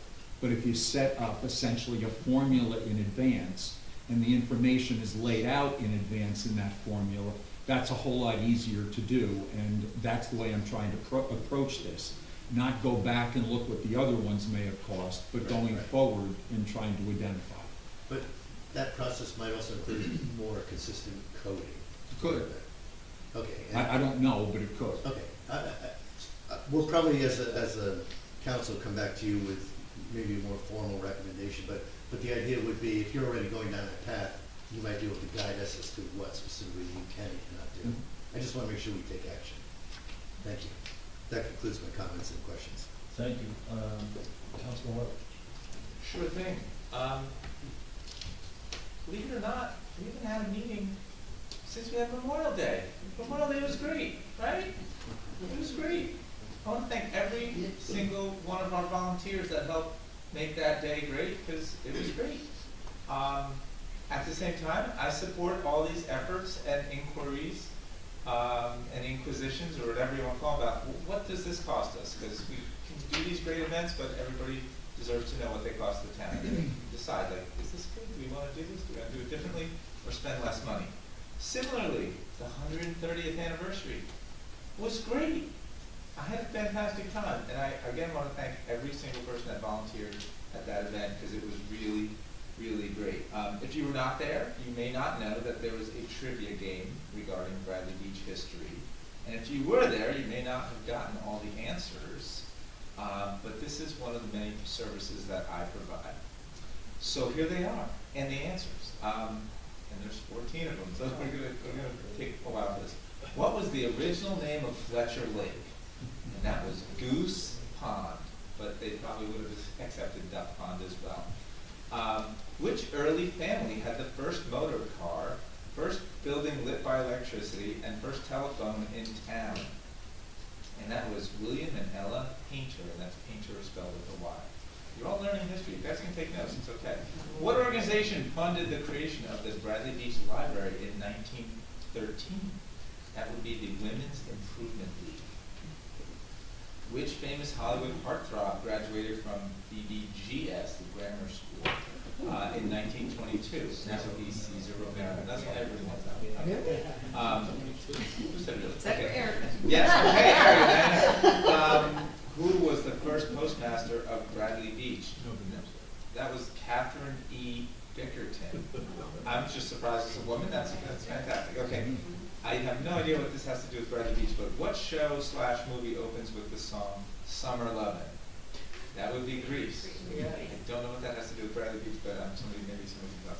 What #1 beach-related song topped the charts in 1963? That would be Surfin' USA. Again, I don't know what that has to do with Bradley Beach, but that's okay. Which famous actor, everyone's going to get this, from Neptune was the lifeguard in Bradley Beach? Jack Nicholson. Exactly. And bonus point, I was there. He saw his first movie at our movie theater here. What luxurious Bradley beachfront hotel was destroyed by fire in 1974? The Lorraine. This is also the Bradley Hotel. I don't know where it was Bradley. Right across the street. It was across the street. Okay. Right next to it. Which Cincinnati Reds baseball player has ties to Bradley Beach? Exactly. Pat Casilla? Or does he say Casilla? Anyway. Okay. What Bradley block appears on the cover of Bon Jovi's Slippery When Wet album? I am a rock and roll fan. I did not know this at all. Ocean so Avenue. the answer is 2nd and Ocean Avenue. Yeah. He lived there on the 2nd floor in the back. I heard like his mom had a house there, or it was him. That's where that first motel. Okay. There's a YouTube video. There's only two more left. Who was William Bradner? And the answer is founder of Bradley Beach, which was then called Ocean Park. Even though it's named after Bradley, whatever. What store was at the heart of North Bradley? They said North Bradley, like there is a North Bradley. Anyway, what store was at the heart of North Bradley on the corner of Newark and Central from the late 50s to the late 70s? The answer is Virgil's. What did Virgil's sell? I don't know. Everything. Everything, okay. Finally, which wealthy Bradley Beach summer resident was a New York City brush manufacturer, New Jersey state senator, and real estate developer? And the answer is James A. Bradley. So now you know. Okay. And I'm just getting going. Oh, so congratulations to Joy and Todd Walk. They were here before. They were in the back of the room. I think they're only here for the budget. And everybody at their table, there's this big Brindley Avenue table because they got most of the answers right and they won the prize, which was like lottery tickets. So. Well, I guess we would have heard if they won the money. Okay, I'm going to read the fire and first aid report right now. Thanks again for sending it to me. For the operational period that ended today, the squad responded to 18 calls, 18-day calls, and 14 night calls for 32 calls. 6 were for medical, 7 were fire calls. The squad responded to 2 mutual aid calls in Avon for swimmers in distress and transported 1 swimmer to the hospital. The squad conducted 3 drills for the safety and education of the membership. The squad supplied medical overwatch for Memorial Day Festival, as well as participating in the Memorial Day Parade and the Memorial Service in Riley Park, the Avon 5K race, and the Bradley Beach 130th anniversary celebration. The squad is proud to announce it is also celebrating an anniversary. It is 90 years. It's 90 years of continuous volunteer service to the citizens of Bradley Beach. From June 13th, yesterday, 1933, to June 13th, 2023. Happy anniversary. So I say, in honor of their 90th anniversary, everybody should send the first aid squad $90. How's that? That would make them feel good. All right. Fire department, for the operational period that ended today, department responded to 7 requests for department, they conducted one training drill for the safety and education of the members. They participated in the same events, Memorial Day Festival, Memorial Day Parade, delivering the veterans and firefighters in the memorial service in Riley Park. The department officers and members wish the Bradley Beach First Aid Squad many more years of dedicated service to the community for their 90th anniversary. And congratulations to our newest firefighter, Evan J. Frederick, as he graduates from the Fire Training Academy this evening. The departments both fulfilled 100% of their assignments for this operational period. We are still looking for volunteers for the fire and first aid. We offer free training for qualified individuals. Anyone wishing to volunteer for either application can be found on the borough website. And of course, the cooperation exists between the fire and first aid squad that is allowing us to keep answering the citizens' needs for medical care and fire protection at no cost, 24/7, 365. Okay, so that was fire and first aid. I'm going to move on to trees. Jane mentioned trees. Oh, because I just talked about the 130th anniversary. We are honing in, the Shade Tree Commission is honing in on some kind of plaque or recognition to recognize all those trees that are older than the town, the trees that were here first. We were just looking for a cost-effective plaque. When we find that, we are going to ask you if you have a big, you-know-what tree in your yard, and we were going to see if it's older than the town. We have ways of measuring this, and that tree will get a plaque. So that's coming. But on the shade tree directly, my comments are like, we are barely keeping up, meaning, yes, we planted 20 trees in the spring, but just at this last meeting, like Jane said, there was 6 applications. That was to take down 8 trees. Keep in mind, on top of that, we have all these green ash trees, which, if they're not, these are street trees. If they're not diseased now, they are going to succumb to the emerald ash borer eventually, and they're all going to have to come down. We have those trees all over town. So yeah, we're planting trees, but I feel like we're barely keeping up. So help us out. Put in an application. Put a tree in your planting strip if you have a vacancy there. One other tree item. The mayor and I just recently discussed improvements to Lake Terrace Park, and I brought up that there are several trees that have been there. This is that bad, nasty, invasive tree that the spotted lantern flies love. So we're going to look for an opportunity when we do that work on Lake Terrace Park. Take down those trees that are on the park side of that chain link fence. That would be a good thing. So maybe that can happen in the fall. Fletcher Lake Commission, they have been busy beautifying around the lake. You may have noticed there's new potted plants and these decorative planters. They worked very hard on that. They're very proud of that. So and there's also new benches around the lake, around Fletcher Lake, thanks to RCGW. So they are to be thanked for that. Doesn't relate to us so much, but on the other side, on the Ocean Grove side, they're repairing bulkhead around that playground in Ocean Grove, and they actually there's a very, very large tree that was right in the middle of that, so they just had to take that tree down today. They were chainsawing that thing this afternoon. And then, what else did I want to talk about here? Just with the budget, we talked about a lot of budget stuff tonight. And it turns out that everything costs money. So it's like, if you want to leave the bathrooms open all winter, that's great. It just costs money. You want to have Latin Fest and Park Fest and things like that in Riley Park, they're great. People love them. They cost money. These outside groups want to have events and come to our town on the boardwalk. It's great. We let them do that. But as you've heard, this costs money. Based on what we discussed tonight and the budget, I am more in favor than ever of this resolution to make every expense over $4,000 come, or whatever the dollar amount is going to be, come to the council for a vote. Because as we go, there's so much that's happened in this town that has never come before the council, and it adds up, and that's leading us to where we are today with this budget situation. Finally, I do want to mention that there was this drowning in Avon. Tragic.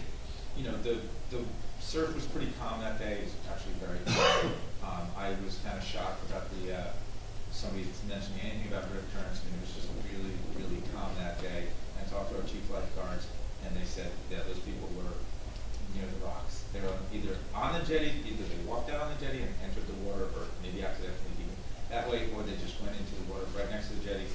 Please tell everybody to stay off the rocks, stay away from the jetties. People think it's the safest place because they think there's this immovable thing to hang on to, but it is the one place, if there's no rip currents anywhere, there's going to be one right next to the jetty. Almost always, So just tell people to stay away, don't swim by the jetties, and stay off the jetties. So hopefully that'll prevent any tragedy anywhere in New Jersey this summer. And that is my report, Mr. Mayor. Thank you. Got a few things to cover. First, I'll wrap up the three key infrastructure projects that have been going on for the last few months. Outfall pipe on Ocean Park, McCabe, beaches, the outfall pipe, as you all know, hopefully deliver stormwater to the ocean. The project started physically on April 17th, although it started planning and permits and that part of the execution in the fall.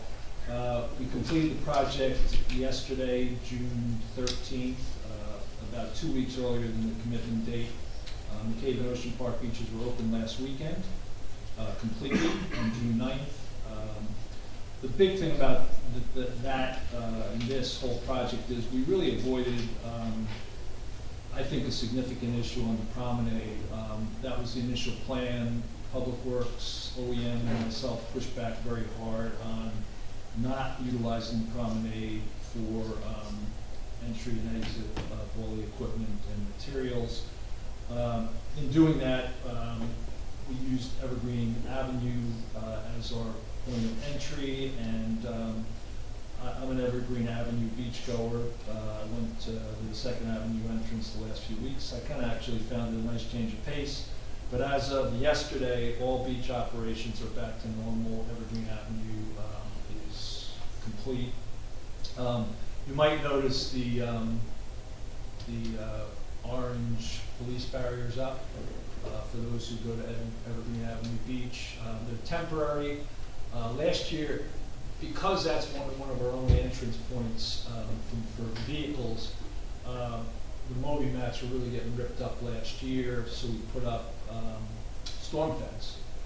We actually had somebody cut themselves on a storm fence last summer.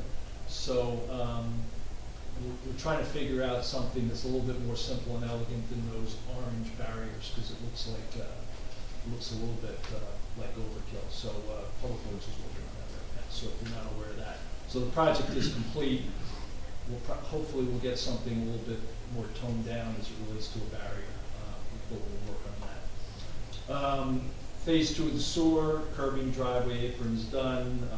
We've had a report out on landscaping. I hope what I've heard from most residents is they're happy with the work that was done, particularly on curbs. If you look at phase 1, which was Bradley Boulevard, Burlington, Monmouth, I think Evergreen, the curb work really wasn't done in those projects, and there's a real stark difference in phase 2 and phase 1 in terms of the appearance of our town. So I think what we've done there is a very good thing for the improvement of the town, the phase 2 sewer project.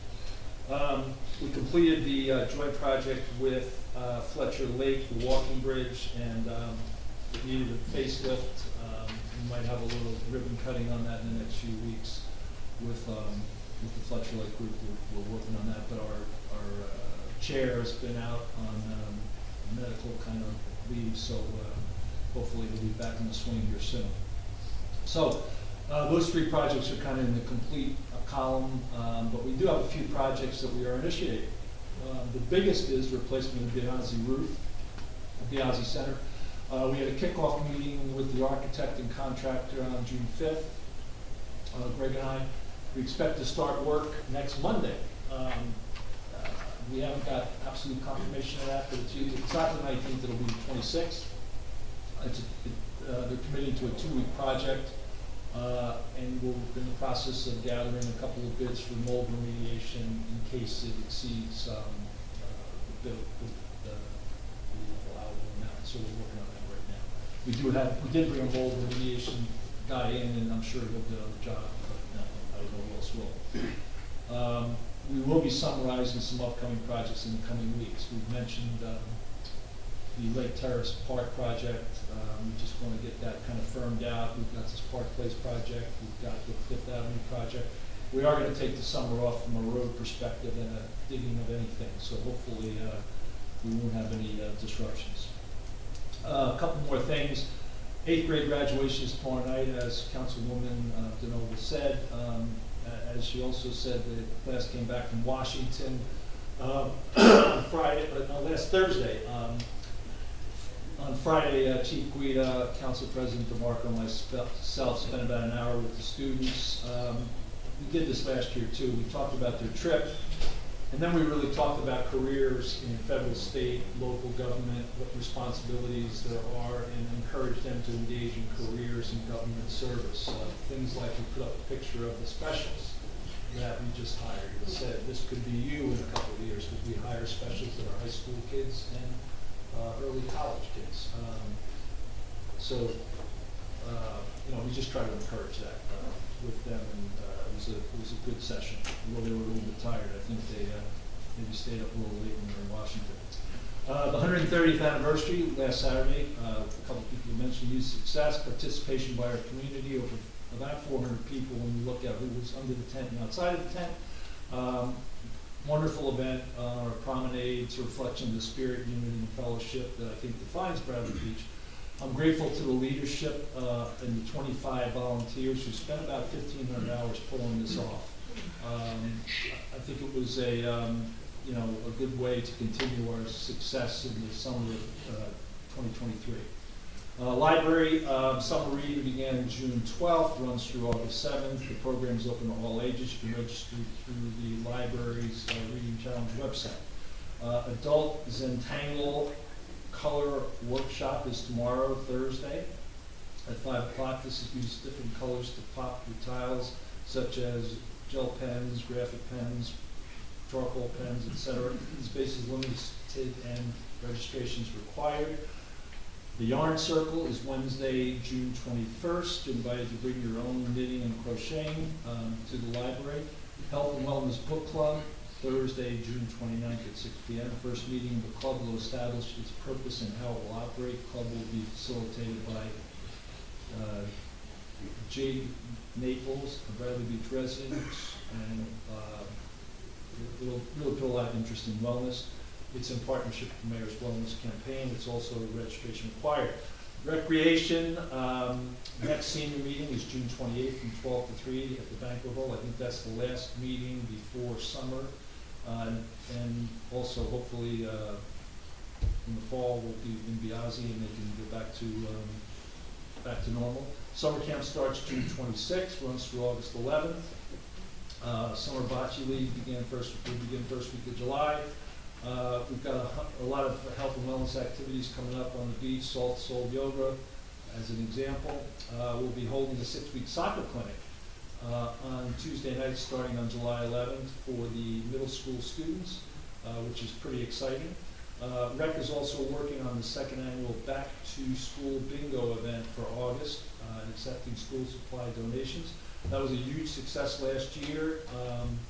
I think the most compelling story I heard last year was from the rec chair, who said that one of the kiddos who left the event said it was the first backpack they ever had. So I think this kind of work and this kind of event is just super for the kids in our school. So that is my report. We will now go to public comments. Councilwoman DeMarco. Oh. I'm sorry. Council President DeMarco, I'm so sorry. No worries. The Environmental Commission dedicated their last meeting to the Adopt a Dream program, so they have assigned tasks to the commission members, and they are getting that underway. And the Land Use Board meets tomorrow. That's my report.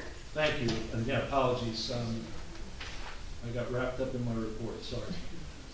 Okay, we'll now move to public comments, 5-minute limit, and single instance. Any public comments? Yes.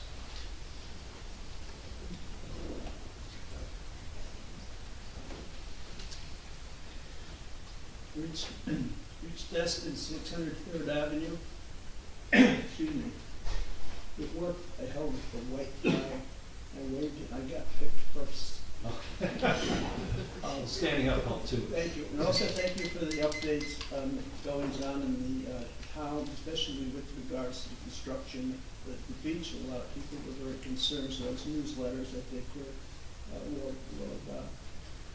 I just real quickie, I heard about a problem with geese. I've had two geese. Geese, yes. I've had two experiences in my life with them. One of them was as an environmental commissioner. I was tasked with another person to write a model ordinance for the construction of and maintenance of golf course. I've learned a lot about geese and how there are problems at golf courses.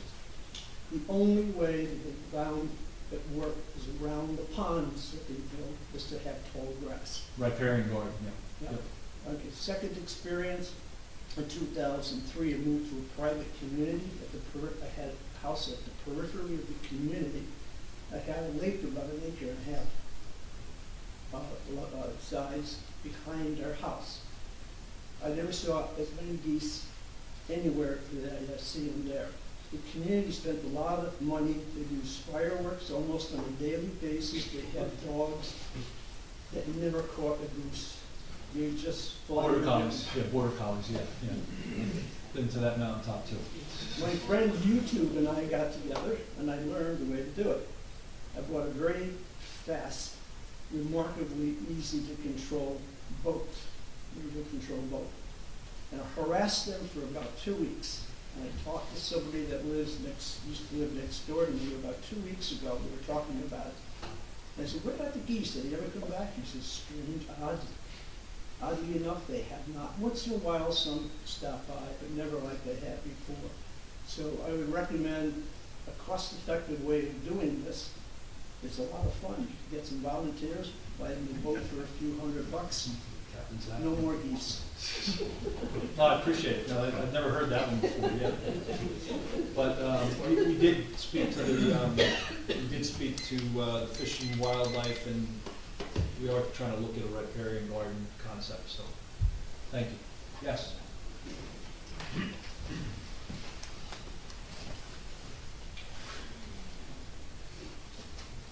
Rick Bartolome, 116 Newark Avenue. Just wondering on the status of the request for proposals for the sanitary sewer system. Where do we stand in an update on that project?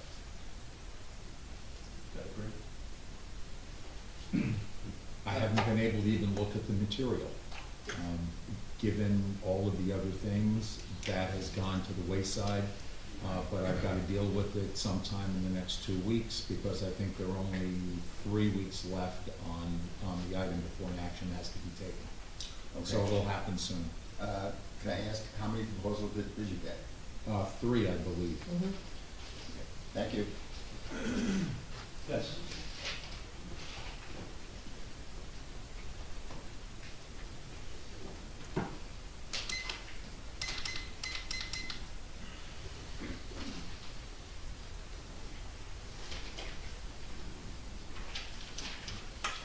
Nancy Meadow, Ocean Park condos. Mr. Weber, all those things that you say cost money, please just get rid of them. It's my take on all of that.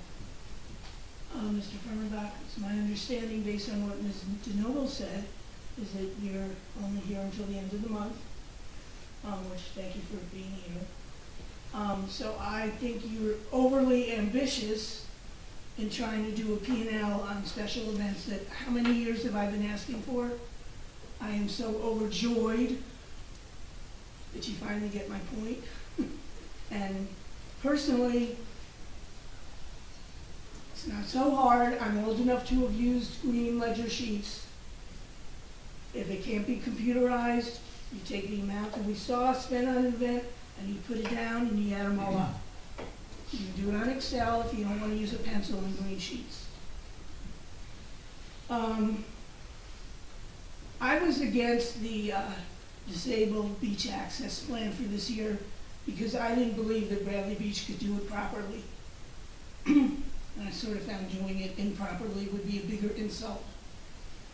So speaking for someone who might be disabled with mobility with their legs, I'm not talking about any other type of disability, or back or something like that, I noticed that 50% of our ramps are on the opposite side of the handicapped lockers. That is just typically the Bradley Beach way, a waste of the moment, just ridiculous. And then to say that the lockers are random. Random seems to be our word. This year, we no longer use the word assess. We will get back to us, things are random, which also applies to this ridiculous website, where here we were with an emergency of smoke, we cut and pasted somebody else's announcement. Again, where do I go? Oh, I know what building to go to. What services are there if I need them? Is it open? Our OEM that gets a stipend, nowhere to be found. And it would be nice, I don't know, is the website, it's not in chronological order, it's not in alphabetical order, so I go with random. So again, I don't look at this as our slogan is a family resort. I think we're a random resort. And where it's funny, it's really not. It's embarrassing and sickening, and I'm tired of my money being misspent. And the whole, it's just, and then we hire consultants that steer us wrong. Why can't we have people that work here that care and do the job properly? We are overstaffed, and yet we farmed out those lockers, that's a ridiculous thing, and then it all is done wrong. And then they just send out another, it just, I don't know how you can sit there and defend. And then to read an editorial last week that had incorrect facts is just more insult to injury. And, you know, is that enough that these meetings are made to the public? But to have differences go out there in the bigger realm of the public is disgusting and vile, and you should be ashamed of yourself. Thank you. Ms. Meadow.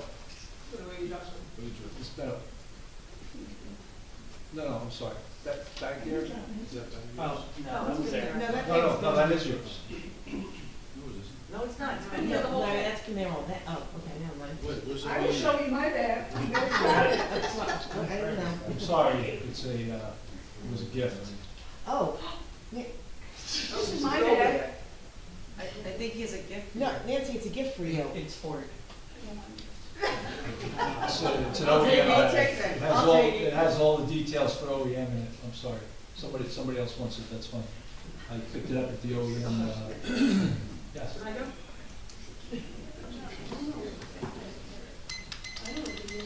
It's a go bag. You want the go bag? No, because I don't know where to go.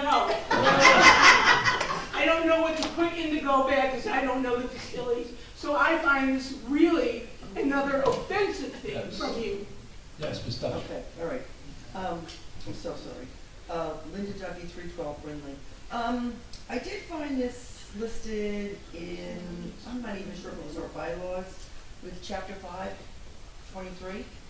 And it says, it's under CFO responsibilities, and it's paragraph C.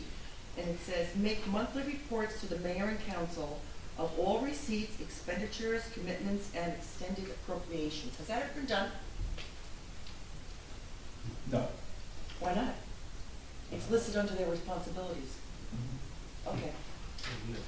So. Not that I mean periodically, but not Well, systemically. then maybe we need to Yeah. readjust Yeah. these No, things. it's good pick up, thank you. Okay, good. And also, under your responsibilities, it says guaranteeing that all appointments and promotions shall be based upon qualifications and demonstrated performances. So the most qualified person for the job is supposed to be picked. I was just wondering about this poor man. Thank you very much. You've been very good and patient with us. And you're leaving so soon, it's gonna take the next BA quite a while, I'm sure, to get up to speed. So we're gonna be quite far behind, but thank you very much for your work, because we really needed it. Well, let me just say that until Ms. DeNoble mentioned it, I didn't realize I was leaving on the 3rd. So I guess I'm being released. Well, we can mention you, because we don't have any replacement yet. So, I'd like to say that. And also, I wasn't really sure, it says CMEC, whatever you were talking about, the garbage disposal. Yeah. I don't think we need to hire a council or some kind of committee from the outside to come in and evaluate it. We have no parking. Where are you gonna put those big cans? You can't even put them in the street. You think people are gonna leave them in their driveway? I don't think so. So, most towns that have those huge arms have no parking or a lot of parking, and they can put it in front of their house. Thank you. Thank you. Yes.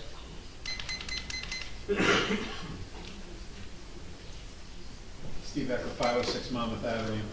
Did I just hear somebody, did I understand correctly, that we are contracting out the building of beach boxes now? Is that what? Contracting out the building of beach boxes. Lockers, beach lockers. Some we build inside, some we go outside. Okay, so. Depending on the quantity, and it depends on a couple things, but. Real quick, I noticed my beach box went, or I call it a beach box, sorry, beach locker. My beach locker, you know, we're all concerned about ocean pollution and stuff like that. Well, they're using like a plastic kind of wood now, a composite.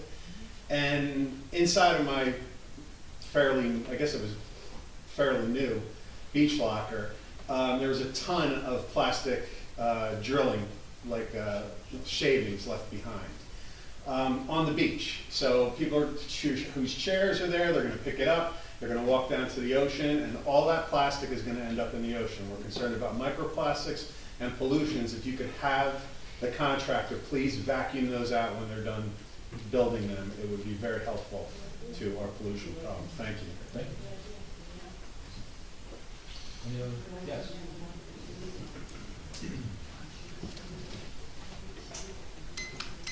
Anita Nazario, 116 Newark. Going back to what Shanna brought up and what Jane was talking about the cost of events that are not sponsored by the borough. So the events where they charge people to go in, the anniversary party, for instance, and the upcoming viewing of a movie in Riley Park that non-members of the Business Alliance are being charged $30 per person. Will those fees be applied to the cost of having our DPW set up, tear down, the overtime? I mean, it's on a Saturday, I believe. Will those fees be applied to that cost? Or are those fees going to the Alliance? We'll have to follow up with you, Judge, too. I can't answer that. Follow up. I think historically, we have not charged a lot of these groups for the external groups. For example, I was involved years ago negotiating with the Passion Group for Lobster Fest. We, the borough, did charge them for police, DPW, even for damage to the property, you know, I don't know if they had stakes pulling up grass or whatever. But I'm aware of a number of events, I'm not going to name which ones, but where we haven't had a formal policy to recoup those costs. And that's one of the things I asked for in that motion I pushed forward earlier today. Great, thank you. Thank you. Yeah.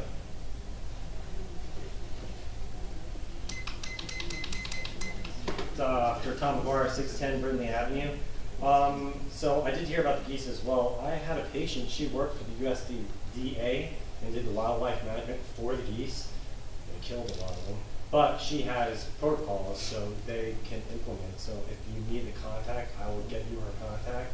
She works out west somewhere, but that's all she does is geese management. So I can get that information. Next is I really appreciate that we're doing questions and comments and that you're answering and they're not just emails anymore.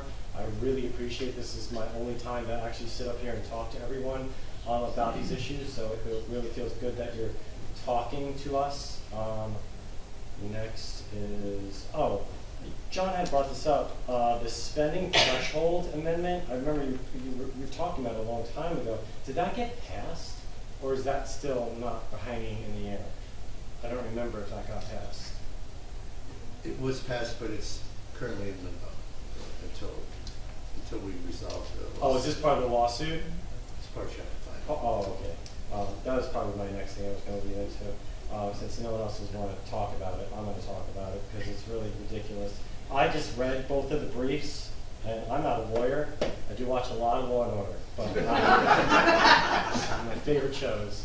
But I read those. There's some words I don't understand. I had to look them up. My degree does not fall in that area. I know bodies and humans. I don't know legal stuff. But I read them both, and I am not a judge, but I have to agree with Mr. Cannon, and I hope that the judge throws this out as soon as possible so we can move forward. I know we'll probably have to wait till a trial, or the judge actually does the date, I forget what it was, but I urge the public to read the briefs, because one brief has facts, it's not personal, this is the law, this is what's going on. The other one is a crybaby, not getting his way, and I want to make all the choices for this place and make it unilateral, and I'm the king. That's what it comes off as, crybaby. I'm not getting my way, I'm in the sandbox, and I'm throwing a tantrum because no one else wants to vote on the people I want. It's ridiculous, and I hope no one outside of our town reads it, because it makes us look ridiculous. It's long, it's just ridiculous. Where Mr. Cannon's brief was short, to the point, and had nothing but legal. It didn't say point fingers, this one's mad at me, this one's mad at me. It's just ridiculous, and I hope it gets resolved as quickly as possible so we can move forward, get our professionals. Mr. Farmack, thank you, you've been great, and I'm sorry for all these questions about the bills list. Unfortunately, we have a lot of trust issues in town. My wife can list every single gate, as we call them in our town. We have recycle gate, many gates that you may not be aware of, and so there's some trust issues. So that's more likely why people have questions about the bills list.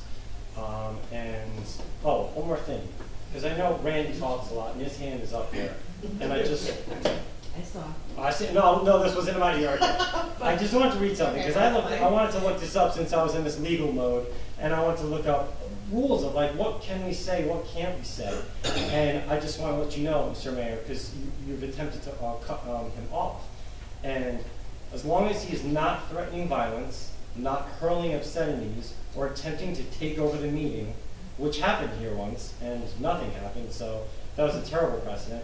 But he is allowed to have vehement, caustic, and sometimes unpleasantly sharp attacks on government and public officials. So I'll say it again, vehement, caustic, and sometimes unpleasant. So I just want to let you know that next time someone's talking to you about their tone, because last meeting you did tell 2 people to watch their tone. They don't have to watch their tone, just so you know. You're absolutely right. Thank you very much. Thank you. Can I answer this question about the geese? Can I just say something about the geese? Yeah. So, I know this through the Fletcher Lake Commission. They engage in, it's called egg addling. And what that is to essentially oil the eggs of the geese. That will make the eggs not hatch. It doesn't do anything about the geese today, but it does something about the geese tomorrow.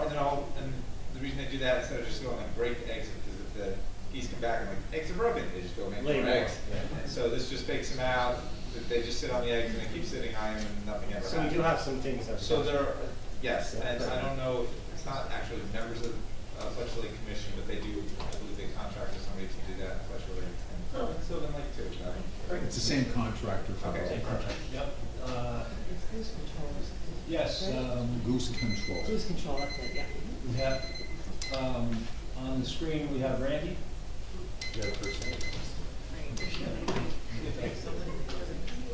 Randy. That might be a stand. Thank you for meeting me. Randy Van 506 3rd Avenue. Meredith, 6 weeks ago, I asked you for information on the sewer upgrades, and you committed to getting back to me with answers, and you never did, and I was just wondering what happened, why you didn't.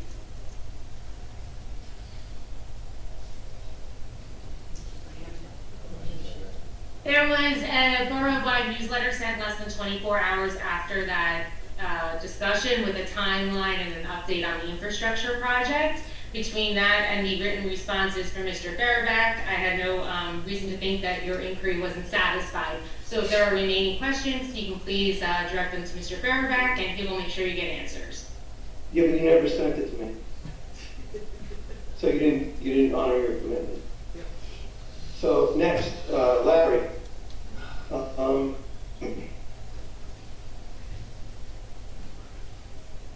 We've had a vote of no confidence, and you were speechless after the vote of no confidence. speechless.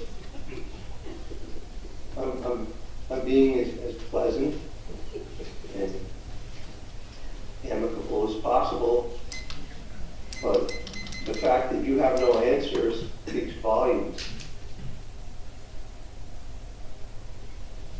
So, you don't have any defense for your actions? Let me guess. I'll get back to you. Is that the answer? Or are you just going to be speechless again? Well, you seem like speechless, so I'll just remain speechless. Okay. That speaks volumes. I hope that the residents of the town understand what's going on here. And we're begging you, Larry, step down. You've created so much damage to this town. We don't need another 18 months of damage. Just step down. Thank you. Yes. Here.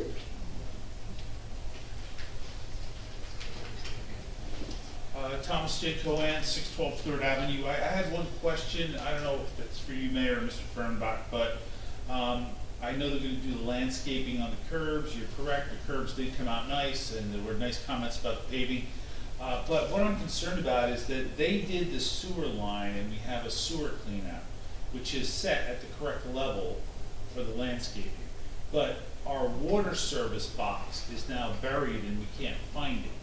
So will they be checking all the water service boxes? Because when you have an emergency and the water, you have to shut the water off in your entire house for an emergency issue, and you can't find the water service box, that's a problem. So I'm just trying to give you a heads up for everybody in town that this is going to be a problem. Greg, would you follow up with I'll Jerry? raise a question with the engineer. Yeah, and Mr. Frida wants to call me, I'd be happy to talk to him about it, but we just like to save angst in the future. I did have a question, Mr. Fernbach, because you brought up the special master for affordable housing, and I've been in this room numerous times with the Land Use Board back to 2017.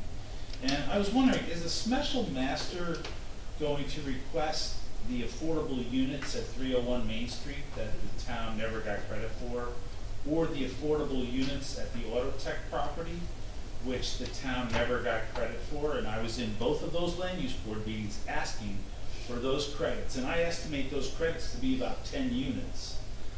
Are you familiar with that? No. Wow. So I guess I just have to keep bringing it up until somebody, if you need me to take a meeting on affordable housing, I'd be happy to. I'll offer my service. I'm not familiar with the details of Okay. what the planner and the attorney who are representing the municipality are doing, so I don't know where those things stand. Yeah, it just seems like we're the only town that doesn't get the credits that we deserve, that we can bank, so that we can show the Fair Share Housing Corporation that, we've met our need. I mean, that's my concern. I hope we didn't squander these opportunities. And I did have another question, Mr. Fernbach, about, in my notes, I have that we increased ratables, and I know that I wish the gentleman was here, Mr. Clinton, but I'm going to ask you, in my notes, I have $114,000 in additional ratables this year. Now, does that appear correct to you? Monmouth County is different than at least 19 other counties in New Jersey in the way assessments take place. In Monmouth County, every year there is an increase in the value, assuming the market increases in value, and there will be an annual decrease. That simply has an effect on essentially equalizing what the rates are throughout all of the other municipalities in the county. The number that you just used of 114,000, which is, I think, 114,750, is the essential value of construction that took place in addition to the other values of the municipality that Yeah. increased. Yes, And that's good, 114,695 in my notes, that was great. And that's the value, I'm sorry, that is the tax dollar value of the construction that has taken place. Absolutely, and Somerset County does it the same way, but my question for you is like if we're at 11.6, and I'm estimating this 114,695 to be approximately 1.5%.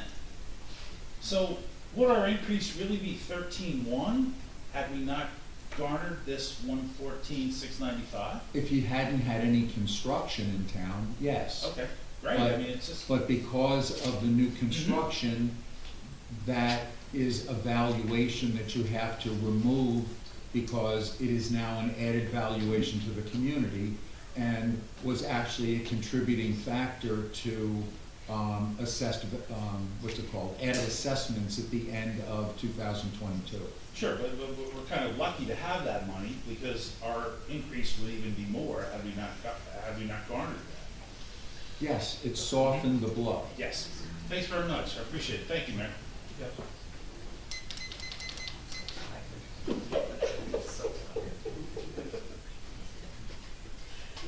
Cindy Lukenda, 218 Fourth Ave. Mr. Fahrenbach, I want to applaud you and thank you for all of your help doing this. I have a question just in terms of your history and your experience. How many years have you been involved in being a BA or in the financial? I've been in local government since 1970, and I've been in this kind of a role since 1974. Okay. So, knowing what a mess we're in, and I applaud that you're trying to make heads or tails of it, to me just speaks volumes that whomever the candidates are for the BA need to have equally as much experience as Mr. Fahrenbach, because he is having a hard time trying to straighten out the mess that we have found ourselves in. So for us to accept anybody less than the qualifications of Mr. Fahrenbach is doing an injustice to this town. And I want you all to continue to fight and continue to push. And Mayor Fox, please work with everybody. You know, regardless of what your intentions are, what your hopes are, we are all here together. We all need to work together. We need the best. Absolutely. And when it comes down to this next decision, we need somebody that can do it. I still question why we were paying the previous BA as a QPA, because obviously she couldn't do anything with the budget and left us with a mess. So why we're still paying that, I think again, we need to look at that line item. There's no reason for $17,000 to be being paid out for that to just keep us where we are. So with that, please fight. We will fight with you. We will continue to question everything, and please help us continue to save some money. Thank you. Thank you. Nobody else on the board, or one more?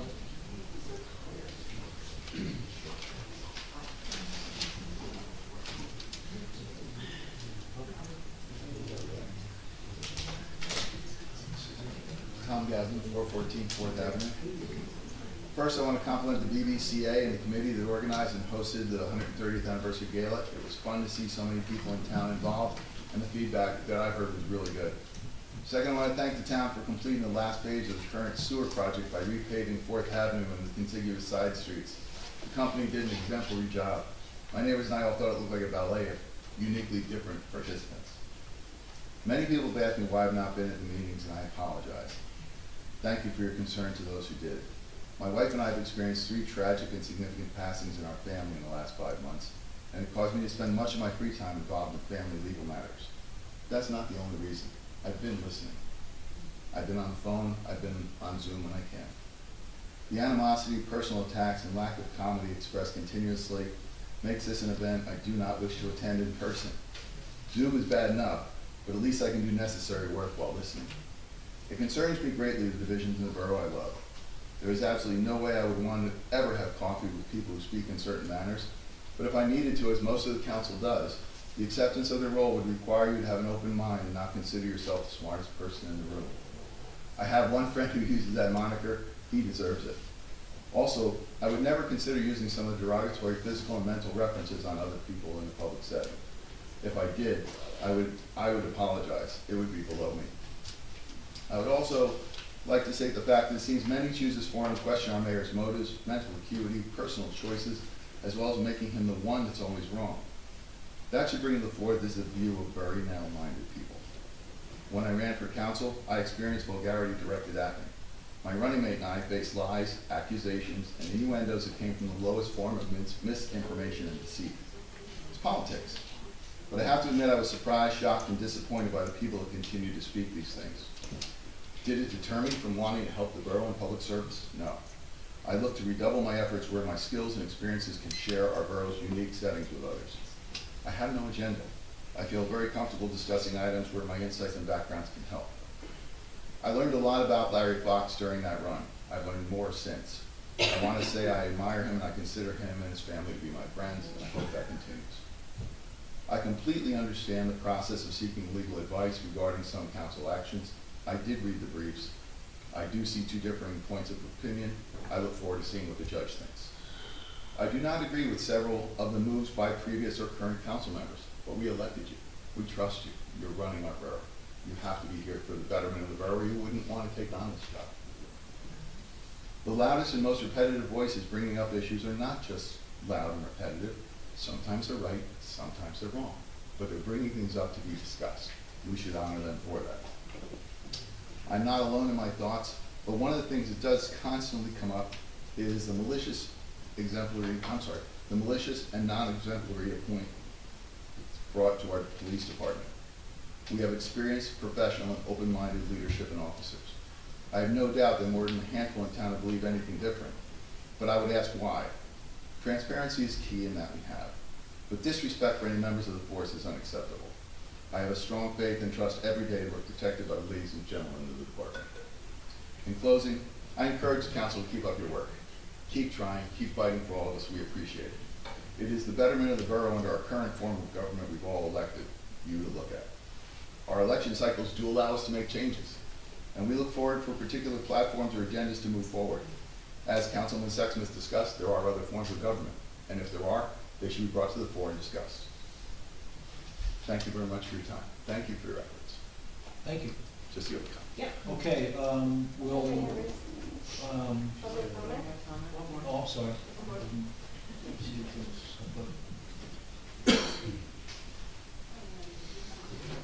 Brigitte McGuire, 610,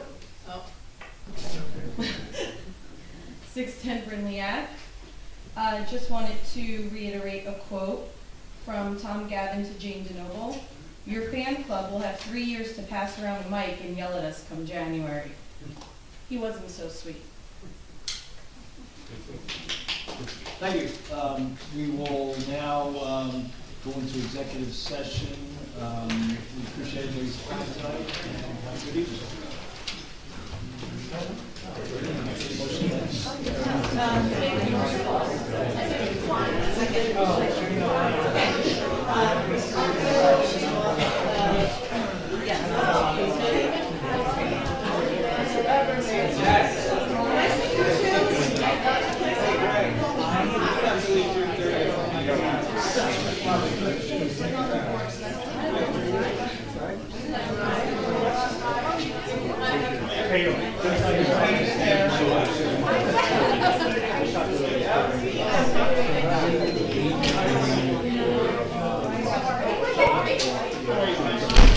I've seen you going by about where you cross it. It's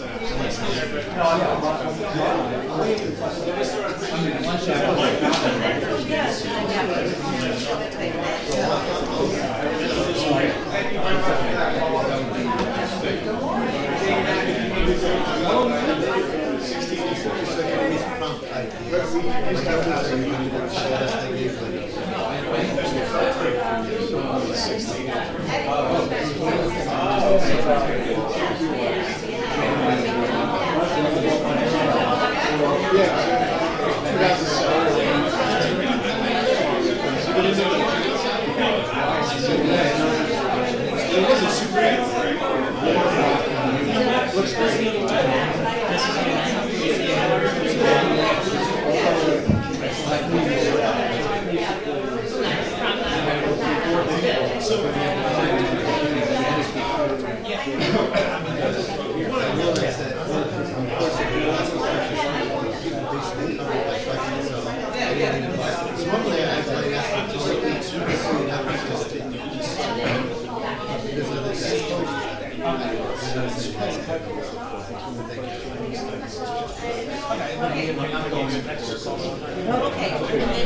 Absolutely. Thank you. No worries. That was my thought. It may be slightly truncated, but yes.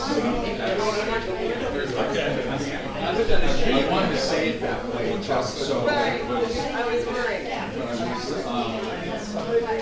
The agreement does indicate. All you have to do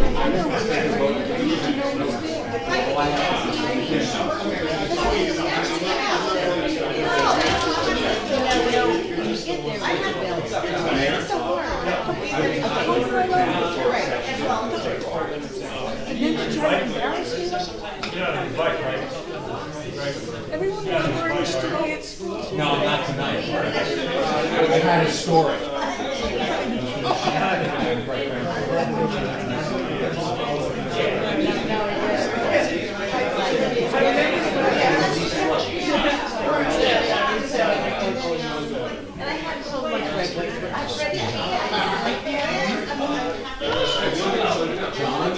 I just wanted to say something.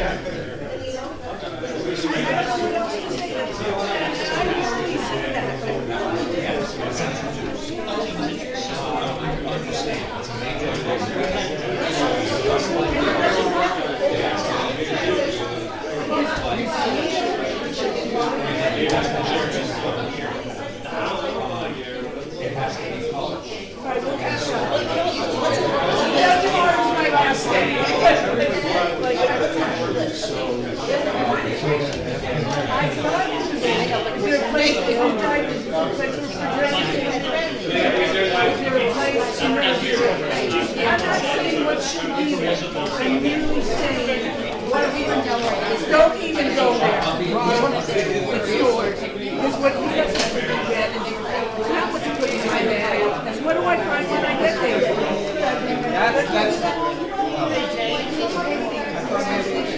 And seriously,